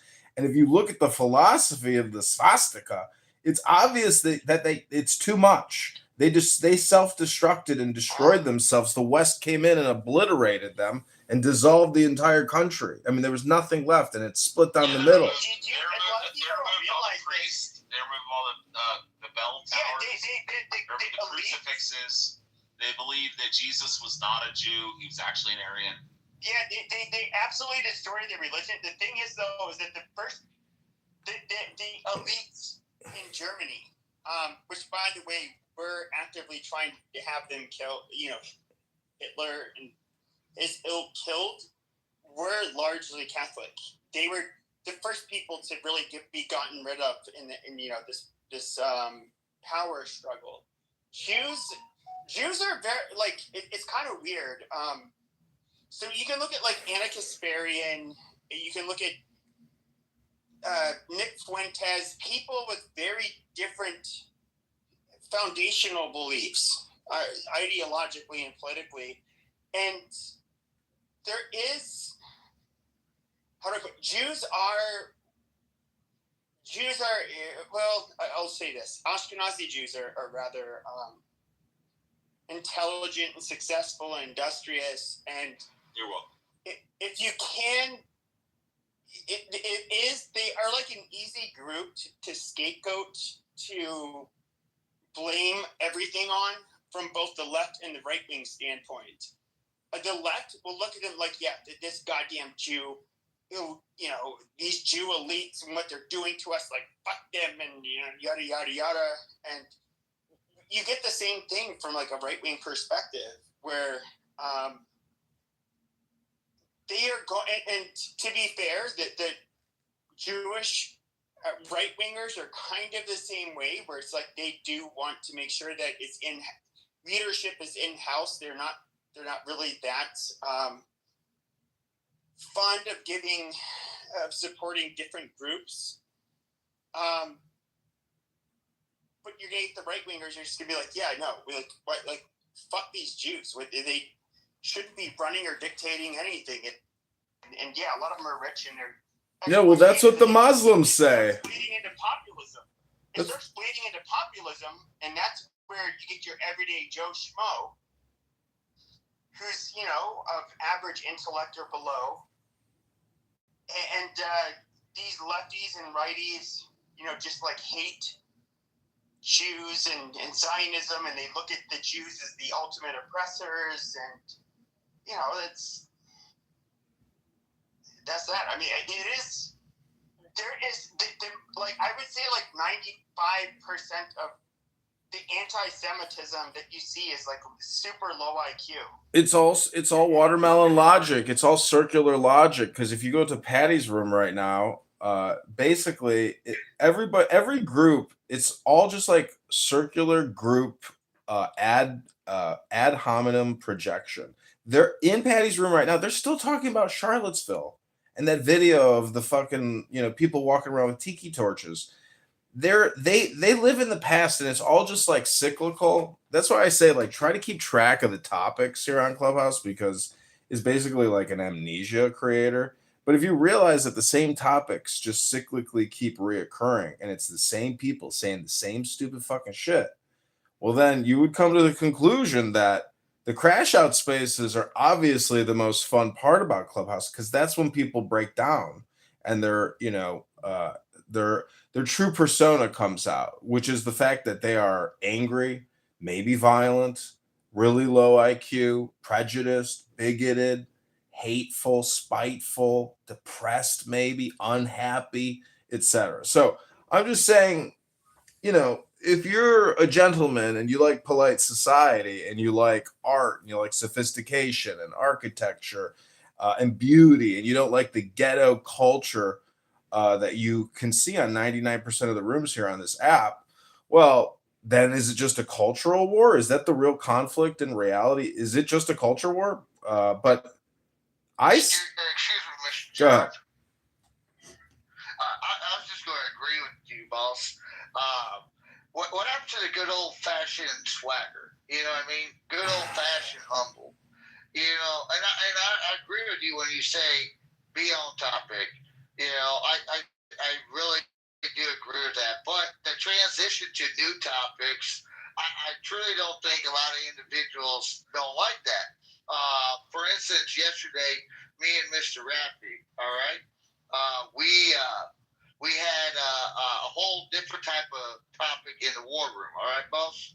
And it did all right, but it was completely polarized from what the last, I would say, 8 weeks have been highlighted on, and it was all right, but it wasn't the direction they wanted. The truth be told, in my personal opinion, boss man, is people want to crash out because it's beneficial to them, because in reality is, Mr. John, they would never be like this in public or say what they say in public that what they do on Clubhouse, because reality is a lot of these individuals might be looking at some concrete in a different way. But Steph, you have to take into consideration also that this app itself doesn't allow for, this app is different than real life in the sense that if you're engaging with somebody and you ask them a question, they'll usually turn around or they'll look you right in the face and they'll respond. Here on the app, when people have fucking green beans and shit, like in Andrew's room, when Andrew's like, hey, can a Christian come up and answer this? And I go up on stage and I was like, hey, Andrew, do you mind if I answer? And I'm like, I promise I'm not trolling. And he's like, well, I think you're going to troll. And I'm like, no, I'm seriously going to answer. And then as soon as I start to talk and shit, this fucking bitch, Frenchie or whatever, fucking starts screaming over me because she has a green bean. And I'm like, yo, Andrew, I'm like, can you just like allow me to like answer and stuff and tell you what the justification for your question, you know, like why God's justified in this fucking situation? And then next thing you know, like 17 people come off the mic and start screaming. And next thing you know, you get kicked out of the fucking room. And I told Andrew in the fucking chat, I said, this is the fucking reason that I fucking troll you guys. Because when I come up and actually try to engage in a fucking faithful, intellectual, you know, honest fucking, you know, conversation, you guys just fucking crash out and start screaming over people. And that shit wouldn't happen in real life either. You know, if you and I were sitting there and I asked you a question, you'd probably just respond back. But I think no, Rich, go sit on the fucking ground, sit on the fucking curb and shut your fucking mouth, fucking fucker. You know, you wouldn't, you're a fucking faggot. You wouldn't do that. You know, because it would, like you said. Yeah, but you are a troll that is very disruptive. To be fair, so you know, you earned that. Oh yeah, I agree.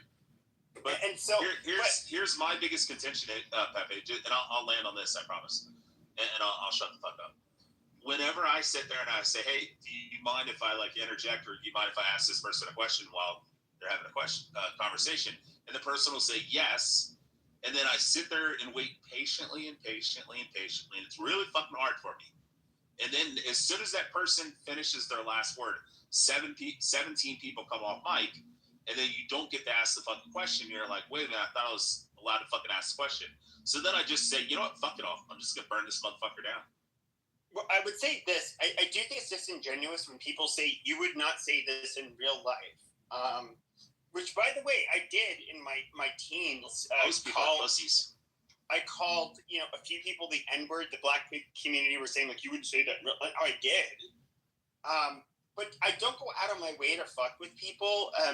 When it comes to having conversations, for example, like what we're having regarding whether it's black and white relations in the United States, whether it's Israel, I'm not going to.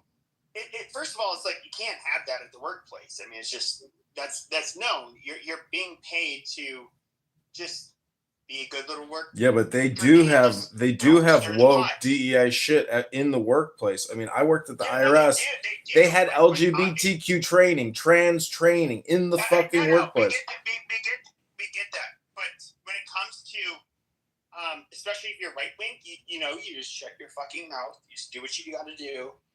But when it comes to anything, it's just like first of all, where would you have these conversations in real life? And that's when people say you wouldn't say this in person. Okay, I don't go around disrespecting people that are different from me. First of all, I can't tell what people's political leanings are just from looking at them. Sometimes you can get a good idea. Even their religion, I can't tell. You know, of course, in Arizona, most of the Jewish people, they're not Orthodox. They don't wear kippahs on their head. I can't pick them apart from like a fucking Greek or an Italian or some shit like that. I don't know. They all have big noses and coarse hair. You know, or at least a lot of them did. Did you ever measure just how big the nose is? I mean, what a cheap shot. I've seen your face. I mean, I don't. I have a big nose. I have a big nose in my PTR. We can hear it. Blow-dried. Okay, my hair is blow dried and it looks somewhat straight, but I actually have, you know, I wouldn't call it like a Jerry curl. It's kind of like Einstein hair. It's just like wiry and just fucked up and, you know, fucked up hair. It's just, I was born with those genes. It is what it is. How do you vote, Pepe? Do you vote Democrat, Republican, or Libertarian, or you don't vote, or you don't give a fuck? I voted Republican my whole life. Okay, so I mean, you know, in terms of like a party and content and politics and all this shit, like in Chicago, there is no Republican Party. It just doesn't exist. And there are no Republicans. There's literally just like how it doesn't exist in Washington, D.C., Baltimore. We can name the cities. I get it. Well, what I'm saying is... Also, how is that part of the conversation? I'm trying to track. Yeah, it's not part of the conversation because... we get it. Oh, did you? But hold on. trying to make is that I'm not going to go up to like a nice black couple while they're eating at a restaurant or while they're at a church that's predominantly black and be like, hey guys, you guys want to have a debate about white and black relations, United States, and this BLM bullshit? Well, it would be a show. You would have to have a show. The only way to make any of these conversations acceptable is to format it. If I was to go up, let's just say there was like a random Jew with a kippah, which obviously he would think I was picking on him because he had a kippah. He'd be like, why? I'm just shopping, bro. Like, why are you fucking questioning me? Like, just leave me the alone. majority of people think that we're fucking crazy if they were to see us on here. Yeah. This is a weird thing. You were talking about we have our debates online, and this is like, okay, we're having the debates online for a reason. This is where people come to have the debates. Okay, look at what black people say on this fucking app and have been saying for years. I've never had a black person come up to me and start bitching about why I owe them reparations, about how we're fucking caged creatures that smell like wet dogs that are, just like whatever the fucking shit that they say. Like, I've never had that happen. I would like to commend John Kitover, because I think it was about 2 years ago, John heard me crashing out saying the N-word, and then he like texted me and he's like, or called me and he's like, bro, what the fuck happened? Why do you got to use that kind of language? And then like every time I come on here anymore, it's John on the app, just screaming at black people, calling a bunch of porch monkeys and shit. No. You're such a fucker. You're so funny. You're so funny. I was like using like all this racist shit. You are a true psychopath, Rich. You are the true pure psycho. Okay, the thing that is consistent with Kitover is that I've never heard him use a black racial slur towards black people. I'm just being dead serious. I've used it once, and it was only because the guy begged me to use it. It's rather consistent. It turns out the guy that I said the N-word to once many years ago, I heard him on the app the other day, and he does the same thing to everybody. He says, call me the N-word, call me the N-word, and then he just gets off on it. Since he pictures or something. All I was going to mention is you were talking about, people, especially black guys, they'll be like, black guys like Kendall will be like, you never say that to my face, nigga. If you stand in my face, you wouldn't say that shit. You wouldn't say the N-word to me. But, what I was going to say is, like, you grew up in boxing, Pepe. I grew up in martial arts, and I grew up fucking working in nightclubs and all that kind of shit. The reality is 90% of people have never been in a real fucking fist fight. They've been in a little scuffle on the fucking playground. That's why I've always kind of like... And they slap somebody. No, but they've never been like in there just... No, I get it. Even those brothers that have been in like a quote-unquote fist fight. Yeah, they fight like bitches. It's funny that they think that means they know... They have any idea how to fight. Because, like, it's... Like, one of the things that was common in a boxing gym... I fought 2 midgets one time. Okay, shut up. I did. When it comes to, like, in a boxing gym, you would get, like, 2, guys, maybe they could be in their late teens, early 20s. They just started boxing, but they seem somewhat motivated. And then, like, what is kind of a pain in the ass, depending on which gym you're in. They're like, okay, you got to, spar them. Are you up for it? It's just like, all right, fine, sure.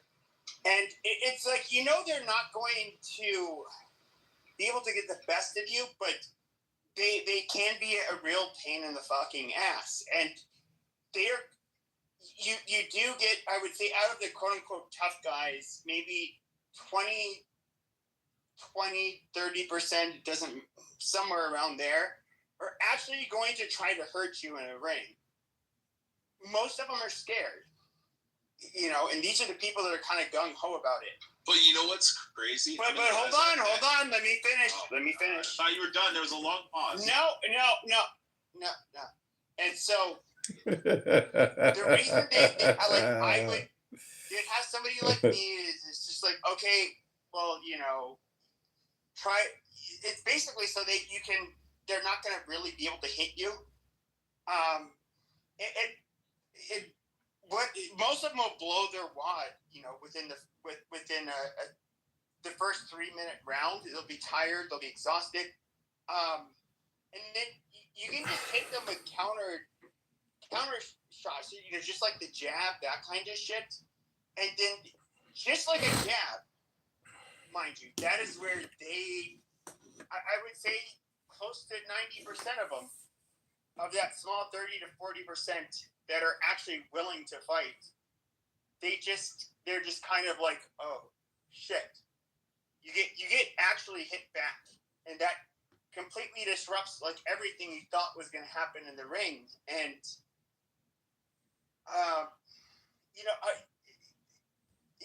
most boxing gyms, so if they have a competitive amateur, what were the other flavors? If they have boxers that are basically competitive in different tournaments and all that stuff, even still they'll often have them box somebody like me, or whatever person that has more experience. Nice to see you all. And people sometimes follow me around. I was following you around tonight, but you didn't seem to find anywhere to stay. I was following you for like 20 minutes. Lolly, 20s and teens. Oh, you're very welcome. No, I was. They were going to have one of their amateur competitions. El Normo has me blocked. Or is it Zach? Here we all are. The coaches can I'll ping some people in. Individuals. I'm not saying Bill Clinton. I'm home but not Nathan, welcome to Clubhouse. It's like, okay, if you still come back the next day. So, what is everybody looking forward to? Do you have something to look forward to? My state flower changed this month, and it grows in my front yard. So I'm pretty excited. I mean, look, at the end of the day, I'm supposed to think of like gratitude for something, and some days are kind of weak. So, I'm going with state flower. What do you think? Jesus Christ, why did I bring up boxing? It's a magnolia. Okay, what was Oh, it's a beautiful flower.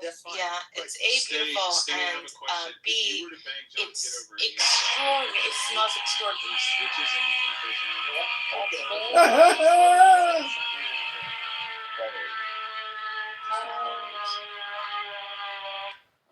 It's a really You brushed your teeth out?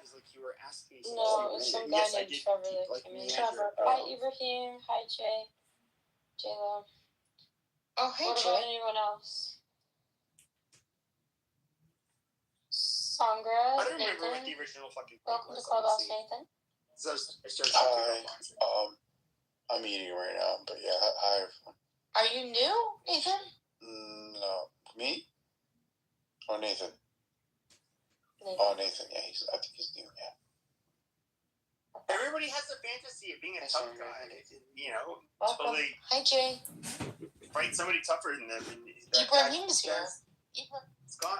See, this is what people don't know this about Islam, but you got to read the charter of Islam from Medina when Muhammad issued it, and he declares himself Don Corleone.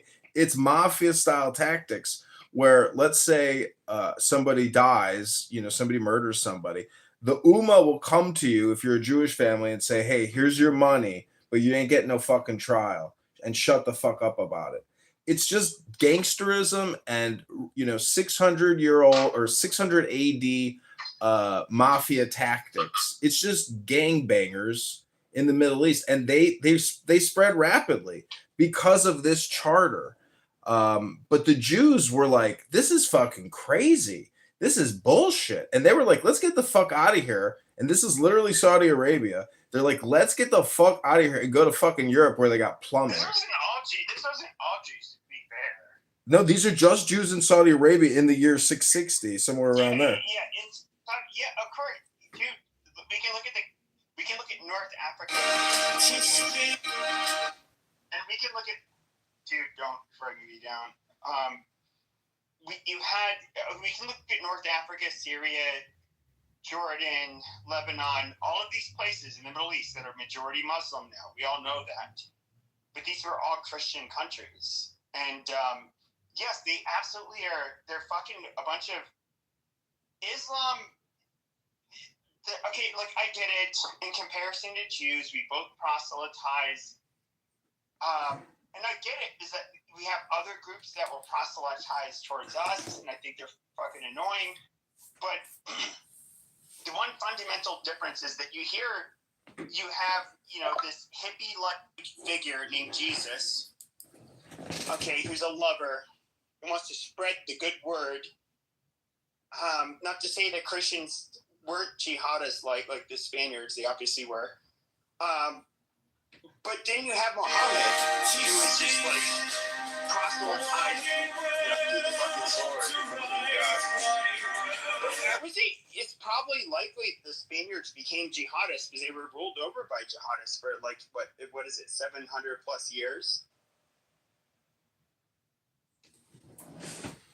That's a stretch, but my analysis or discussion is primarily based around Mohammedan law, which is all or nothing, which says if there's conflict, you can take your conflict to Allah and to Muhammad. So for the first time in history, or not in history, but basically the godfather of the Muslim creation scam said any conflict, you're going to have to bring it to me, not to anybody else. There will be no other adjudicators. So it's a fascist organization. It's not constant. It's not. There is. You don't think Judah? Well, hold on. So I'm not a very religious person, but I can look at Christianity and Judaism, especially going back, and it doesn't read. You have fascists in every group. I get it, but when you read the Ten Commandments and you compare that charter to the Charter of Medina, it's like light and day, meaning that the Ten Commandments is like the those tablets of society. What are they called? Like the first Hammurabi's tablets. So it's like an innovation in jurisprudence and law. But Islam, this is why I'm bringing it out in the crash out space. Islam crashes out in terms of law. Mohammedan law enslaves women. Mohammedan law guarantees that you have concubines, that you have slave women, that you're it's enslaves everybody. It's a fucked up, sick mafia organization. And I, for one, am so glad that Donald Trump decided to attack one of the biggest cultural and religious mafia gangs on the planet. Thank God for Donald Trump. You see, most of us Americans, at least on the right, the overwhelming majority of us, would love to see the IRGC just completely decimated. All of these fucking mullahs and whatever, fuck whatever Islamic beliefs they have. I really do not care when it comes into this calculus. However, it's okay. We attack them. The problem is that are we going to be able to actually change the direction of the country? You now have people that are in power that don't really seem much better than the old guard, and I don't know if they're going to be any less likely to commit terrorism. I mean, really. And my biggest problem with this whole fucking war was that, okay, so my intuition, I can't say this is a fact, my intuition was that you're either going to have to wage a full-scale war with a lot of boots on the ground. Otherwise, you're not going to quote unquote topple the regime. And we will attack them. They'll attack a lot of shit in return in the Middle East, and of course take the Strait of Hormuz, and then what? What did we actually gain? It's one of those things where you have to be willing to go all in, or you don't go in. And this is why I thought it was like a stupid move by Donald Trump. Yeah, but they did go all in. They killed 100,000 IRGC soldiers, bro. They eliminated the Navy, eliminated the ground forces. So to think that it wasn't a success, I don't know. I know you probably haven't seen the clips, but there's a press briefing with Trump saying, "Oh my God, such a piece of shit."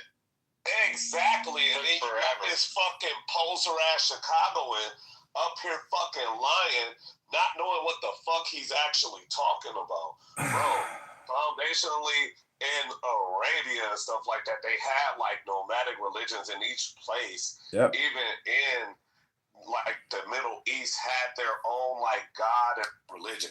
There was only certain places, right, that follow foundational religions. Yeah, sure. So my biggest criticism of which, if I make a criticism of Judaism's foundation, it's ultimately going to be a complete revocation of any. I don't know. But are you aware of the context of empirically? Well, go ahead. So, like, if I was to bash Judaism, I would have to. It would attack Christianity at its core, because it's obviously, we can go Old Testament, New Testament, and they call them Abrahamic religions for a reason. So even with Muslims, if we were to attack Judaism, it would, all of it falls apart, really. But you have a bunch of, you have Zoroastrians and the different Canaanite religions, and which a lot. It doesn't fall apart, man. A lot of the same shit. I'm telling you, Muhammad is a scam artist. There's a big difference here in terms of legal intelligence. But here's the thing. You can call him a scam artist. But even if we're to look at Jesus, that's what I'm saying. It's not about the person. It's about their code. It's about their law. Sure. But you use the word scam artist. Yeah, Muhammad scammed everybody. So he was good at it. Look, we got 1 billion people still scammed right now in 2026, and they don't even know they're scammed. That's how good the scam is. Amazing. But then you could use the same argument regarding Christians. How do we know that, like, Jesus? You can't. It's totally different. And I'm only. Robbins type of individual that was literally. Well, because I have a voice, and it's not just like Pepe's world. You know that, right, Night King? It's the fucking weight too, bro. Like this is Pepe's room, bitch. Yeah, I know it's Pepe's room. Your fake white ass down and let the top left say his fucking words and get his thoughts out. Listen, your PTR. So what I'm trying to say is that you could make the argument, and this is something that I've literally thought, since I was a child, really. What if you had a Tony Robbins type of individual that proclaimed himself to be Jesus Christ? That's what Tony Robbins does. He's a hypnotist. It's a scam. Yeah, sure. I mean, but go ahead, Pepe, because I want to respond. Yeah, so like he has this big cult following, which if you were to, it depends on which Jews I've listened to. Some people say that Jesus did not exist. He's the story of multiple individuals that lived in that region at the time, and then you have people who do believe that he existed, yet he was just like he had a heretical sect of Judaism that he was leading. And I mean, but we can look at the evolution of religions in this region. Judaism was not the first.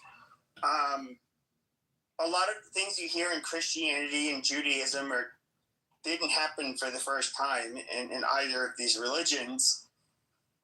So I don't know. Like I personally, I'm not a religious person, as you guys can probably tell. Yeah, but I know you know the Bible, right, Pepe? So let me just ask you something.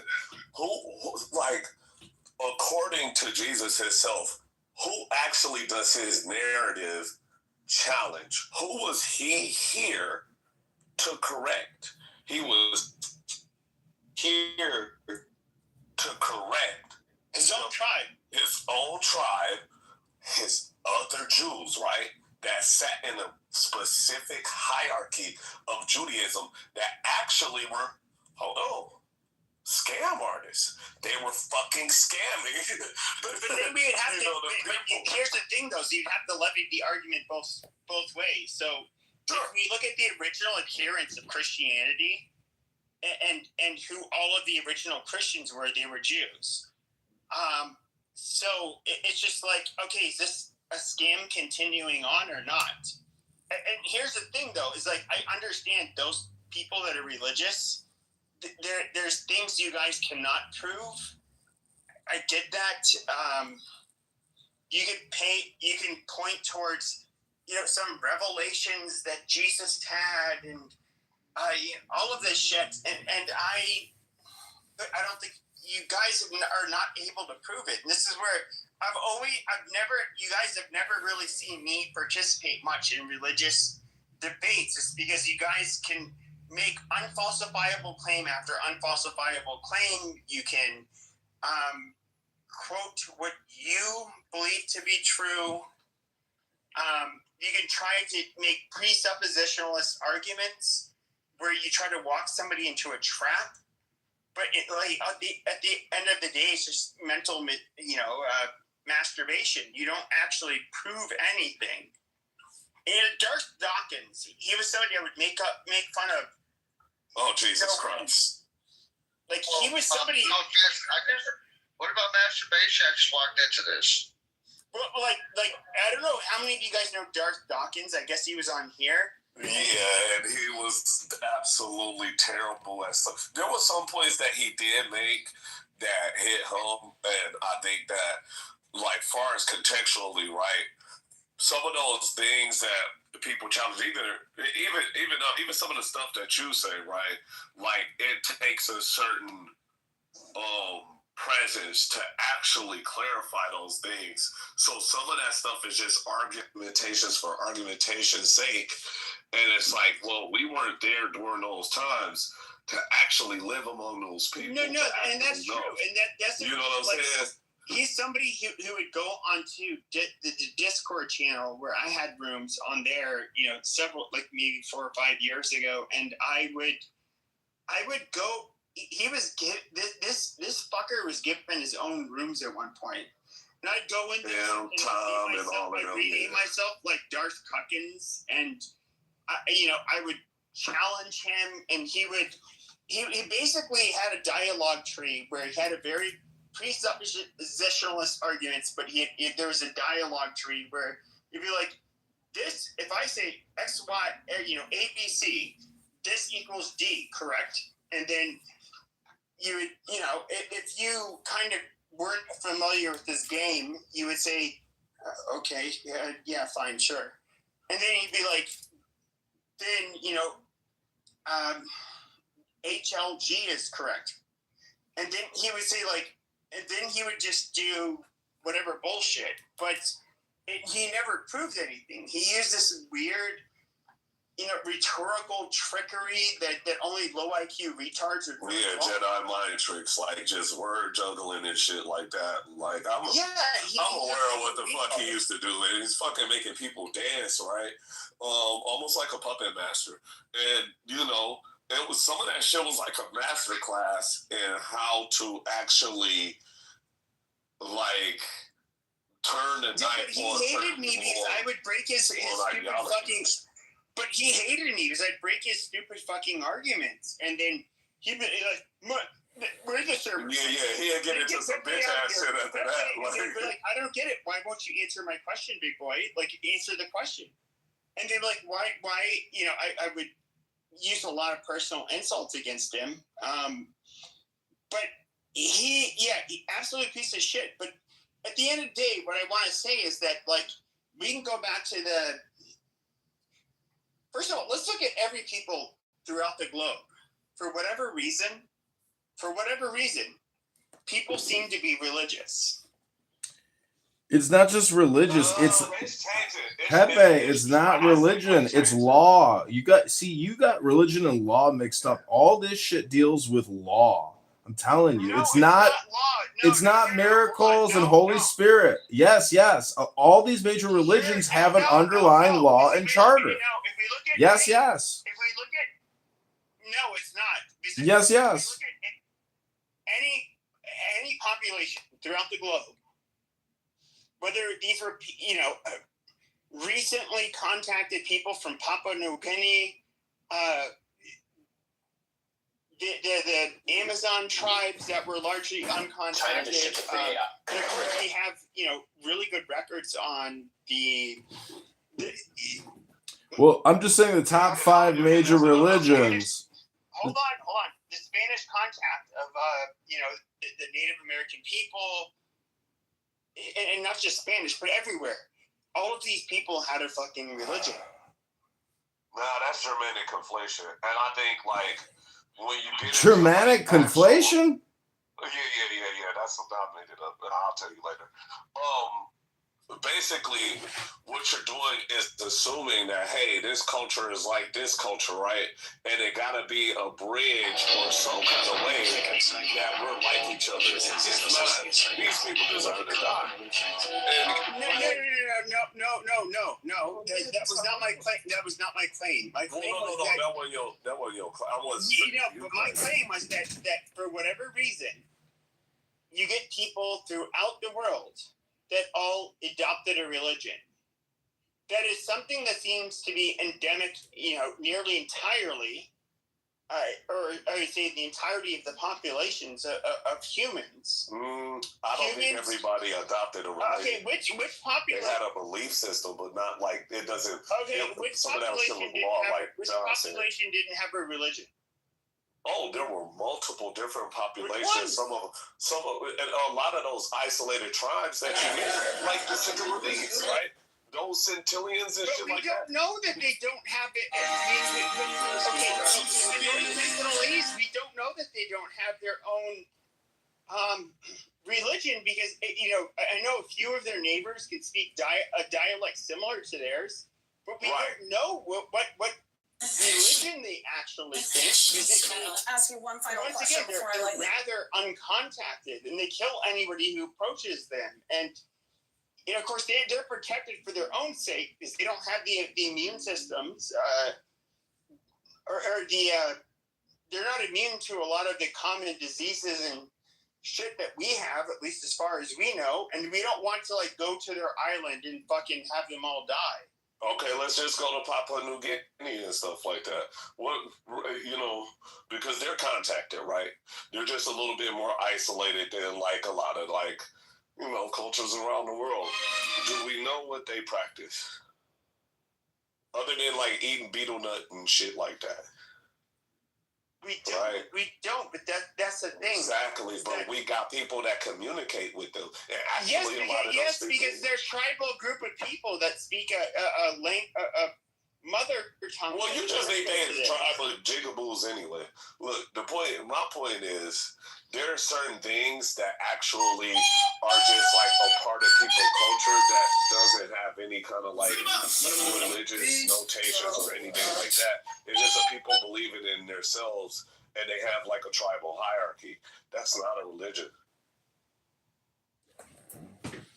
Well, they may have shamanistic practices. Okay, but when it comes to but this is where I disagree. So we can look at we can look at America.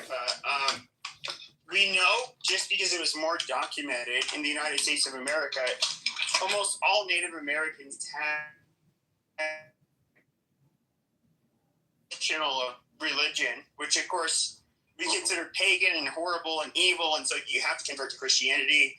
Like ours was not anyway. Of course, we can look at Mexico, where we had these very sadistic group of people, the Aztecs, that were basically not only sacrificing their own people, but sacrificing, the Mayans and whatever fucking Toltec, group that lives around it. And these are, I don't know, I just... Yeah, I think those are just translation barriers because some of these cultures, right, and I get what you're saying, because there are some, Native American tribes and stuff like that actually had, a religious practice and stuff like that. But there are some that would translate it and stuff like that when they discover actually what the context of what their language is, and they actually sat down with people who, studied their language, figured out what this word means and stuff like that. These are people just describing their way of how they interpret history. It isn't this is them like worshiping some shit and shit like that. But there are some that, again, that did do the little worship and shit like that. So I'm not trying to flatten people. What I'm doing is separating them, right? And when you separate them and you look across the board, the people who actually had a religion out of those groups were a very small population of people. So I think that's who you're honing in on. You're not getting like the whole picture. You're not getting the whole puzzle. You're just focusing on the piece that you're comfortable with. And that's all right, bro. Oh my God. What is the point of this circular conversation? It's not a circular conversation. Yes, it is, because then Pepe's going to say the same shit, then you're going to say the same shit, and it's circular. That's what circular is. Not the second one, John. Work with the eighth one. I was agreeing with you a little bit too, but you're fucking too stupid to recognize that. You dumb bitch. Hello? Well, listen, this is a crash out space. Feel free. Go ahead, Achik. Every time you say hello, I cringe. You do? Hello? It's just terrible thing to say. Where do you cringe? Like in the leg? In the leg that's healing? Or is it in your gut? Is it in your brain? Where do you feel the cringe? I just cringe. It's like, I know. Where do you feel the cringe? Because I actually want to be super cringy. My goal is to be ultimate cringe. I get a headache, like my nerves get shot. Yeah. And I'm like, why are you saying hello? You know? It's a Clubhouse thing. Weird. Hello? No, it's a weird ass thing. I mean, see, there's only one about religion.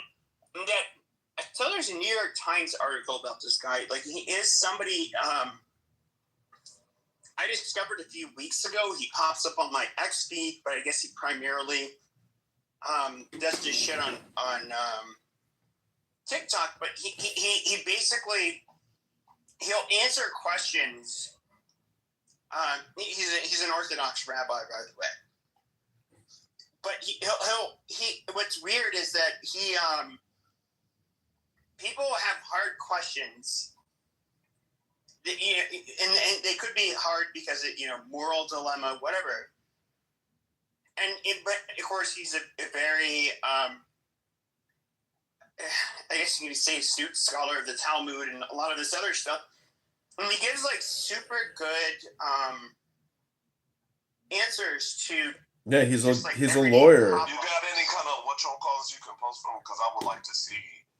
Just refer to his last name is it's Rabbi. What do you remember? Rabbi like Landau, like L-A-N. What do you remember that stuck with you that you were like, oh wow, that's true. It's like, and then I saw today that there was an article about him. I read like the first paragraph, but it was basically about how he was using traditional wisdom. Based, and of course, this isn't an Orthodox rabbi that has his students. I forget what the fuck you call them. Talmud Chachams. And he Rabbinic students are called Talmud Chachams. He's basically just talking about like it's basically wisdom about everyday life. He doesn't really make geopolitical videos. Yeah. Well, I mean, the Catholics got the same thing, bro. Have you heard of Balthasar Gracian? To be fair, hold on. To be fair, a lot of the shit that he's talking about, I'm sure the issues have existed for more than a few thousand years, and so you've had like wise men that have given their opinions in the Talmud and so forth, and you know, he's basically giving his opinion based on, you know, a lot of this, and he's actually a pretty cool guy. Yeah, I think when it comes to that, I think what we kind of lose because we're so stuck in our modern times and like how the lines been drawn and like, you know, decades of like decision making and establishments actually taking over and implementing their structures. That we don't understand that in Could you be ancient succinct, times, please? These religions were actually the first governments. No, it's the formulation of intelligence. It's actually like AI. No, I mean, I'm just trying to talk. Hello? Like this so-called religions for the corrupt people, there's no such thing as a female rabbi, and there's no such thing as a female priest. It's all fake news. It's terrible. I don't understand why people just deal with this nonsense. You know? I agree with you. I'm just trying to say that. If you go to a church, hurry up and say it. Hello? I just want to say something. If you go to a church and you're Jewish and the rabbi is female, and if you go to this is why the Catholic Church has been waiting for 2,000 years. They want to corrupt everything. The day that a woman becomes a priest in the Catholic Church is the day the Catholic Church dies. Women are too psychologically, mentally ill to become priests. And that's what Peter said. And he was correct. You cannot have a woman that is a priest. They can't, they're like, you need like a glass chamber, whatever. Look, you cannot have a woman that is a priest. This is a horrible thing. That's too illogical, you know. Well, they have priestesses in ancient civilization. Now it would be ridiculous, but back in the day, they had the Vestal Virgins in Rome. Hello? All I'm just trying to say is, in the Catholic Church, and that's why I'm a Catholic also, born and raised. You're a Kasumkum Catholic? Wait a second, bro. You can never ever. Are you Opus Dei? A woman Catholic priest. These people are mentally ill, sick people. Is that projection? The same as women. Alistair, hang on. It's just a question. Is it projection when you say that, you know, women are mentally ill? Because it could be projection. Women are mentally ill, bro. Go get married and you'll figure out. My missus, she's mentally ill too. She knows that too. You know, like, what the hell are you gonna do? Wait, are you married to a South Sudanese woman or an Australian woman? She's American, South Sudanese woman. You're married to an American and a half Sudanese woman? She's wait. Are you American, though? She's mentally ill in the same way. All I'm trying to say is, Thank God she's not a rabbi. Bro, shut the fuck up. Sorry for interrupting. Go ahead. Hello? Hello? Look, never let a woman become a Catholic priest. They will destroy the church like they destroyed marriage, like they destroy everything. Even the presidency. Thank God we didn't get Kamala. Kamala tried to do it. And on top of that, you can never let a woman become a rabbi. Or a president. Never a president. There's a reason why we've never had a female president. That's such some bullshit. Stop talking our stuff. I'm just saying it's the natural law and order. There's no such thing as a female rabbi. It's ridiculous. Or a female president. Can't help it.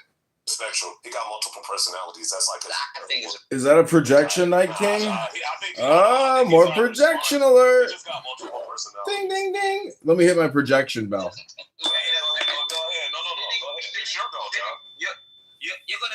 You're gonna sit there and you're gonna tell me there's female vicars in the United Kingdom. That's why the United Kingdom Church is about to die. No, I agree. They fucked up. There's no way. You cannot have a female priest. St. Peter said no. St. Moses said no. St. Joseph said no. St. Thomas Just say no. said no. Just St. say no. Augustine said no. It's awful, horrible, and terrible. We can never let a rabbi priest be a woman. Or hello? There's a reason why we don't do this. And the reason why the Church of the United Kingdom is failing, because they do this Methodist church crap. Yeah, it's all LGBTQ gay rainbow flags. It's very sick. It makes me sick to my stomach when I see those lesbian come on stage and they put a robe on the stage and they're like, oh, well, yeah, I'm going to leave this church. And they're like a dumb, dark lesbian looking Megan Rapinoe, you know? But like that. You know, you're violating YouTube policy guidelines on abusive hate speech, unfortunately. You can't attack someone's sexual identity or gender, unfortunately. I don't think John, you're Jewish, right? No, my mother's not Jewish. My mother's Christian. Hello? Okay, but your father is, right? No, my dad's actually Christian too. Hello? you were Jewish. Oh, that must be like your sixth personality. No, that's like that's another projection. Hello, let me hit the projection bell there. What annoys you the most about me? Go ahead, Achek. Hello? You're not a gay man. I'm not a gay man. Is that a projection question? This is some ad hominem. This is some ad hominem projection. You tell us your wife is mentally ill. You accuse. Oh, here we go. What is this? The DSMV convention or something? Hello? On the other side of that picture, on the other wall, is a gay flag. I saw it. Hello? Look at my PTR right now. Every time you say hello, I cringe the fuck out. You know, the Saudi Arabians were in deep with the Nazis, just so you know. Let me PTR a photo of a royal prince of the House of Saud giving a Heil Hitler to Adolf. I want to let you guys know what Saudi Arabians are really like. Hello? Stop saying hello. No, I like saying hello. Hello? No. That's what Mikhail says. Don't be Yeah, I taught Mikhail hello. I've taught a lot of people hello. No, you're fucking retarded. Just stop saying Hello? fucking hello. It's so fucking annoying. No, you got it from Dr. Adams, really. Hello, is this a crash out space? Yeah, but Hello? You got it from Dr. Adams. I never heard you say hello before you met Dr. Adams. True or false? What have you recording, said? Arnix? Stop saying hello. You're It's so recording. annoying. It bothers everybody else. Let's take a survey. Do you find it annoying? Let's do a survey. Number 1, you find hello annoying. Number 2, you only find it annoying because John Kitover says hello. Hello? Yeah. Let's do a survey. Number 1, when did you find out you were gay? Number 2, do your mother knows you're gay? You know, my mom called me up one day and she was like, your sister and I think you're gay. And I was like, you think I'm gay? Hello? I think one of your personalities is gay. Stop saying hello. Hello? That divorce hurt you. Yeah. No wonder why he Bring him back up. Bring him back up. He got fake. You see, that means I'm winning. I hate to tell you how these game rules work, but when I get kicked to the goo, that's me winning. Hello? Yeah, y'all gave him a dub. I ain't gonna lie. Look at my PTR. That's a Saudi prince giving the Heil Hitler at Adolf Hitler's Berchtesgaden in Germany. These Saudis are no good. I don't trust them. I've seen them kill goats, eat goats. They're like Satanists. We all know that. Hello? The Saudis hated. The thing is, we all knew that at the time Hitler is alive, the Saudis absolutely Jews. And it's not like they were exactly fans of Christians. They thought we were absolute pieces of shit. Damn, that you all right? Slow down. I have the hiccups. Holy shit. Hold your breath. See, the friend of our enemy is the enemy of our friend, meaning that these goddamn Saudis are so in tight with the king and the royal families of the world that they're the natural enemy of our liberated democracy. Hello? But that can't be the case because for thousands of years before that, the Jews and the Muslims worked in unison. And in fact, when they were expelled and thrown out of those fucking countries, go look it up, bitch, because I'm very good at history. I'm really good. I'm even better than you, and you come from that culture. I'm better than you at your own shit, right? Challenge you on that. Anyway, when it was the Muslim expansion and shit like that, we can go back to those early dynasties, the Umayyad. You can name any one of them motherfuckers that you want to, right? There was always a Jew in the hierarchical system that actually was running things right next to the Muslims. And even in fact, let's go even further. Let's go to the Crusades. you can even hear about the Lionheart, one of the best battlers that came out of Europe, said this verbatim, that he could not believe that he had to shed the blood of a Jew on the battlefield next to a Muslim. Come on. Come on. One thing about history. What's your point? Hello? Yeah, but the problem with history is that, okay, so if you look at like a Jew hater, he's going to point towards the opening of the gates of Laredo, where you had Jews that basically welcomed in, the Islamic conquistadors of the time to invade Iberia. Now, when it comes to that, though, the Muslims they didn't treat them well, but they treated the Jews and the Christians on equal footing. No, they did not. That's why I brought up the Charter of Medina. They do not treat Jews on an equal footing. It's intimidation and mafia gangsterism. Okay, do I have to move you? Stop. Now, if you were to look at one place in time where arguably the Muslims did treat Jews better than Christians, we can look at, when they had their caliphate in the Iberian Peninsula. And this is the other thing that is weird, is that, like, I'm not a religious person, we all know that, but I do hear a lot of Christians cope with the fact that, like, no, we would never do anything wrong, we're perfectly fine, we would never fucking mistreat the, like, Christians absolutely fucking slaughtered people by the boatload that came from different denominations of Christianity. And when it came to Muslims and Jews, they were considered, in these times, like the level of dogma you get with Christianity. The Muslims tried to enslave the Jews, and they do try to enslave Jews. You were going to look at, like, people who do not believe in Catholicism in particular as being evil, demonic, gross, disgusting, cockroaches. You can think of all of this shit comes up. Like, you're basically a force of fucking Satan.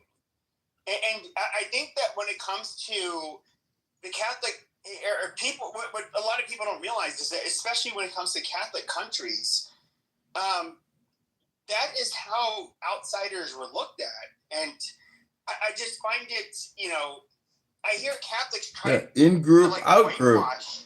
Their fucking history. And that's what Muslims do. They do in-group, out-group. You're either in the Ummah or you're out the Ummah. Hello? Chill. Don't move. Don't give him another dub.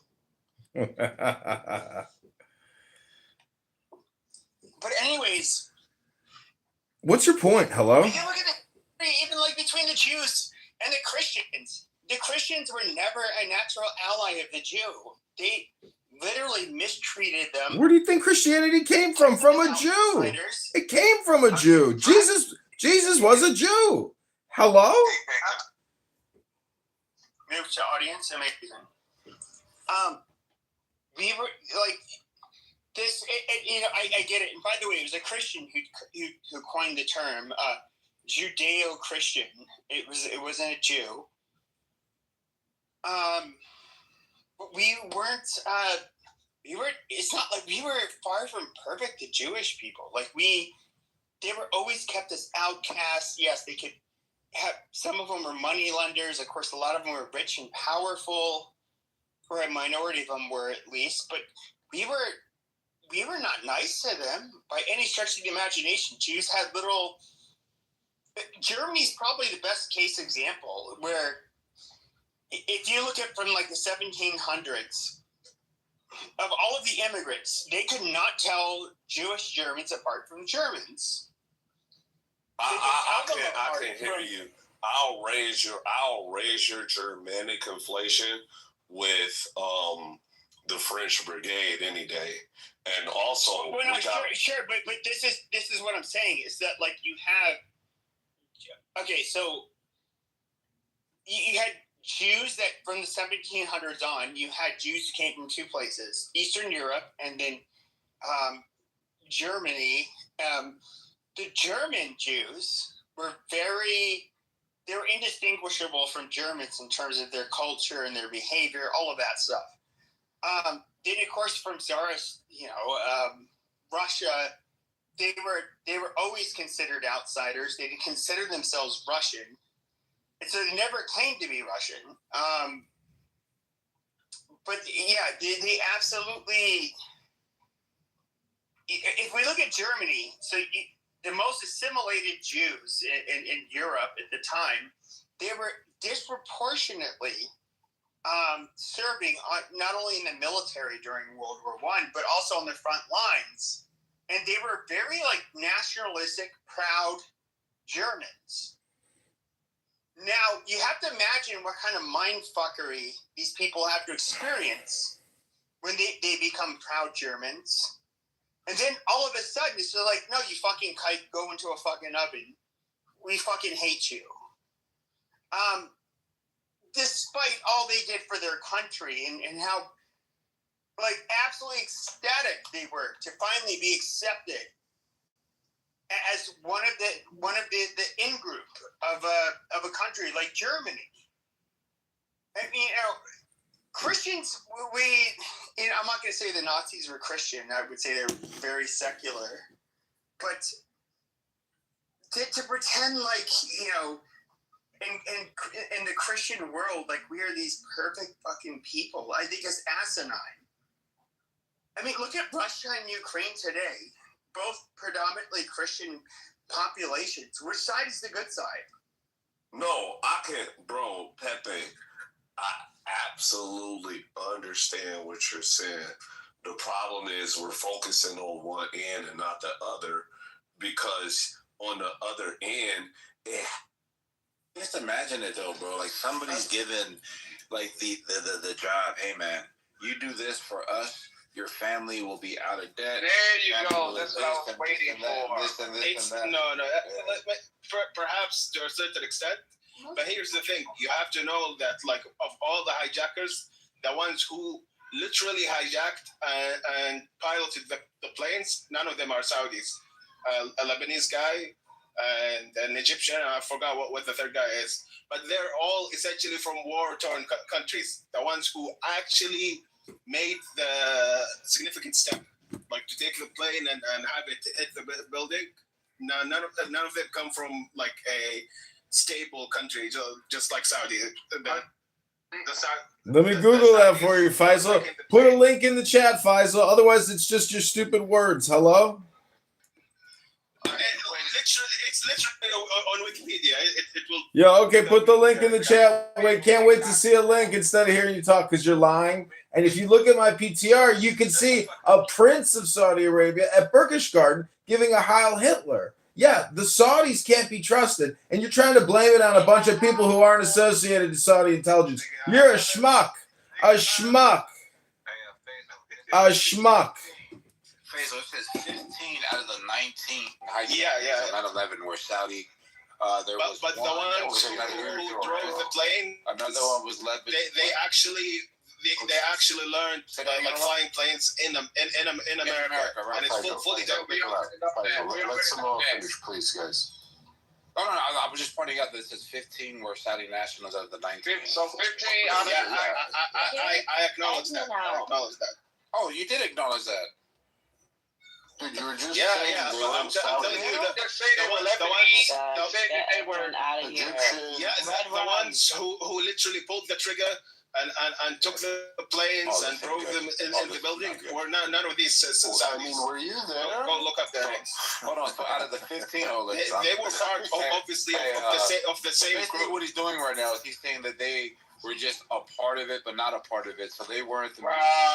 So you're trying to like lessen the. He's like, oh shit, my cover is blown. So they were all core. No. That's not what I'm saying. I'm saying that those who pulled the trigger full on had personal vendettas and shit like that. That's fine. That's fine. Like obviously the Saudis weren't. Nigga, how Hitler? Yeah. All right, cool. So all the Saudi Arabia. You see, bunch of Nazis. If you were in the Nazi party, they would have killed you. They would have obliterated you. And how dare you even use those terminology when they gladly would have killed you and enslaved you, put you in a concentration work camp. You're despicable. You're disgusting. Learn to use some pleasant words. Hello? What you want to say about that, Facebook? I wouldn't have took that. Yeah, he's giggling. He's giggling because he knows he got caught because he's a Jew hater. He's a low IQ rat. That's all you are. You got the brain the size of a fucking rat. Oh, you don't want to talk to you like that? That's a compliment. This is crazy. Faisal, you made me question my memory. I made a basic, clear statement. The majority of the hijackers were Saudi. You come off mic, start defaming Egypt, you start defaming Lebanon. Absolute nonsense. Because also even the leader, Saudi explaining this shit. You see this shit? The guy who staged the project itself, like he's engineered it essentially, also an Egyptian guy, and he had been also widely celebrated at the day of the attack in Egypt. We'll get to the Egypts too. We'll get to the Egyptians too. But right now we're on the Saudi. Are these people considered martyrs in your country?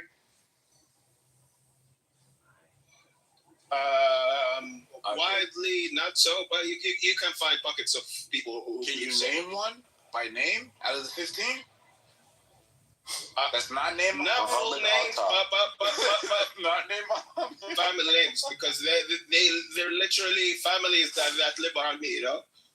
Muhammad Atta was one of the dudes that was getting drunk and high at a strip club, I believe, completely going against, you know. Yeah, that's a real Muslim right there. Yeah, but yes, but he's the one who's engineered the attack. Sure he did. Engineered like it was some shit. The only reason why they got away with it is because fucking we just thought it was a typical fucking thing that was gonna be resolved. Those fucking donkeys would never be able to get away with anything like that now because we would fucking rip their heads off. We wouldn't take a chance anymore. It's because of the Patriot Act, which we sacrificed. Nowadays, right now, imagine you're in an airplane, bro, and you just sense some fucking Muslim retard like thinking about that, bro, and you're with your family. Hey, if I get on a plane right now and see some cross-eyed Saudi looking inbred, I'm gonna get off. I'm gonna be like, hey, look, somebody need to check him. Check him down. You need to make sure he can even see right. I know he's not flying. But the way his eyes is all this going all over the place, yeah, he gotta go. They ruined it for everybody, bro. Honestly, I'm pretty sure that such scenarios are much more doable nowadays. You could 3D print a gun and slip it in. No one knows. And look, I'm taking notes. You see this shit? Yeah, think about that shit. I don't see those kind of things don't come to my head. I don't think about that stuff. Exactly. Because you just made a retarded claim that saying that such thing couldn't be pulled off nowadays. Like what? I didn't say. No, he said less likely. Donkey, look. You said the plan was engineered. I said if that were to happen today, we'd get their fucking head ripped off. They'd get their head ripped off. You'd think so.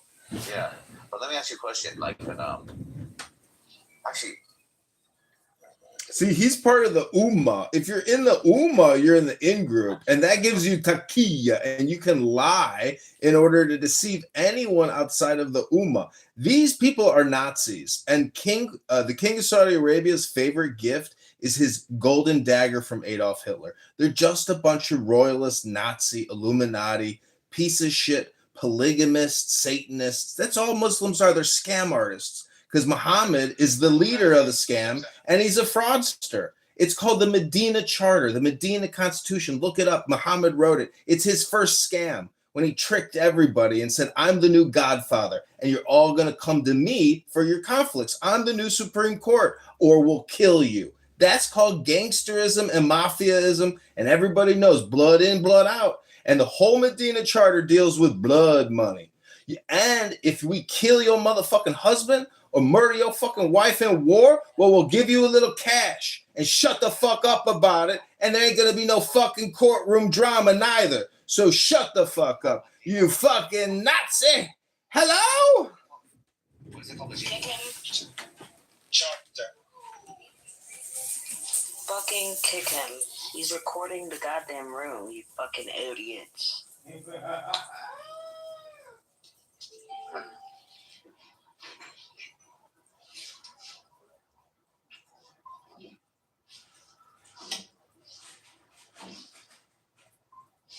Y'all are useless mods, I swear to God. They're usually sedated around this time of the hour. Oleg was just talking. Probably on this fifth drink.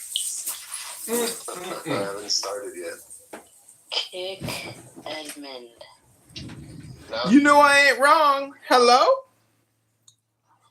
Get him. You must be a Muslim. Oh, that's right. You date Muslims. I forgot, Shy.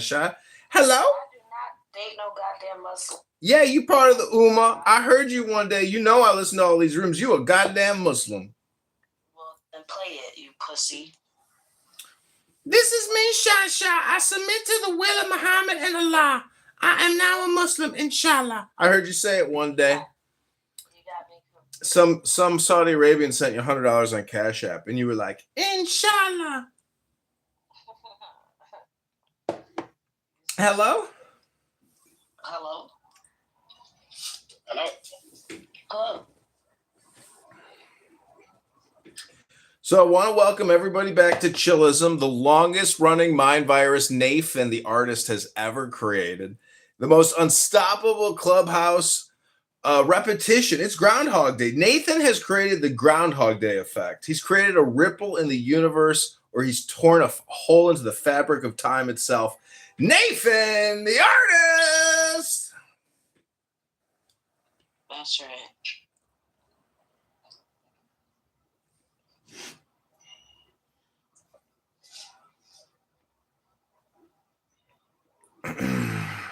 Whenever I go to Art Basel, I always ask people, have you heard about Nathan, the artist? And they go, who? They go, who is that? And I say, you don't know Nathan, the artist? He's the hottest artist at Art Basel this year. They go, Nathan, the artist? Who the fuck is Nathan, the artist? I say, you don't know Nathan, the artist? Shit. Oleg, you there, bro? I just got back. What's going on? Can we, Shasha, did you want to say something to Oleg? No. Go, Alistair. Yeah, you were saying you wanted to throw out Alistair? Shasha? No. Because he's recording the room? Yeah. Oh, okay. I thought she said no. My bad. Is that not allowed? Or... That's not allowed. He always gets kicked out. All right.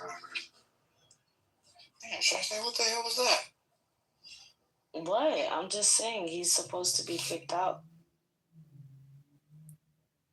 Hello?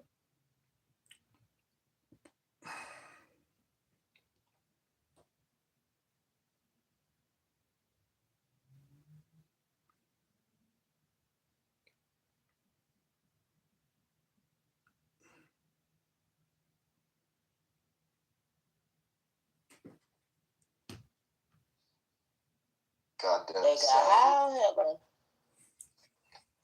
what do you think, Faisal? You think the war is going to keep going in Iran, or it's going to end soon?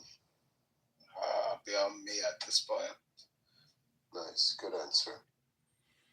Me too. But what does your gut say? What does your gut say? I did the precaution that I The needed covenant to was, do like, for example, successfully, fulfilled and with that's Jews. Judaism ceased to exist. I just came back from Hong Kong yesterday. Stop talking about Jews. I bought me a high-end PC back in January before the war. The idea that because of the stupid Jews war, as the shipping cost as if they're went from around $300 to over $2,000 because of how the shipping is affected by the war. There you go. And I was like, fuck it.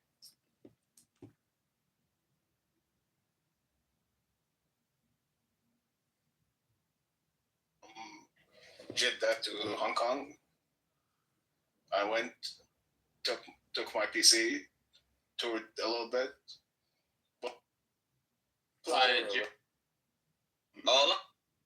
All I'm trying to say is, as a Catholic, I believe.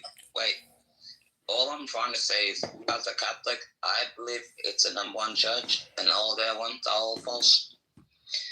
Orthodox Judaism, pretty close. I like that. Well, what about Jesus and just the teachings of Jesus versus the organization known as the Catholic Church? Hello? Wait. Orthodox Judaism, I like. Yeah, it's universal. It's universal.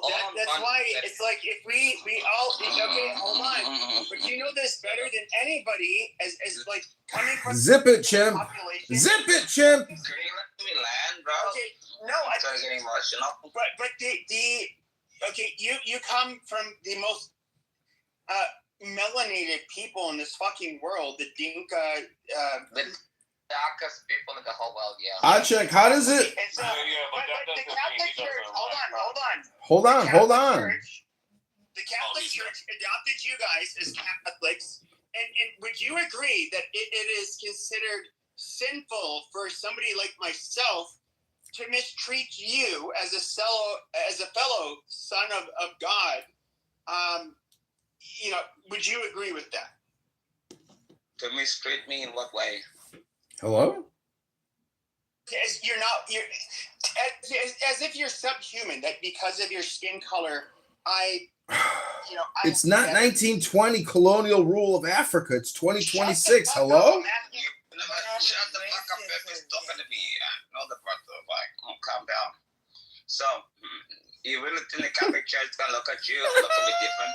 The Catholic Church just means the universal church. We're all the same under God, brother. Exactly. So in other words, I cannot mistreat you as being lesser than under we're God. all the same under God. It means the universal church, yeah. Do you use it? Yeah. I don't understand why people get emotional about What it. does it come it's the with? same. Catholic just means universal. That's all Does it it means. come I don't understand with, why I people don't get know. so butthurt about that. Yeah, that's why they call it Christ consciousness, universal consciousness. Donald Trump has it. Pepe has it. Beaver has it. Uma Porn has it. Dr. Jordan has it. Even the Night King has it. Just like we're having enough, bro. Pepe asked a genuine question. The sometimes he troll and the sometimes is asking the genuine question. It means the universal church. And he was raised in that. And that's all it means. Exactly. It means all the same under God. That's it. Yeah. And that's one of the things that they kind of promote, especially in the United States, like as a person who actually got a scholarship to actually go to, one of their colleges and shit like that. I turn that shit down, like fuck that shit. Because I actually can recognize what he's saying as far as when it comes to this nature on the other side and the things that they don't recognize, that they're abiding by a rabbinical culture that's really not tied to the Catholic Church. In fact, they went to war with each other. Catholics had an army. They got a Roman Catholic army. Y'all even know that they had a fucking army, nigga? Do what they did, but here's the. So, holy shit! I don't want to get into the second. Oh, get into that shit. Get into that. Don't be scared. Look at before the Second Vatican. We can look at what that two.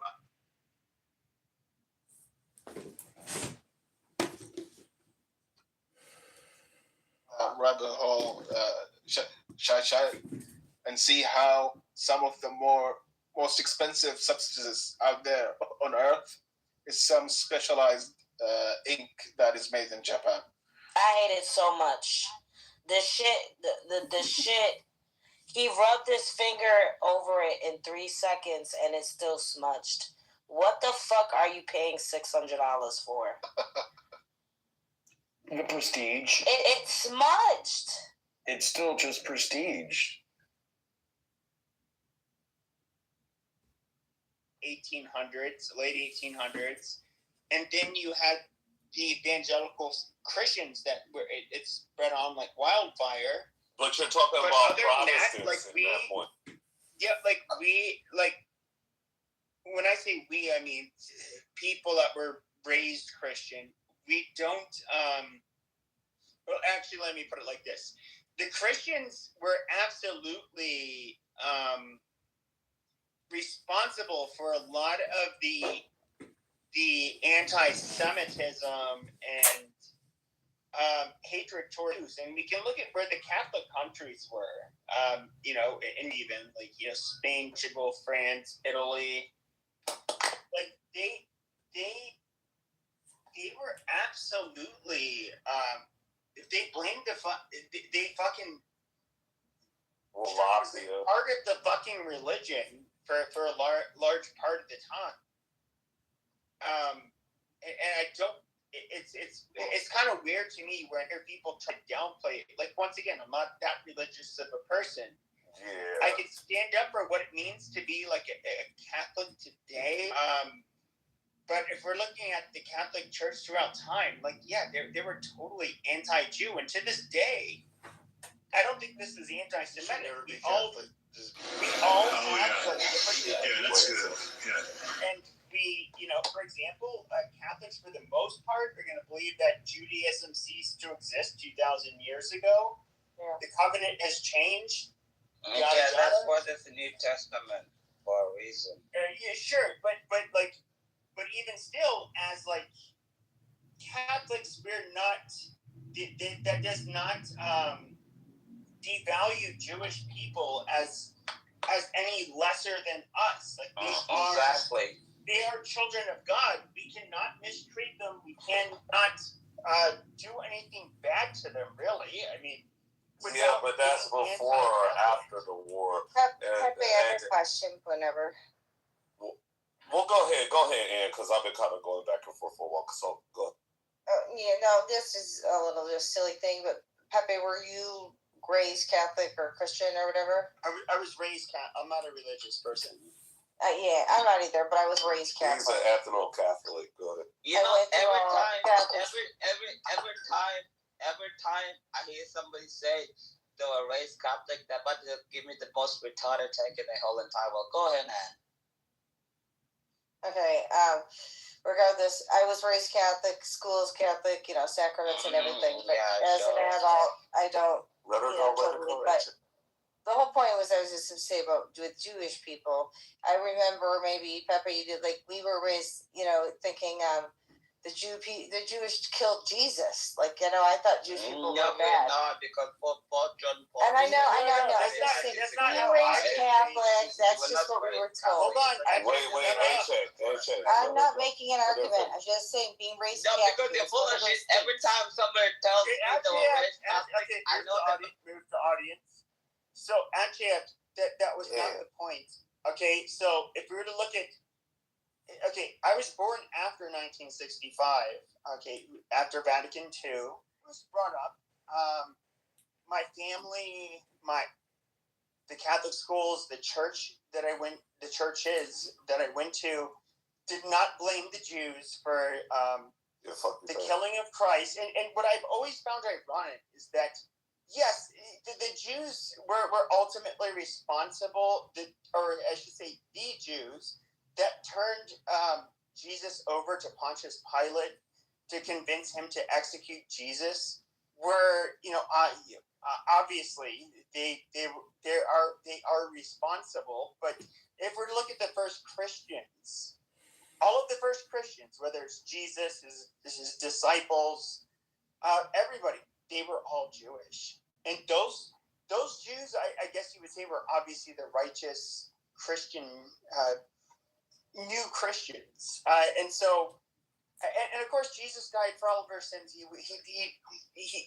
if you believe in Christianity, he saw all of this coming. You know, and he died for all of our sins. So it becomes kind of like futile and stupid to talk about. No, you can't. It is. I just was saying, as a Catholic, did you feel like you were kind of raised with the vibe of like Jewish people aren't good? I guess I did. I was, and a little bit, but I also had no exposure. Like where we live, there's no Jewish people anywhere near me. You know, we don't live anywhere in the same towns. So it's very weird. So, like in Catholic school, you get a lot of Jewish surnames with a lot of kids that were Catholic because their father was Jewish, the mother wasn't. Super common phenomenon, at least, you know, for me growing up. I'm not going to say it's the same everywhere else in the United States. I would say the only, how do I put this? So you get a lot of out-of-staters from places like New York. Now, I couldn't tell a lot, especially growing up, the Italians from the Jews, and I would hear a lot of, you know, for example, Italians would those that I should say that came from New York talk shit about Jews. I felt like it was more of like whatever drama they had from where they came from. It was about that. But for the most part, I didn't. To be clear, like a lot of the schools that have it hit. I've never heard the ones who want to have it here, just like how they had it back home. No, it comes from just frustration. There's nothing to do in the country I was born in. There's zero opportunities. They grow up there, they become 40, and they fucking come here and they feel like the world owes them something, when in reality it doesn't.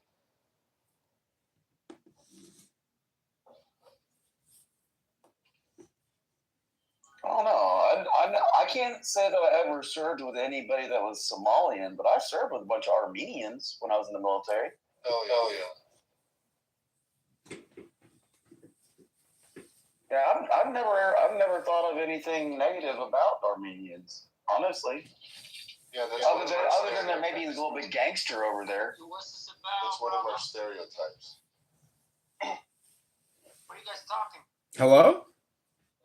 How you doing, Elson? I mean, I had the same impression about Greeks, but here we go. Hello? I love Greek food. Again, I don't have any issues with any Greeks. I mean, I think they're pretty badass. I mean, militarily speaking. It's just, I'm saying that's something that's always going to be a moneymaker. Like preying on people's like sexual proclivities, that's always going to be something that's going to make money. Wow. Greek is just a bunch of islands. Okay. I don't live from Greece. Now, anybody else want to comment on that? Because I'm already going to do more investigation. I don't want to see you out here on these streets, Lisa. These MAGA streets. This is AI generated. Lurking. No. In the streets, I really don't. Oh, okay. If I'm not on Clubhouse, like, where is this girl? Been working on my Trump AI. Shit, I should see if I didn't cancel my revenue sharing. That video I posted got 4.4 million views. I'm looking at it right now. That's a lot of views. That's a lot of views. That would be a big payday. But I canceled that shit. So I said, fuck Elon. I don't want your money, Negro. 4 million. That's a lot of people. Yeah. Okay, I hope my girl gets that Lisa. views. Mm-hmm. Did you want to play that AI, the Lego love song to the American people? Oh yeah, I would do that. Let me do this one first. Oh, Also, Lego. Trump's corruption. Oh my God. Let me go back. Oh man. All right, here we go, and see if we can do this. I hope we haven't lost our Trumper on the stage because I'm not looking at my phone. That will be pivotal for Democrats. See how you feel? They like to take up my space and then leave. Is Georgia Senator John Ossoff. Okay, here we go. Senator Ossoff is betting that Georgia's voters care about all of this potential corruption too. Never before have we seen so little effort to hide so much corruption.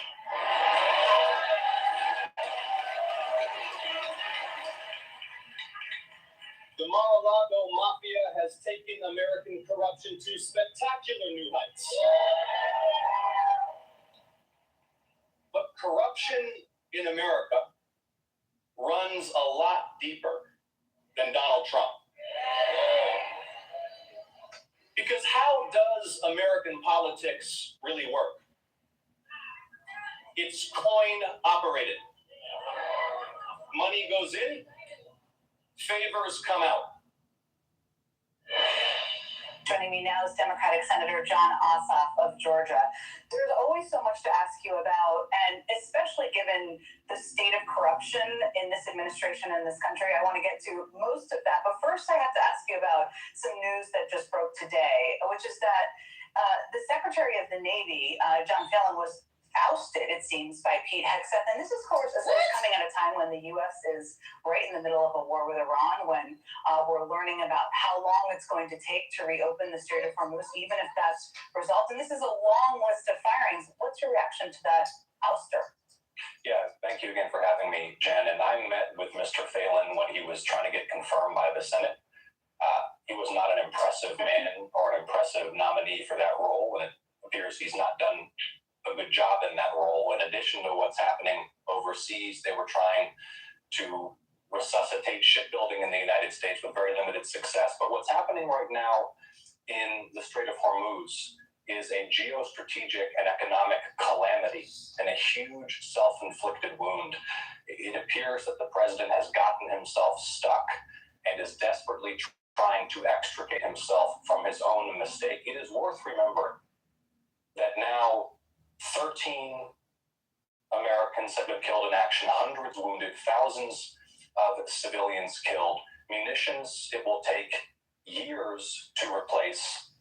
Grave damage to our standing and position in the world.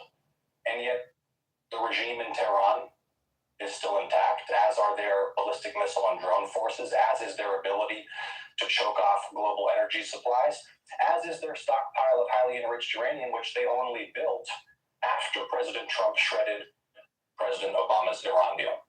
So you are the long list of things that Secretary Hegseth has done and the people he's ousted. It doesn't sound like this is the top of your list of concerns. Look, he has been lying to the American public about this war from day one, as has the president. And they have misled the public about why we're at war. They've misled the public about the progress of the war. And they've executed this operation with astonishing incompetence, doing immense economic damage, and undermining our national security. No question about everything you just said. And it is all tied, especially given who their negotiators are, to, as I referenced, this unbelievable level of corruption. You gave a banger of a speech this weekend where you talked about a lot of this. We just played a clip of that. But I want to ask you about a piece of news that really just broke yesterday, which is that the Trump administration seems to be considering a form of a financial lifeline, I guess you could call it, to the UAE. Especially, I mean, there's questions about that alone, but especially given the massive financial entanglements of the Trump administration, the Trump family. What do you make of that? Well, let's call it what it would be, which is a bailout for the United Arab Emirates. The financial entanglement, the way that UAE money, Emirati money from Emirati royals has compromised this White House is astonishing. It may be one of the most significant scandals in American history. Who are the president's two chief negotiators in the Middle East? Jared Kushner and Steve Witkoff. Witkoff and his family are partners. His son, Zach Witkoff, is the keeper in the Trump family crypto business, which has received vast sums of money from Emirati royalty. The spy chief, the national security advisor in the United Arab Emirates, acquired a 49% stake in that business before the United States agreed to grant the UAE access to our most sensitive AI chips. Then you have Jared Kushner, his private equity firm, Affinity Partners, which in addition to receiving billions of dollars from Saudi Arabia,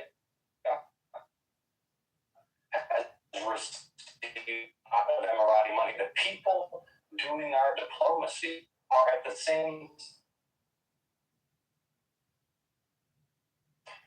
family. And meanwhile,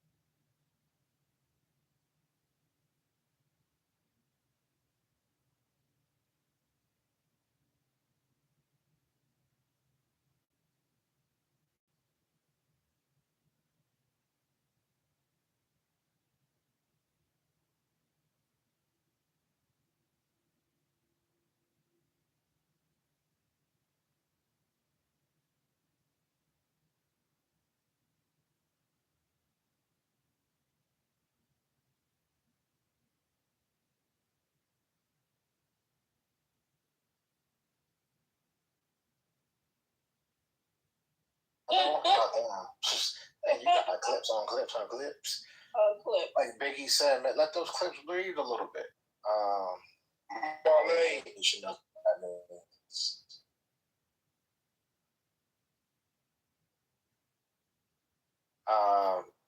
Yeah. Did you talk about the California? They had a debate today for governor. I didn't know there was a big a governor's debate within California. No, I know nothing about that. Yeah, it was on news. Who was there? It looks like all of them. You had Steve Hilton. You had Katie Porter. You had Steyer. I'm trying to see who else was there. There. What's his name on Clubhouse? Wasn't Not there? that's not this. From who? Clubhouse. Yeah, Greg Cardone. No, he wouldn't make it to that stage. He was talking. He said he was running, and people on here talk about he could win. Grant Cardone. He was not there. No, he went. You got to qualify to be on these stages. I don't think Grant Cardone would qualify. Oh, okay, that says a lot right there. And he was on Clubhouse yesterday. If you can't be on Clubhouse the day before, then prepare yourself for debate. So he just. Nope, there, California. Grant Cardone is here. Okay, so he's not making the. He's not in the debate circle. Okay. Nah, so maybe tomorrow we see what come on, listen to some highlights for that. That's gonna be a big race. I mean, once how do you feel about what you heard though about the grifting that's going on with your president and his family? Jake Cardone still running for president and governor of California. President? No, sorry, I didn't.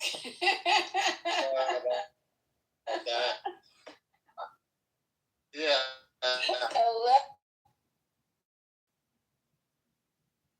You know he's running for.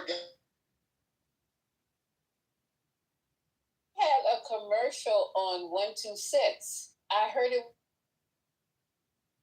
on Urban View.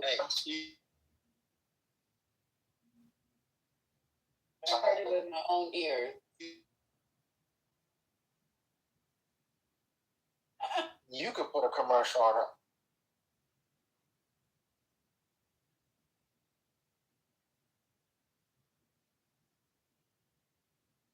People give him a pass to say whatever he wants, so he feels comfortable around the. He would be a person that would be welcome to Negro land, right? That's TC's mentor. He said. Did you guys talk about the Cash Patel suit? The one that got thrown out. In the Atlantic? They got thrown out, right? No, that's the old one that got thrown out, not the new 250 million. Oh, okay, so I know one got thrown out because I saw it on. Yeah, that's the old one. But the new one is kind of interesting. Their strategy, right? Because he's probably not gonna. It's probably gonna get dismissed, right? Because which suit is this, Alef? Because I know he's gonna sue the Atlantic. Is that the one you're talking about? yeah, the Atlantic went for 250 million. Yeah. So what's the new update? Well, just that that lawyer that's representing him is known as a serial losing lawyer.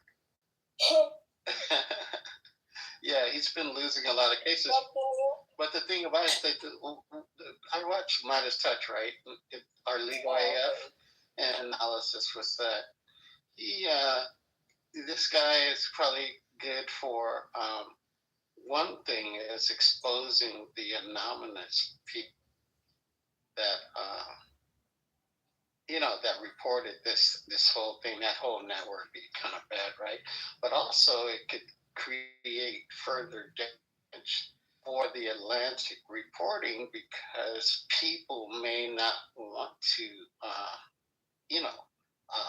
be what they call them again, sources for them in the future. Because especially if they expose anybody, which they may have to do if they're deposed. But the other way around is that Patel's completely cooked, right? Because he's gonna have to. He's already admitted to stuff that are lied about, stuff that his own court case filing says happened. Such as getting the not being able to access his accounts or something like that, and then thinking he was fired. And he said that did not happen. But his own filing says that that's one of the, that it did happen and that it was just a minor technical error. So, yeah, he's got a lot of problems.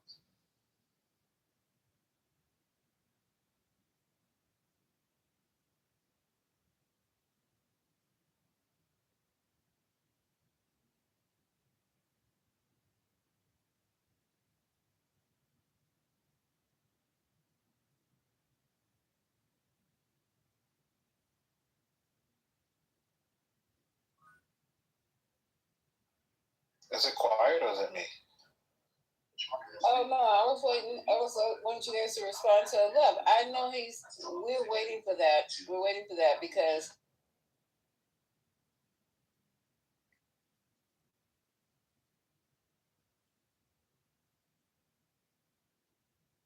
That Kalshi and Polymarket must be going crazy with Red, knowing who's going to be the next person to lead the Trump administration. well, we got.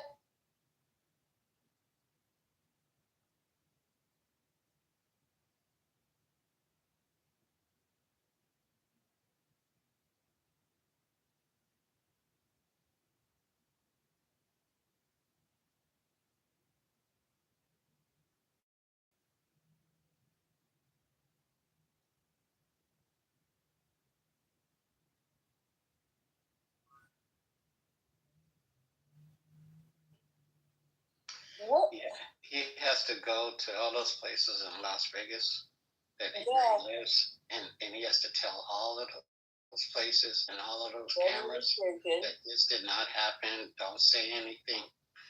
All of that electronic surveillance and whatever. I don't think it's possible for him to eliminate corroborating evidence. I don't get it. I don't really get. I'm just, and then the other thing that's really going to destroy his career and everything else and his life is that he said he has evidence of the 2020 election that it was rigged. Where is he pulling this out of? Crack crevice body. That's a very pull, right?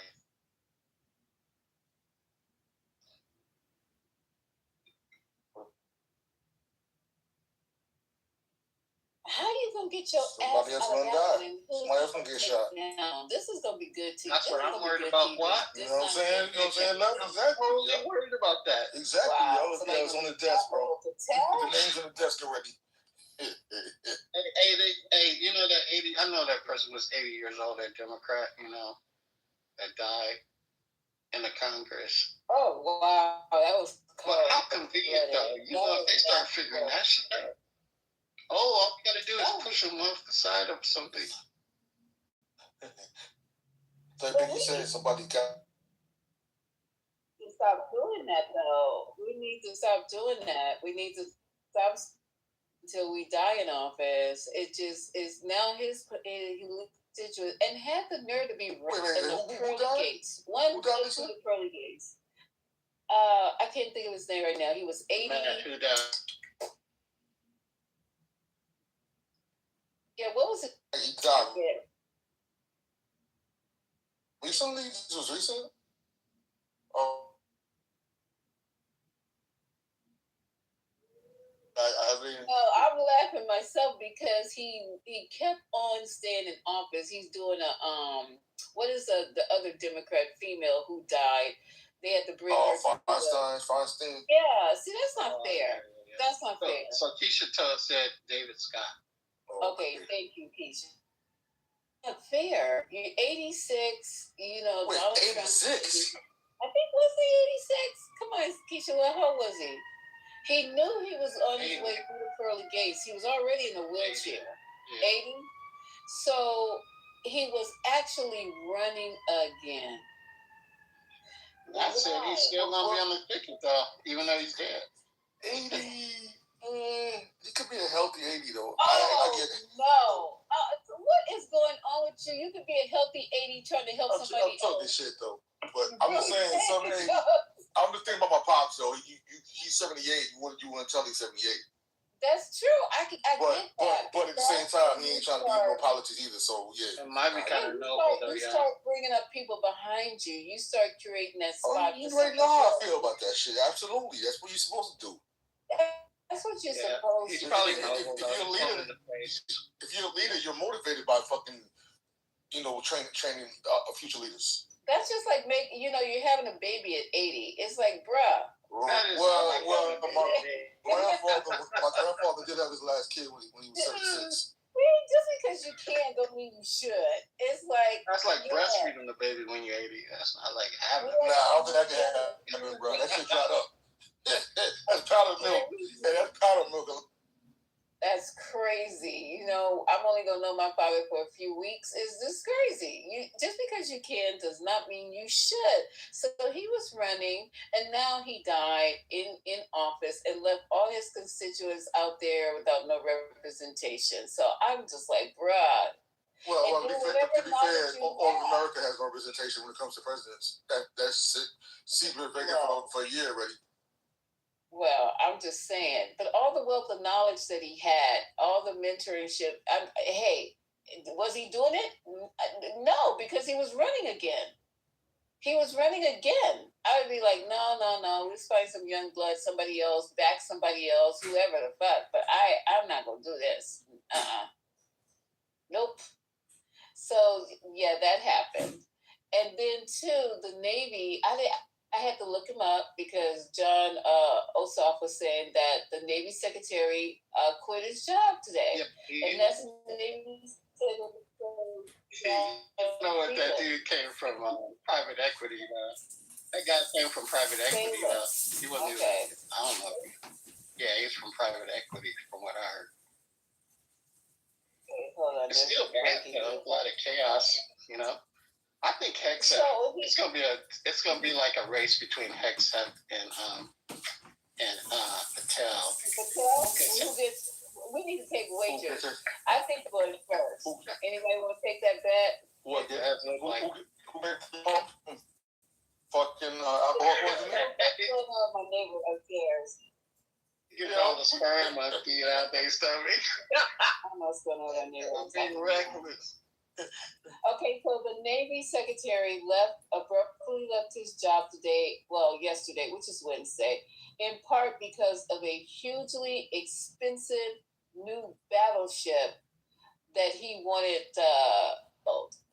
So and the people who got mad at him was actually Pete Hegseth. I mean, no, it couldn't be Pete. Pete was probably, I can't imagine him being against this battleship, because listen to what the battleship was about. Phelan, who served just over a year in his post, had helped conceive of the new battleship to curry favor with President Trump, according to two people familiar with the matter. It was going to be called the Trump class. Remember that? Remember that when he was like, "I don't like stealth battleships." That was ridiculous. I don't like the way they look. What was it gonna be called? It's going to be called the Trump class battleships. Were major source of frustration for Hegseth and the Department Secretary Stephen Feinberg, because they did not serve the Pentagon's broader strategy to pivot towards smaller, cheaper, uncrewed ships, according to two people who, like others in the story, were granted anonymity to discuss the sensitive matter. He was trying to build these huge ships, which are called the Trump class. So you know it have to be big. It has to be gold. Gold railing, gold fixtures, gold toilets, all this shit. So he mad because nobody wanted to get on board with it. It's gonna be called the Golden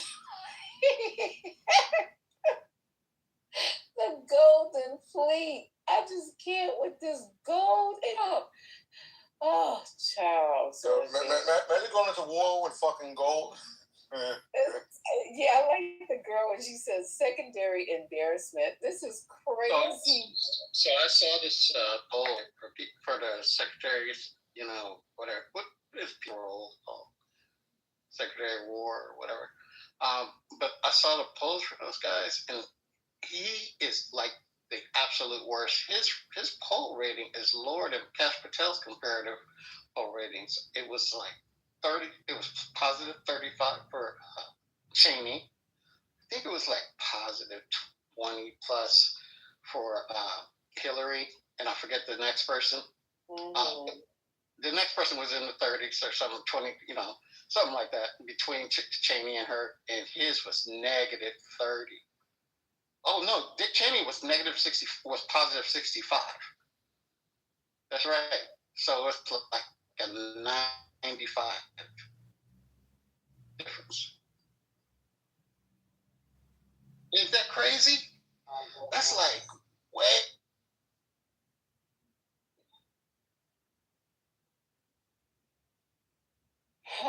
I don't know where this country is going to be when finally, however he leaves office. I don't know where we're going to be. We have floating gold ships in the ocean. We got turns to gold must be fucking green, yo. That fake fucking fake gold. Yep. We'll be out there turning green in the middle of the ocean. It's just crazy. The Trump battle class. And it's the Golden Fleet. It doesn't make no sense. It just, nobody there says, no, this sounds fucking crazy. Are you a fucking idiot? But I see that they're going to pick smaller food.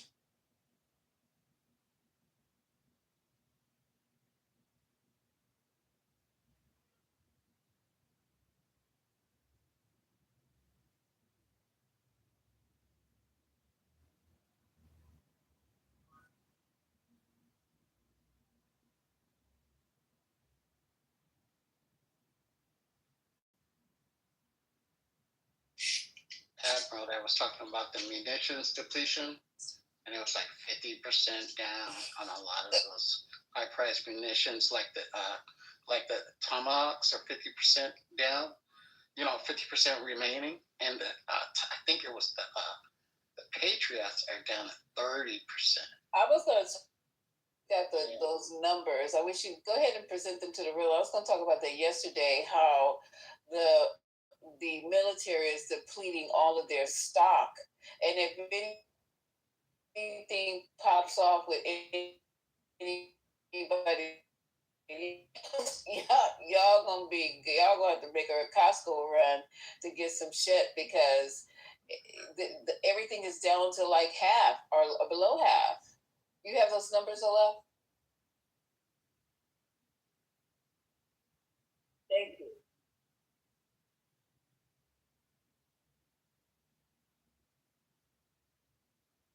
Strike PRSM, it's TAC MS inventory has been used. And then we're down to 30% of the stockpile for the cruise missiles, the Tomahawk missiles. 850 of those have been fired. I think it's also interesting to know that some missiles take like 1 to 5 years to replace the munitions that have been used in the conflict. So even if they do get the 1.5 trillion, it's going to take time to replace everything unless they have a way of accelerating, like putting all of us to work on, So don't worry about it. It replaying itself like it's in your healed itself. Yeah, I guess we'll just have a lot of optimists doing it, Are those made in dark warehouses or these are actual? Like, all those Wendy's you see in LA? Those are actually Tomahawk. Yeah. Arby's. I don't know. And we need the money to replace that. So I know that he's asking for an additional. Let me go down here because it says in this article. So the military campaign in Iran. And a week before Hesef is set to testify on the Pentagon. Oh no, this is gonna be a shit show. So Hesef is set to testify on the Pentagon's proposed $1.5 trillion budget. What is that going to be?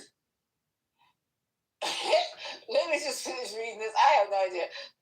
The ouster of Phelan comes amid the U.S. military's campaign in Iran, and a week before Hesef is so I guess next week, is set to testify on the Pentagon's proposed $1.5 trillion budget, which would involve significant boosts to key Navy programs. This includes Trump's Golden Fleet. So he's going to actually bring his drunk ass before Congress to talk about the fucking Golden Fleet and ask for $1.5 trillion. I want to see who votes on this shit. Definitely need a tracker for that. That'd be a good website. Yeah, this is going to be hilarious. That's going to be good content for real, when he goes and tries to sell this. I might stay home that day. Me too. This is right there. Oh, this is going to be so good. Oh, my God. He going to be high as a fucking kite. Nervous. He gonna be worse than RFK. RFK is just I don't know what. I don't even know why he agreed to do this. I don't know why. He looks still crazy as hell. I think he's still on the stuff, because he took like every drug imaginable. He was on meth. Okay. Everything. Yeah, he was on everything. And, hey, if somebody is narcotically sophisticated, that's on them. They can do whatever they want to do. But then when you put yourself in, those positions, especially the health, God, that's just so. Yeah, exactly. How we go get health? Can you imagine going to the hospital and meth head working on you like Cedar Sinai? Get an IV from a fucking. This is rich, okay? So when he testified at RFK, he's been testifying. No, I'm saying, but I watch it. What's he been saying? What has he been saying? You didn't hear when they caught him on the one. He's the one who said that all black children. Oh yeah. Same hearing. Okay. So now somebody is talking to him. Elizabeth Warner is talking to him about Trump RX. I don't know how else. Bernie got on him too. Bernie asked him directly. Bernie was like, "So do you still believe that we have more mortality deaths because of vaccines?" And he was like going through all this other shit. And Bernie kept cutting him down. And basically he was like, well, he didn't want to say it. He didn't want to say that vaccines is not the cause, in that position. Yeah. The lady was saying that he has all the people who are on his board. They're all some type of investor or some type of crypto person. There's nobody there. Nobody that has the degrees and the science behind any of this. They just sitting around making shit up and making policy behind it. Got Kaz on that board, yo. Not Kaz.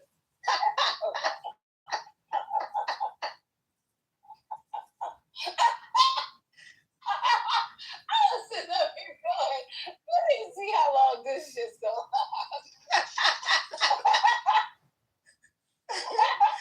But they have. I saw that they no longer are requiring military folk to get vaccine, be vaccinated. Oh well. I'm not even I don't even care anymore at this point who's not vaccinated. As long as me and mine are vaccinated, I just do not care anymore. It's your right. And the whole thing with the vaccine too, right?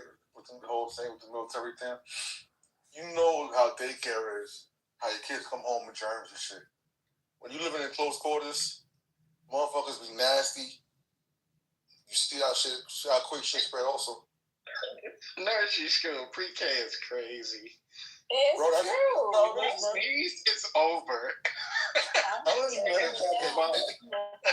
look, we come out the field a week later, you'll be walking around seeing camo on the back of one of your soldiers' ears. Like, motherfucker, how do you still have camo on your ears, yo?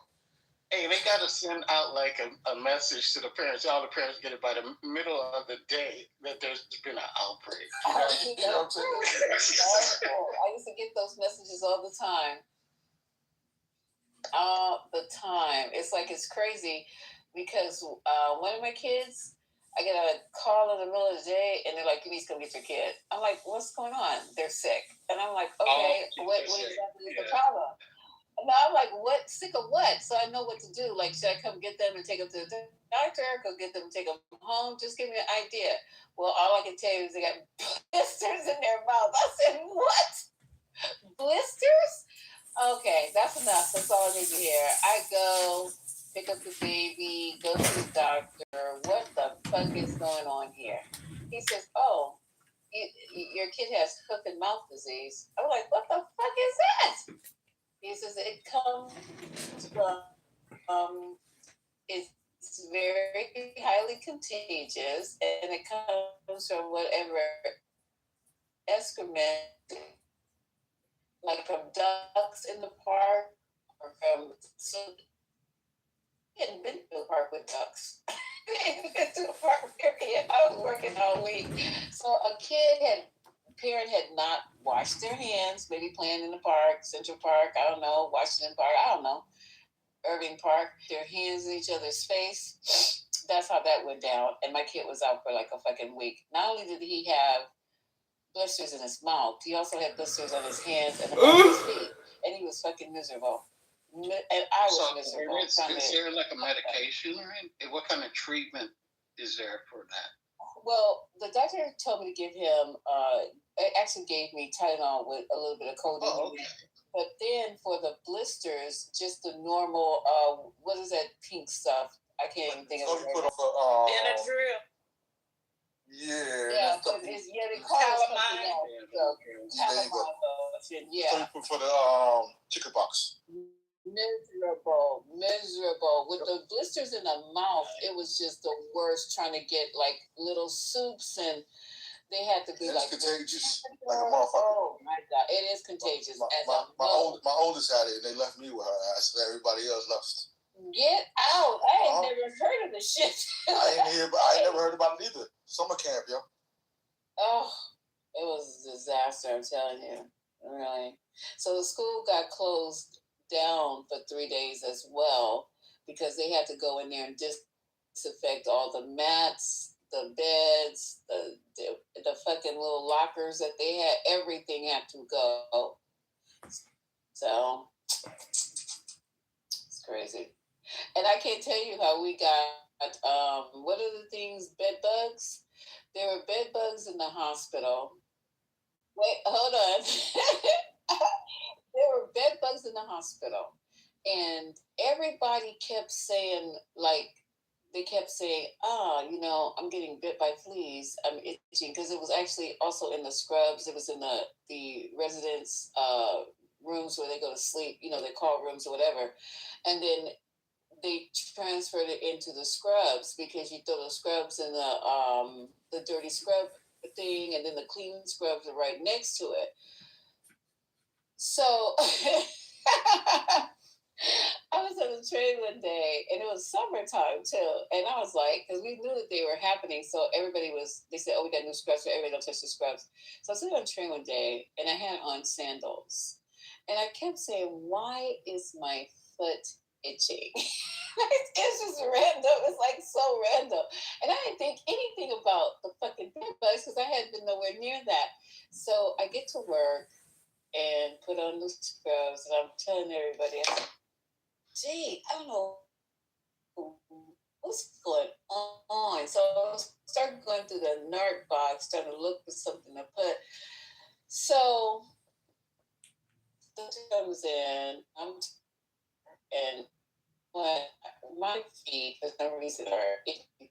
And she says, "Come when you get finished with this case, come on in to the office. I have some open." I said, "Okay." So I go in, and she looks at my feet. She says, "Girl," I said, "What?" She says, "That's bed bugs." I said, "What?" She said, "Yes, you're getting eaten alive." I was like, "Damn!" We had to take all the scrubs out. Everybody had to report who had on hospital scrubs, and take off the fucking scrubs, and we had to put on our clothes, and we had to stay in the hospital till 3 so we can walk out. But it was like, you ever had that certain cousins or family members that it's like, yo, when they come, they should keep their bags the fuck out. Be careful with that shit. You know what I'm talking about? Definitely. The road.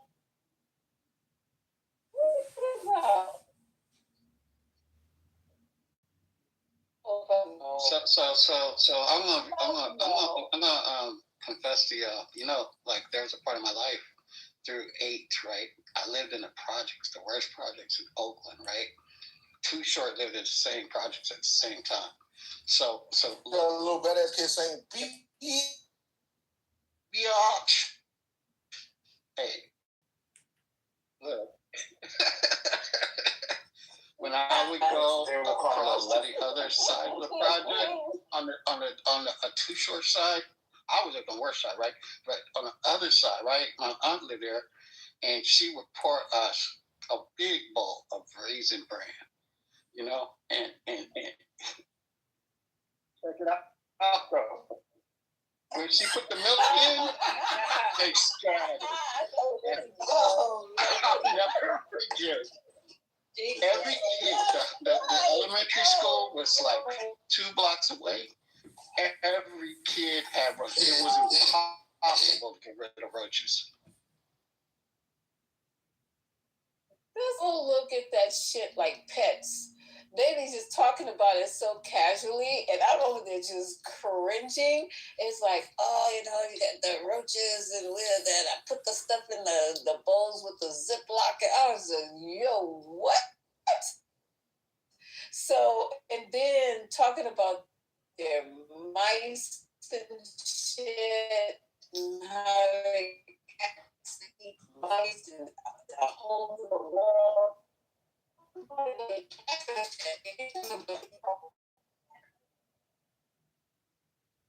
my God.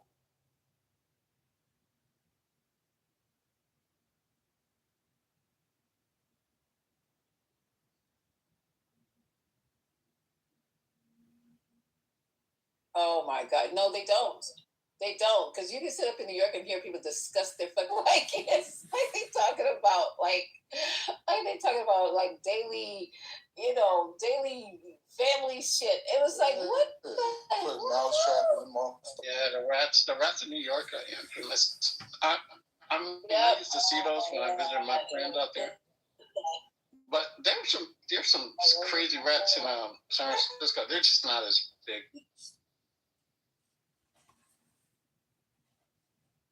I have. First of all, I hadn't seen any rats in the houses. Yeah, them rats in New York, they got game. Early in the morning when I got to walk down them fucking steps down to the subway, and they dragging big slices of pizza down with them right next to it. They don't fucking care. They got videos of the rats in the subway, like on the poles, like the poles that we hold to stand up. Like they're just literally circling the pole like a fucking stripper. I was like, I will never touch a fucking pole in the subway again. It's just rats everywhere.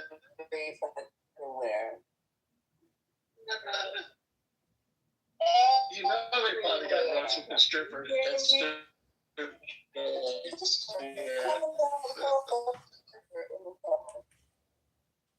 Disgusting. They're everywhere. I mean, even like the courthouse. Oh, you talking about at the New York courthouse? Oh my God. On 1-1 center. They're every fucking. You should bring them quick shit before they look them. They be jumping over top of the table, huh? Oh God. I can't deal with no rats. I tell you. No rats either, man. I got my workspace. You know, I had a girlfriend back in the day, and one came up the wall behind me. Wait, you had a girlfriend? And I'm just saying, like, you know, that's the kind of thing you never want to happen, you know. So I just remembered that moment. She was on the couch. Not that plastic, bro. On that plastic couch that's covered. Yes. Hey, you know about that plastic couch? Deborah, you know about the plastic covered couches? Yeah, my mom had the plastic covered couch. Yeah, so she had that going on, and I had her, you know, clean the living room, you know, and she's sitting out there, the lights are down. Oh, you get out of here, Omar. You disrespectful. You don't even know what you're talking about. You never even saw plastic couch, did you see? But anyway, yeah, that push came up behind her head. Did you say something aloud? I'm trying to tell you, I was sucking hard. Get her not to look around. I was like, yeah, so. Holding her hand. Holding her hand. I was like, really? Like, wow.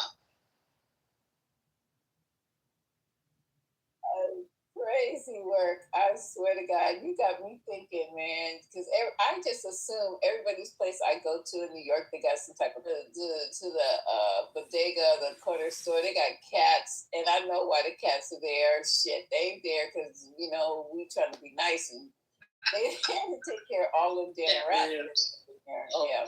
Well, you can tell the difference when it's a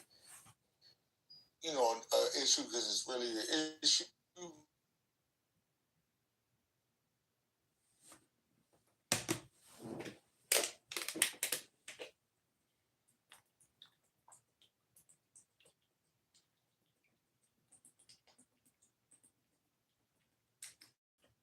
The bathroom. Anything else in between that, you know. You want those restaurants where they cook in front of you, you know? But they gotta store the shit in the back. I mean, hey, they gotta have something like that, but at least try to catch it somewhere because those rats, they gonna follow that food, you know? Yeah, they are. And I always wonder the vendors that are on the street, where are they washing their fucking hands? Where are they eating? I don't eat none. You know where they washing their hands? You know where they washing it? Yeah. Shit, they don't be washing their hands. Yeah, the hot sauce, the halal fucking sauce. No. You know what I'm saying? Shit. Fuck that. You know what I'm saying?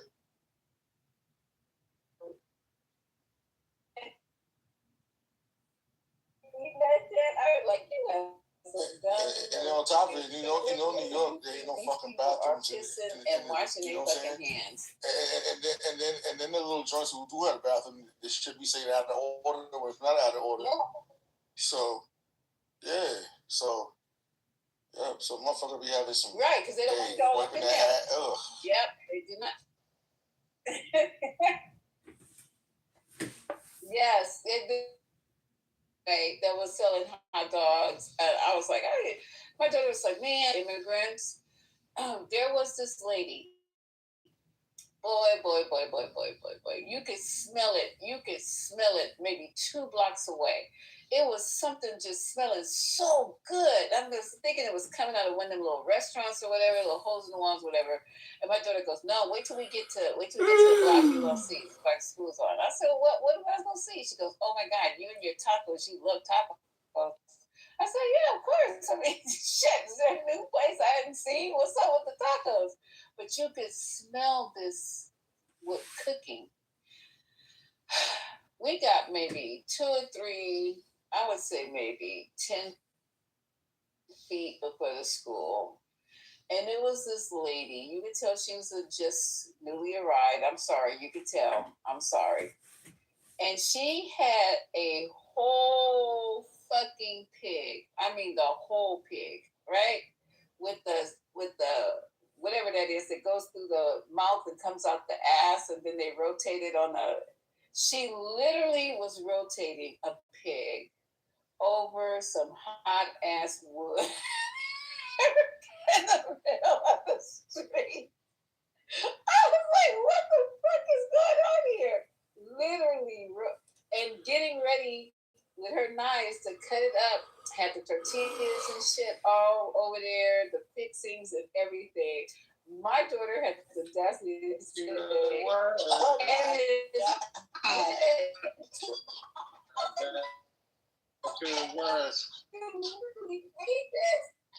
Child, I said, you are anything like that. You don't, where's her temperature, like to put in the pig to make sure it's cooked all the way in the middle? How do you know that this shit is even...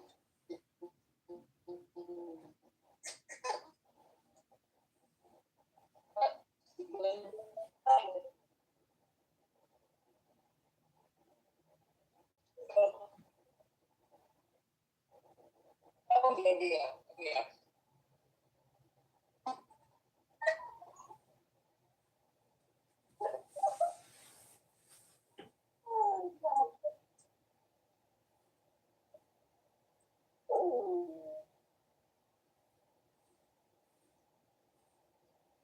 He's trying to sell you a dog while she's selling you some hot dog.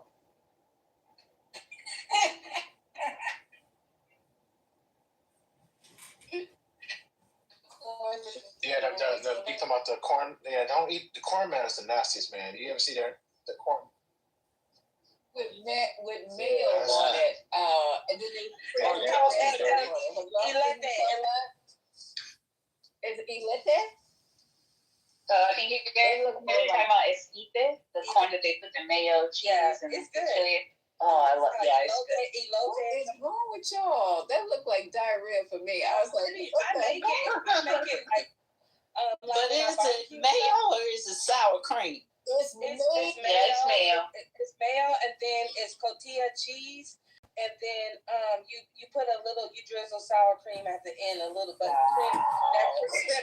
cremlet, not the thick sour cream, the crema, their sour cream, the crema, it's good. But you guys are eating that shit in the. It was like 80 degrees, and this woman had a big jar of mayonnaise.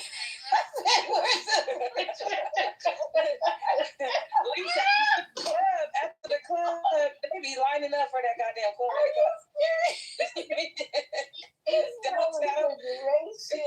But they not there no more. I miss them people like at the beach and stuff. They scared now. Yeah, well, good, because the health department, I said, I'm going to call some numbers. This is crazy right here. I mean, literally in New York, it was 80 fucking degrees at least, and pigeons everywhere, and she got a big ladle taking the mayonnaise out. My daughter was like, taste it is good. I said, have you lost your damn mind? This is why you always sick. You're going to end up in the hospital in intensive care, and I'm not gonna know why.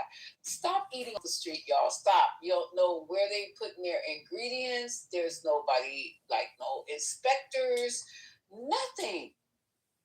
They don't even wear You just gotta say your Hail Marys and just go for it. No way. More people out there trying to get their hustle on. Yeah. I might have to start.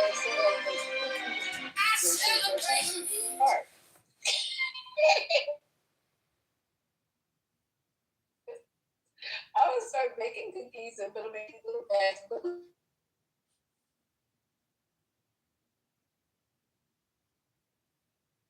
Too. Yeah, you're right about that. I carry no cash. Oh, that's funny. Okay, so let's see, where was I?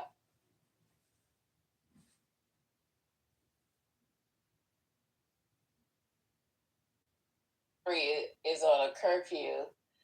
I'm surprised he's still with me. Don't be telling people I'm on a curve. Really?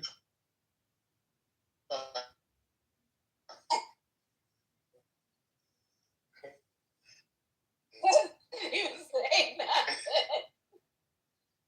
I didn't say no word. 10 to 11, yeah. I try to wind down. You know, because you want to.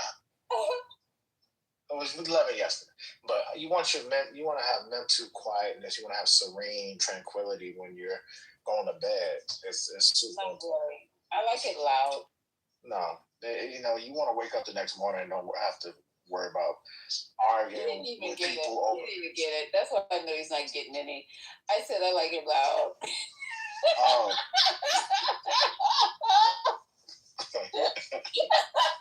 That's messed up. Oh my god. Hopefully I won't wake up the next day, Omari. I'm so sorry. Somebody save her. Where you at, Wah? That's funny. Okay, so anybody else have any breaking news? I have things. I have a clip about how Trump is very popular in Africa. Did you guys know that? In Africa? Yeah. Hopefully fucking voodoo doll, that piece of shit. Trump, I don't know what, I haven't preloaded it. I haven't listened to it, but I know it says Trump is beloved in Africa. What's going on? Yeah.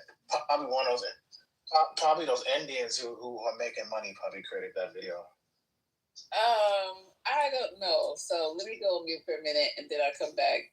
Anything else break in? So we talked about the guy who quit in the Navy. Told you about the AI MAGA girl that you can make thousands of dollars. We know what we missed, and I'm surprised Haitian or Patty didn't talk about it. I think they had the generals. I think they testified today. Maybe they talked about it in the other room, but they were. You had the commanders and the people in the military were on Capitol Hill, and that was kind of. I didn't hear much about that, so maybe tomorrow we can discuss that.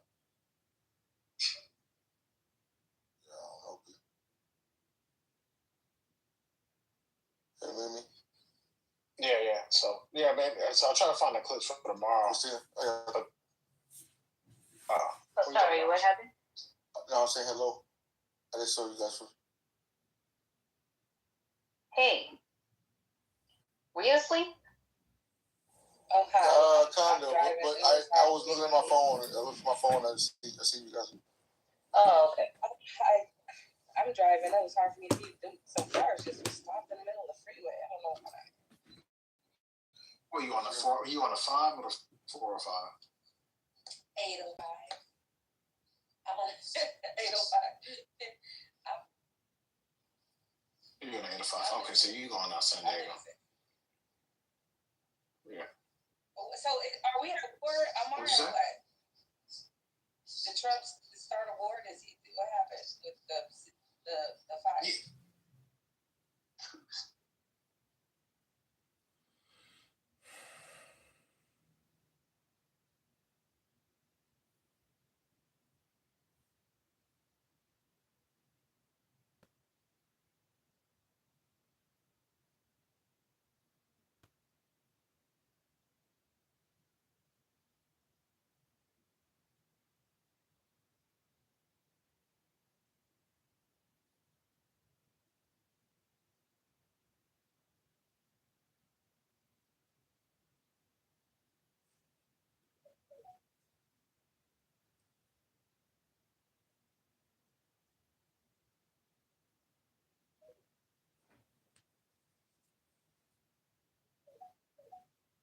Right? Yes. 7, it says build the creator economy properly. 8, solve the AI slop problem, which is an interesting one. 9, bring back the chronological option for power users, i.e. But you X Pro. So with anti-gravity, what you can do is you can create all these multiple terminals, and inside the terminals you can run Claude code, and so you can have anti-gravity have exactly what you're talking about, then use Claude code inside of 15 different terminals, which are agents, right? And essentially anti-gravity will start to break up everything that you're giving it, and then it'll start assigning each one of those little terminals a piece of what you're talking about, and it'll start to build, because Claude code's better at back end, anti-gravity's better at front end. Everybody knows this shit, but so essentially you can just kind of like go back and forth, and it will build. And you should let me show you. I created the Grok Imagine Theater. So that's awesome. It's fucking cool. I'll show it to you. I love it. Yeah, one time. Yeah. So Robert, are you going to post that? Are you going to post that? The AI just mirrored what we've been talking about for the last. Badass. Yeah. So are you going to post that or? Oh yeah, I'm adding. It didn't put links to people, so I have to argue with my. Yeah, you go. They're like teenagers. They don't like to do slap them in the. See, yeah, you gotta like, hey, I was hoping you did this other work. Please do. So let's give hopeful energy that this is seen by Elon and team, and it's taken seriously, because this is not to damage the site. It's not to piss on anybody to say they didn't do a good job. No, it shows pro as well what they're doing right. Yeah, and they're doing a lot of things right. But if what was first thing? I mean, if we don't solve that situation with people that are really utilizing the platform, they're going to be going, and it can happen quite quickly, because the natives are getting really restless right now. I can just say that. So the way everybody can help is, after Robert Scoble is done making that post, we could all just go and like it and drop a thoughtful comment, not like a one-off comment like, "Oh, that's cool, dude," or anything like that. Like, actually think about what he said and write some thoughts about it. I love that, Terrence. It goes in. Here, let me start. Don't retweet it though. You'll wind up getting demonetized. Well, I'm going to put it as a link. I know. It won't get seen, but whatever. Yeah. It goes into what actually changed. So the history of Phoenix, what Phoenix changed technically, and it goes into depth on that.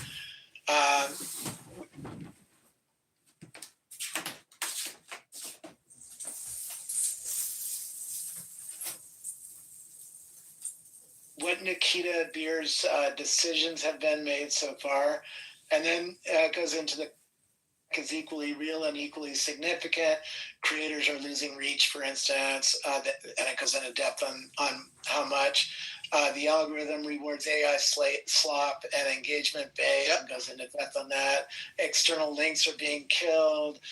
Geolocation-based distribution problem, right? The clusters of one topic problem. And followers don't see your posts. I mean, that's how we started the show, right? And my own observation, I'm seeing lots of people complain that their region's down. Yeah, so I even pulled in one of mine. Anyway, this AI is very good at analyzing things. Yes.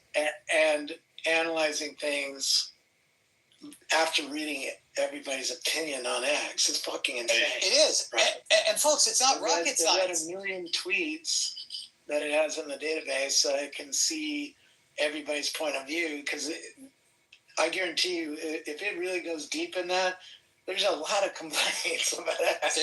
There is, yeah. And it's not rocket science. We're talking about stuff, tools that we all have available. And a lot of praise. I've praised it. Yeah. You know, and so this is, I think, a starting point.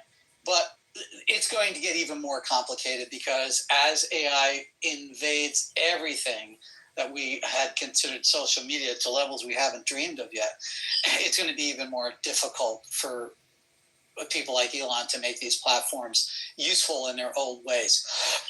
Like Robert said, we're coming into a different type of social media, and it's happening very quickly. Hey, Robert, I got to say something. I gotta say thank you for the quote post. By the way, I realized it got retweeted by Elon, and that shit was a fucking probably. Yeah, 40 million views. 40 million views. I'm glad I brought up the topic, but obviously you made the connection. So, gotta say thank you for that. So yeah, it's not. The problem is he didn't lower the price for reading the content out of the list, and so it's still. In fact, let me go to the developer console. Oh, you're talking about for the API itself? Yeah, because I got to grab 40,000 posts a day. I talked to the developer. He said I was on point whenever, but that I literally just copied the email that they sent out. So, all right, in 2 days I've spent $113. All right, I was spending $300 before, so I think the price came down. I don't think they got it done in time. They were a little late on it, but the other part. They were doing some testing. They're still doing some testing. The other part of it is I saw you got 40 million engagements and I got a 500,000. So I had to throw that out there. I just didn't know. So when Elon reposts what you say, you guys got the same number of engagements. I was visible in his post. Because you were visible? Right. All right. I didn't know that. You were the third post down, so people would have had to click on my post to see what started it. Anyway, I thought that was... And that's another problem. That's another problem with the algorithm. It's just an interesting... I thought it was an interesting conversation. But I do appreciate that. No matter what, I'm thankful. I don't want to seem like I'm unthankful or ungrateful, man. I really do appreciate it. So I didn't know how it worked, obviously. I've only had a couple posts hit over 1 million views, and usually, all 3 of the other ones were completely negative. And it's mainly because people are arguing in the comments, right? You get 2 million impressions and whatnot. If you want to play the Elon game, you got to figure out.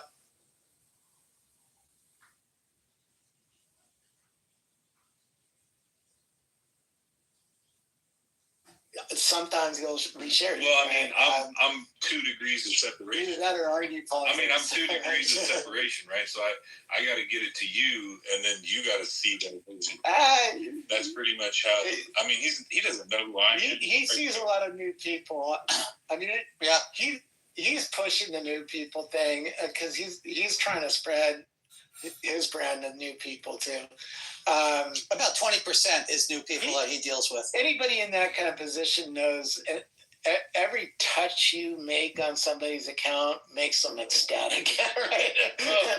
When they remember you and they think better of you, even if they hate Elon, if he's like engaging on them, it's like a little harder to hate him. I tell you, the thing that blew me away was when he did a subscription on me. That kind of was like, all right, I got to write a little better now.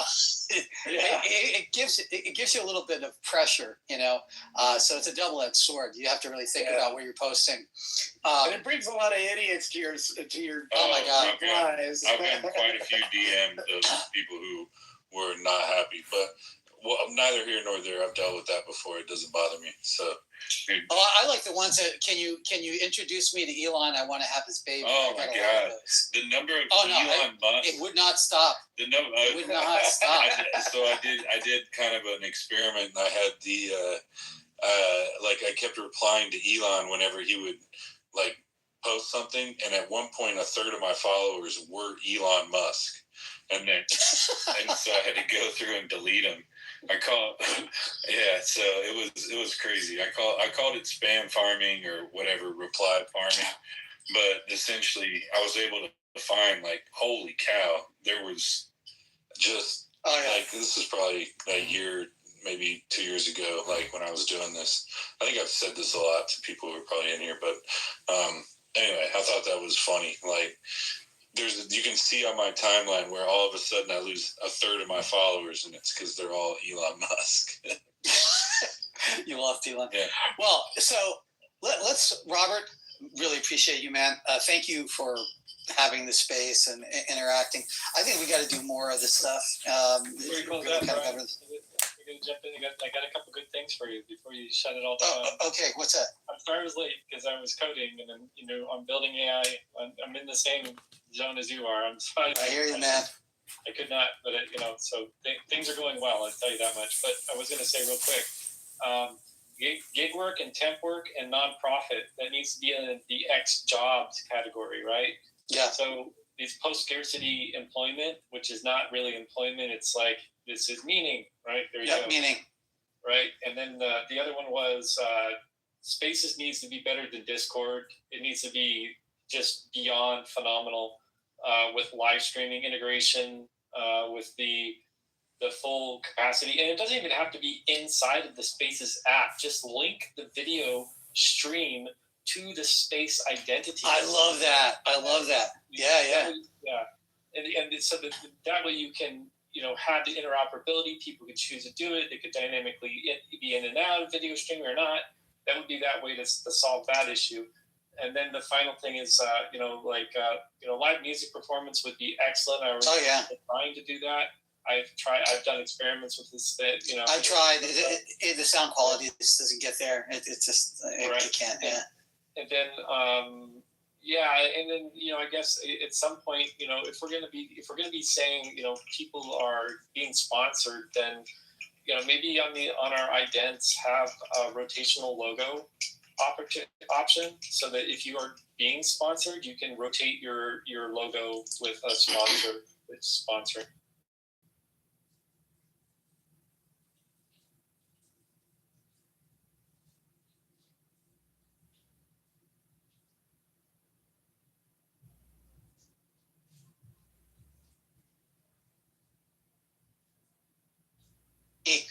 Forever, and every type of we're talking newspapers, radio stations, payola. It's always been there. It is nice that it can be accepted and out in the open. I mean, I know Robert will agree with this. We get hit every day for some kind of sponsorship. I don't do very many, and I will only promote something that I actually am using, and that makes it very difficult for people. It's just like, why aren't you doing this? It's free money. It's like, I'm not using your product. I don't plan to, and I'm not going to do anything. But if you think about this,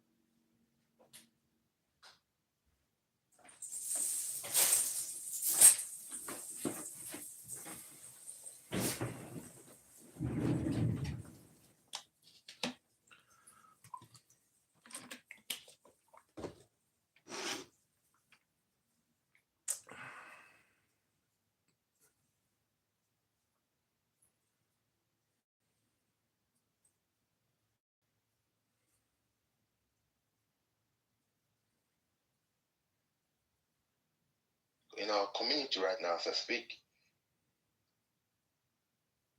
Yeah, China is over there. There should be a lot of Chinese women in Africa. Fixing our roads. Yeah, they are. I heard they're fixing your roads, and there's a lot of Chinese babies over there now. They're fixing the roads. Coming to World Bank. We're not fucking them yet, but I think some of my girls are fucking the Chinese, man. Yeah, they got Chinese African babies over there. I heard. I haven't fucking no blood in Chinese woman yet. I heard about them. Yeah, illegal. This boy here. Oh. You're beautiful. And the seaport. Oh, God. All right, y'all. Anybody else have anything to talk about? Because I'm ready to sign off now. Y'all ready to go to sleep? I'm ready to go to sleep. Y'all are ready to sleep. Yeah, it's that time. It's money over here in Nigeria. Just woke up. Yeah, we here. No, I heard. We hear the hyenas.